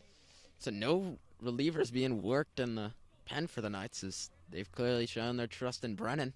Let's see if that pays off here. I mean, a base knock here could drive in 2 runs for Avon. Here's a pitch, and That one gets it'll away. get out of Runner Teresa's score. hands. Oh, they got him. Oh, no, he's safe. He slides in. So Avon scores their second run of the game off of a wild pitch by Brennan. Teresa couldn't exactly stay in front of it. I thought that he got him right on the butt, but that's not the case. It's now 9-2 Salisbury. Runners on second and third, so the runners that were previously on first and second advance. 2 runners in scoring position now. No more bases loaded, but a single can still drive in 2 runs. That ball is high, high, high, and into the woods and foul. Christian Bedreau's got a lot of speed on third base. He'll definitely be looking for another pass ball here. Hopefully get another run on. The pitch. Another Out of pass ball. Teresa's. Bedreau's coming. And Teresa just eats it as their third run comes in. So now 9-3 for the Knights. Runner on third. Naspo's got a lot of speed as well. So Possibly looking for the same outcome here. what was a fantastic start for Brennan. Kind of deteriorating here after 2 wild pitches, scored 2 runs. Now Avon narrows the lead. 6 runs. The pitch That's cracked into to the the gap. right center gap. Schneider hustling for it. One hop against the wall. Schneider gets it. He's going 3. Miller gets the ball, and they just eat it short. So that triple clears the 1 runner that was still on. It's now 9-4. Salisbury, is all those runners that loaded the bases just a few minutes ago have now scored. 5-run game.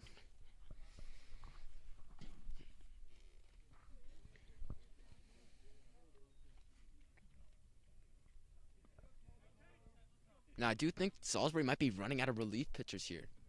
Owen Mulvaney, who after that first doubleheader game, that means he pitched back-to-back games, so now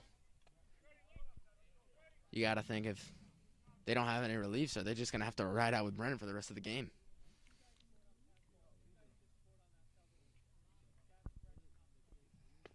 Here's a strike. I mean, that fastball was so fast that it just transitioned from one side of the batter's box to the other. Serious speed from Teddy Brennan, ladies and gentlemen. Oh, That was another strike. beautiful hanging pitch gets the batter swinging. So Brennan just 1 pitch away from another possible punch-out to get out of this 5th inning. But with a speedy runner on third, there could be another possible pass ball that would allow another run to score. So he delivers the 1-2. Kolajicik's got that favorite matchup, but he strikes out. So Brennan gets out of that inning. Knights still up 4 after letting up 5 runs to Avon there. As they're going to look to provide some more insurance in the bottom of the 5th.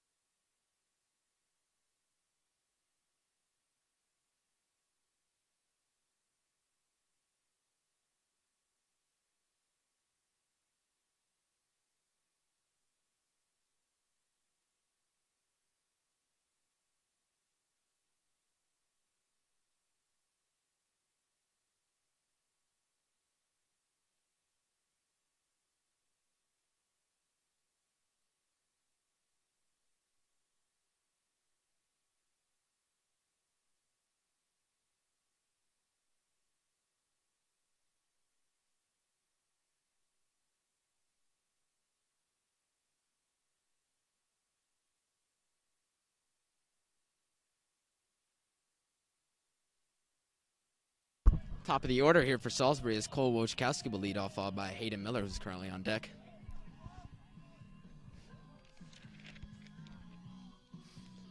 Nate Puglielli will stay on the mound.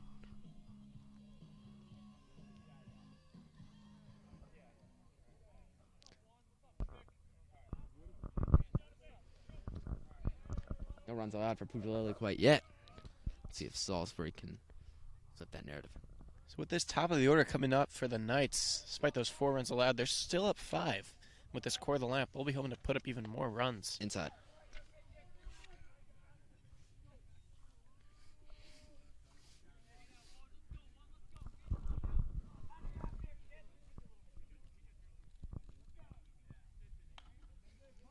That's high. Once again, near the fence is Woj foul. Tips that.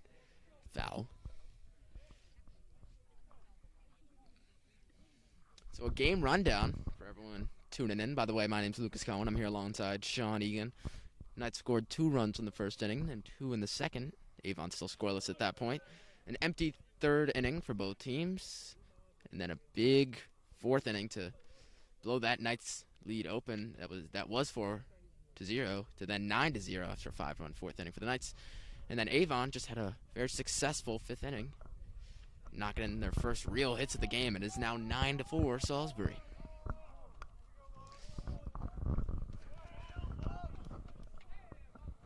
So what with a 3-1 count here?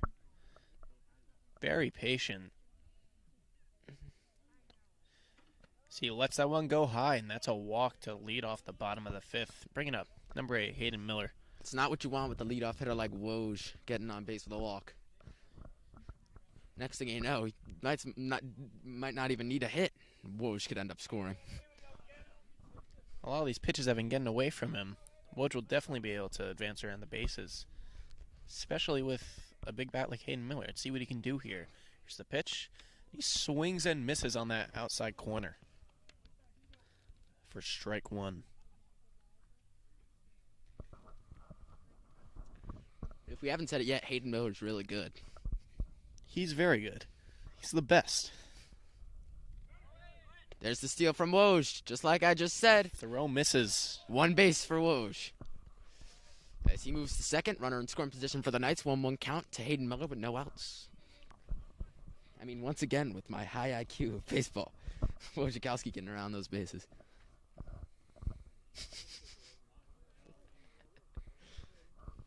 Pitch to Miller. That's Makes cracked contact. foul. Just missing some fans here.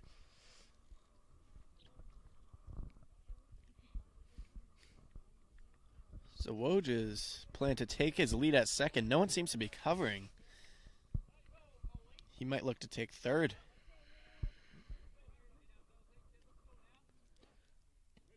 Wow, that had some serious spin on that slider.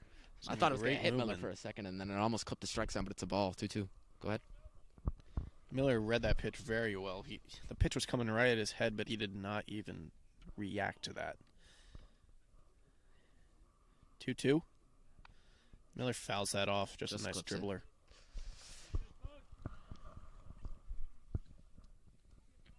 It's getting a bit chilly here now that the sun's going down. It is. We'll get through it. Don't worry, everybody. We have tough lives here. There's a high fastball. Miller fighting back in this count. Gets it to a full count here with his good eye. Miller looking for more of that Oppo Taco magic that he's shown off so many times this season. And that one's low and away and outside. That's a walk for Miller now. No outs and runners on first and second with the big power of James Patrick coming up. Back-to-back walks. Gotta worry if you're Puglielli.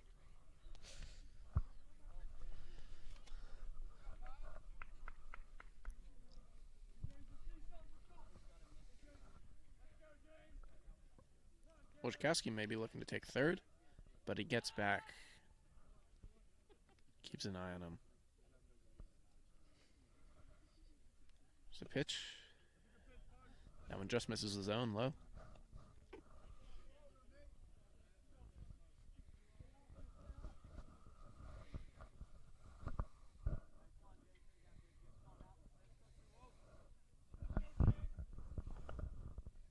Wojciechowski taking third. Runner at first, which is Hayden Miller, won't move, but Wojciechowski takes third. There he goes, the third base. It's a lot of bases. Come on, I mean, I'm calling it, man. Come on, give me some credit here. It's a lot of bases, man. Surprised Miller didn't take second with the speed he has. Agreed. That's why I said runners, plural. I thought Hayden was moving too, considering both those runners have speed that are currently on the base paths, but he stays steady. Runners now he the takes there he second. goes.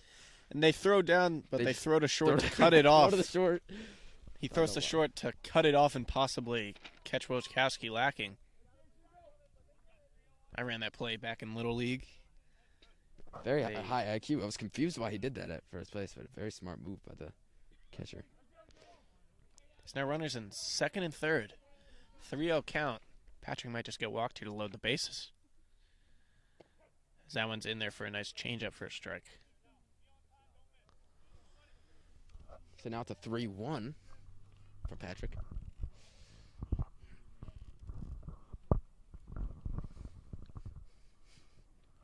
The pitch. Cracked. That ball is hit high, but it's looking like it'll soar to the center fielder, who just will have to jog to that ball. Wojciechowski and Miller will take another base. Wojciechowski will score. Hayden Miller will take third, and it is now 10-4 Salisbury.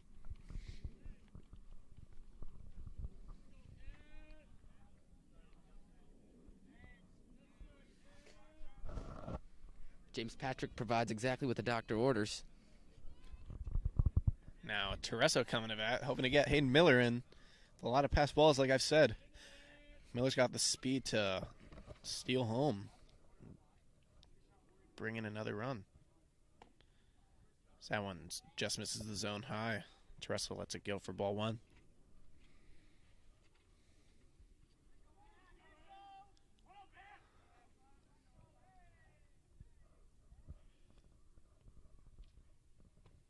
Wow, that was Tereso's pitch to hit, but swings and misses. It's got to be a confidence booster there for Ujuleli.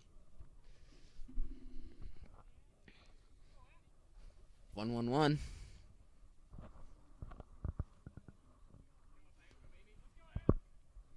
That one's inside. Tereso gets out of the way, though. Almost hit him.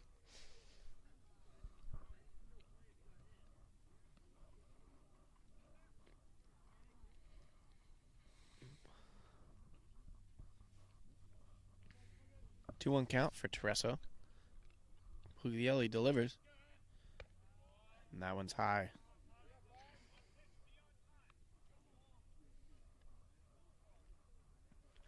When I used to play baseball at like camp, those high pitches were gold. I just crushed them.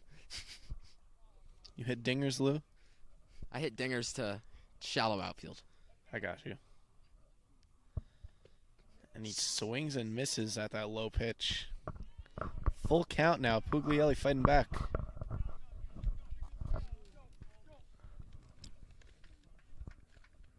I wonder if there's a walk here that Hayden Miller might try and catch the defense lacking and steal home. So he delivers the full count pitch, and that's a deep fly ball to right field. Might drop or might be able to tag, and Hayden Miller does just that. And he will easily get in there at home. That was a nice slide there from Miller. He looked gets in clean. 11-4 nights. He was clean with that slide, Very Lou. clean. Very clean. Indeed.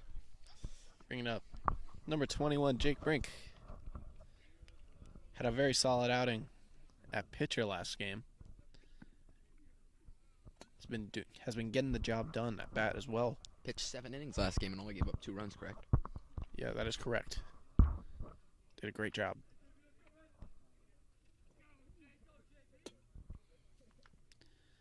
Fouls off that inside pitch. Just gets a piece of it. Ron Schneider hustling to get that ball. He's a good guy. Great guy, correction.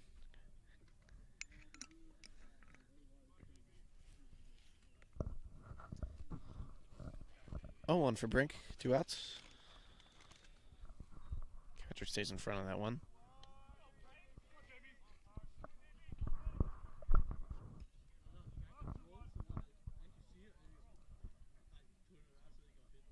That's looking for their second blowout win of the season.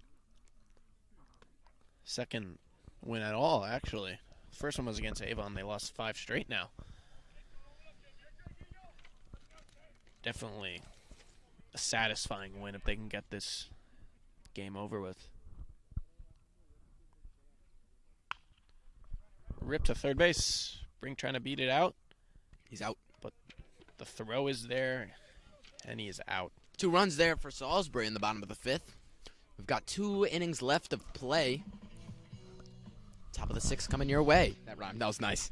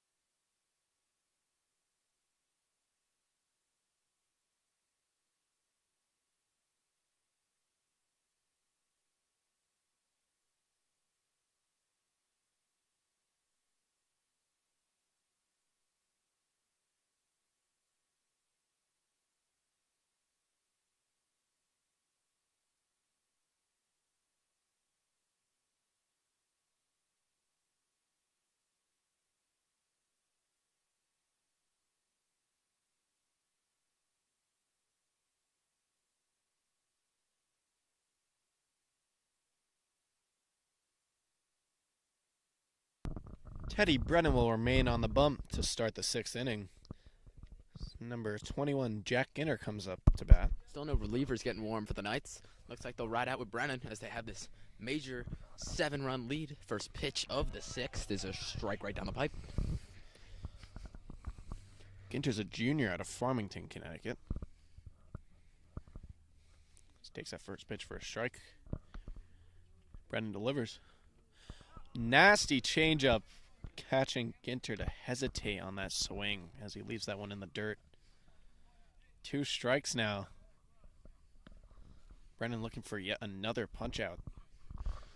Avon's got a reliever warming up in their pen.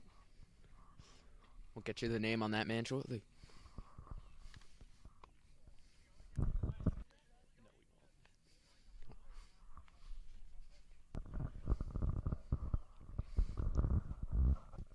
That one misses the zone, so 1-2 count. Looking for another strikeout is Brennan. That That was just fouled off. had some serious break on that curve.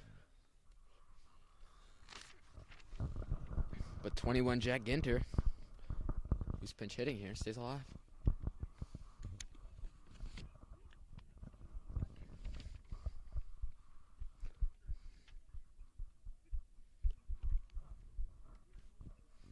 I believe he's replacing the injured Sean Scanlon after he was hit by a pitch on the elbow.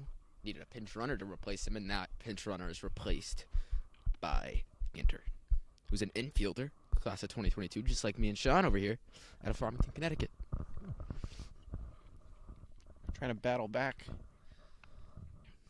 1-2, Teddy delivers. Another great changeup, catching him hesitating, but he's managing to make contact with those pitches to stay alive. We can hear the whiffs on those changeups and curveballs. Teddy Brennan's showing off serious break. I mean, all of his pitches are going that fastball, super speedy.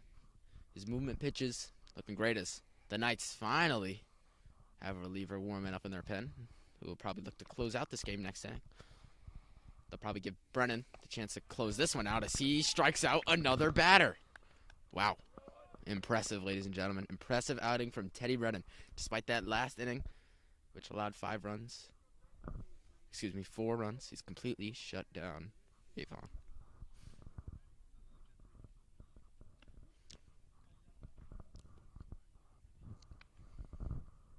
One out now, Brennan delivers.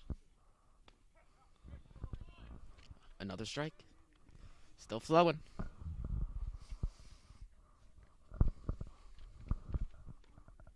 At the plate is Van Lyot. He's now facing a 1-1 count after that pitch in the dirt from Brennan. It's been his only weakness this game. 2 pitches in the dirt earlier. Scored 2 runs.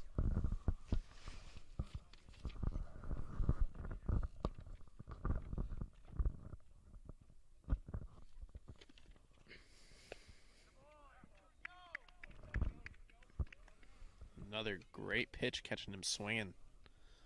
1-2 count now with 1 out for Brennan. See if he can get Lyot with the punch out.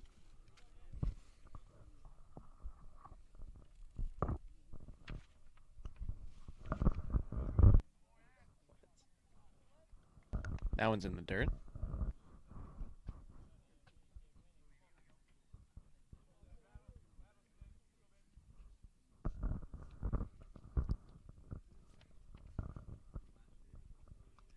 Two. Brennan delivers. That one's cracked to short. Munnelly steps snags in that front ball of from it. Woj. Thought Woj was going to make that play, but Munnelly shows off his wheels to his own teammate. Makes the play. 2 outs for the Knights.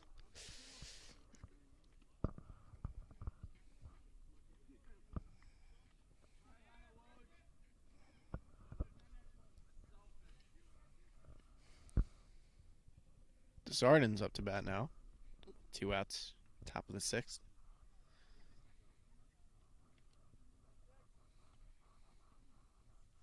Here's the pitch. That one's high. Wing Beavers down 7. 2 innings left to play here in the 7-inning game.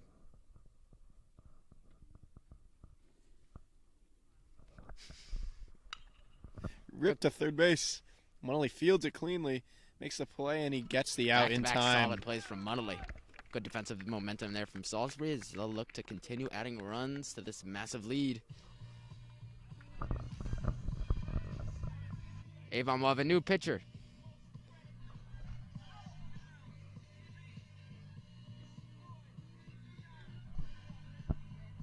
Number 16, Matt Cooper will enter the game here. He'll warm up for a few minutes.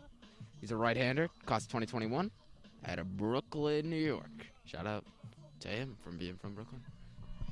Brooklyn's a pretty good borough. Home of the Nets. Home of the Islanders. Hate both those teams, but shout out to him.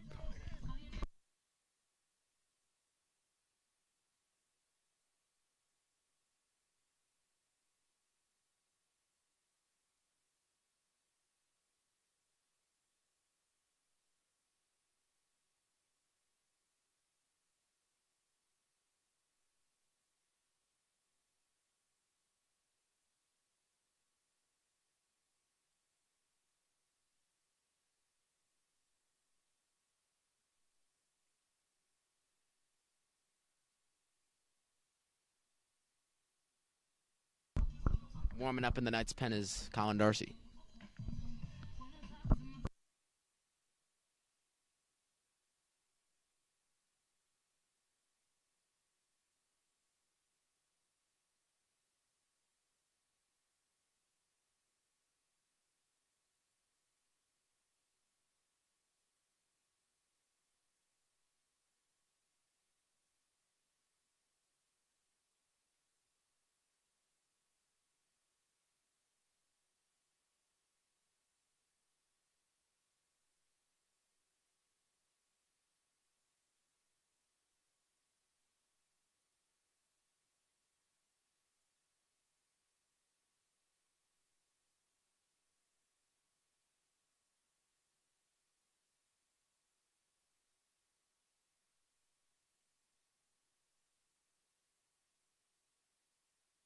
Shout out to whoever's running the Salisbury speaker right now.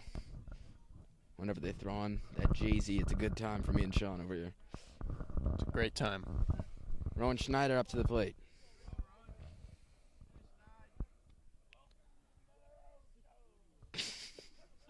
As that one slips in there for strike one. Salisbury remains up by 7 with their 11-4 lead.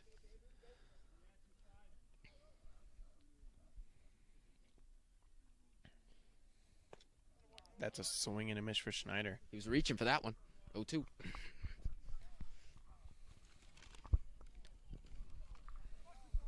0-2 count. Let's see if Schneider can battle back.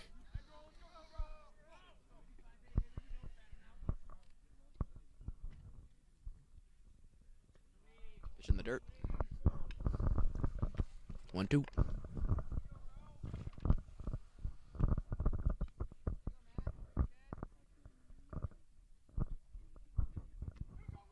Sean, favorite JC song? I can't say that. Why? I can't say that. Why? I can't say that. Why? I cannot say that. Okay.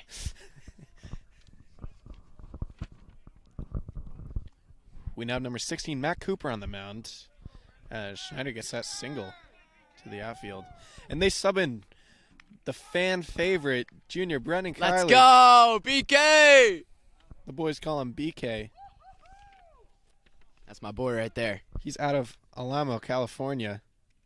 Standing at a whopping 5'10", 145. If he steals a base Fans here, love him. I will go crazy. And I'm sorry in advance. So that one is tipped foul to the net. The boys love BK. They're excited to see him in the game.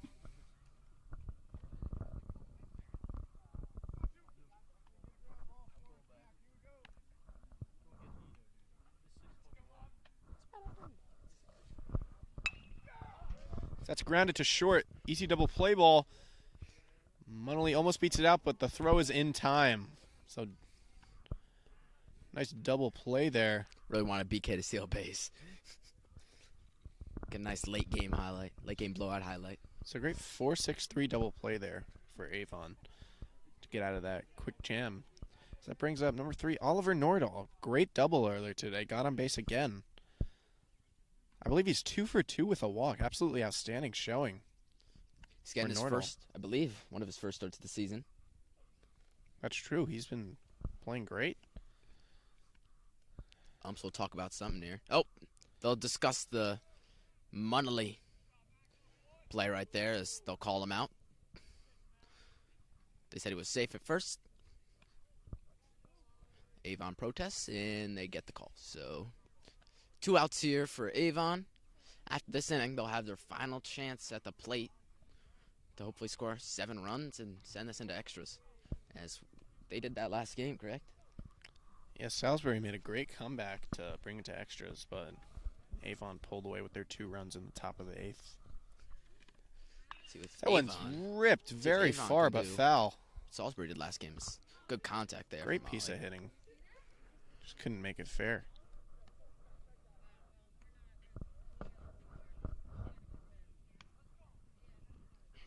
Someone from the Salisbury bench said someone's got to check that bat. I think it's on fire today. Ump might want to look at that. Take a peek. Take a quick peek, yeah. Here's the pitch. And that one's ripped down the third baseline now.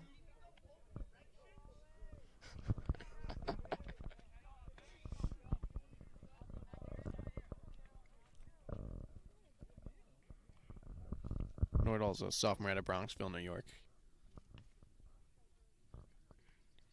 Here's the 1-2. That one's fouled off. Doing a great job staying alive here, Lou.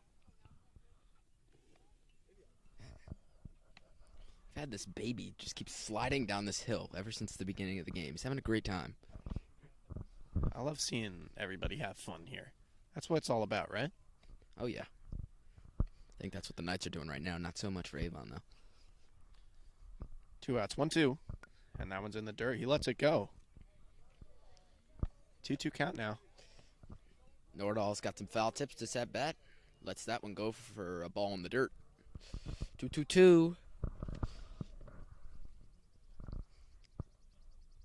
Cooper delivers. Outside. Great changeup. Leaves it just outside. Full count now. Nordal with a great eye and some great fouls to stay alive and get back in this count. Cooper with the 3-2. He could have got walked there, but he makes contact to the shortstop. Shortstop baseman. Not sure if that's a position, but Avon gets out of the inning. They'll have their final chance to tie this game up next.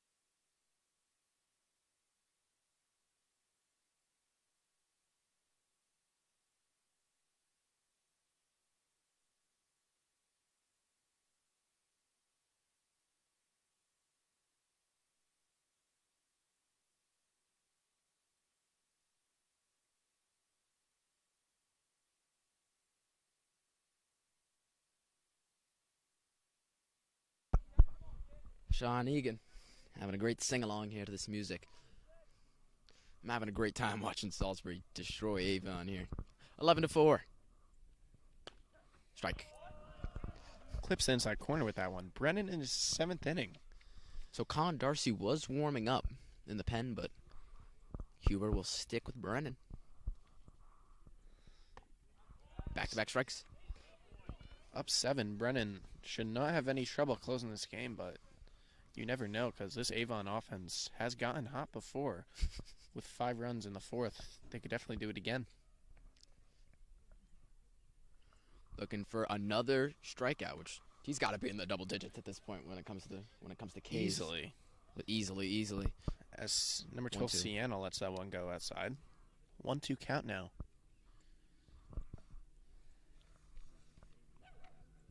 Brennan swings and misses. Sienna is gone. He's just frustrating, these Avon hitters. I mean, besides that one inning of runs they had, completely shut their offense down. They can't do anything about it because sometimes when a pitcher's hot, you simply can't do anything about it. We've seen that on multiple occasions. For example, Madison Bumgarner, he threw like a 7-inning no-hitter last week, I think it was. He hasn't really played too well this season. Seems like the same case with Brennan here. He's hot.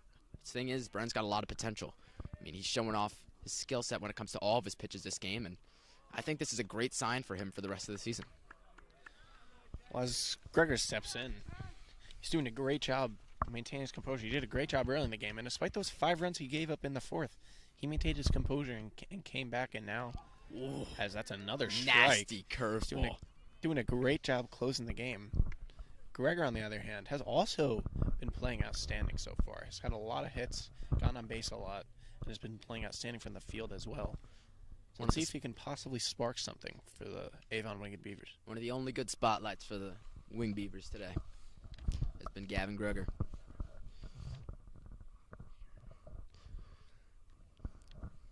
Here's the 0-2. Oh Just my outside. God, what a pitch. Just clips the corner, excuse me. Great punch out. Just a 3-pitch at bat. I mean, that was just fantastic. That was like a backward slider. I think it was just a fastball that was so fast. He did it again where it just moves. 2-seam fastball probably. Fantastic pitch by Brennan. These strikeouts are just tallying up for him. Avon's down to their final batter. Knights looking to close this game out. They've looked fantastic all game, and that'll be a grounder to Brendan Munnelly. This game is all over, ladies and gentlemen. Knights win their second game of the season, 11-4 in this 7-inning game. They lost the first game of the doubleheader, but close out very, very strong in this blowout. Sean Egan, final thoughts. Well, both teams played well in both games, but that first one was very close. But Salisbury managed to get the better of the Avon Winged Beavers this game. Once again, happy birthday to Dr. J. He puts together these great live streams. Takes time out of his day to do this for the sports teams, and couldn't do it without him. Happy birthday to him. Happy birthday to Sean Egan, even though it's not your birthday. Thank you, Lucas. We'll see you next weekend, everybody. Have a good week.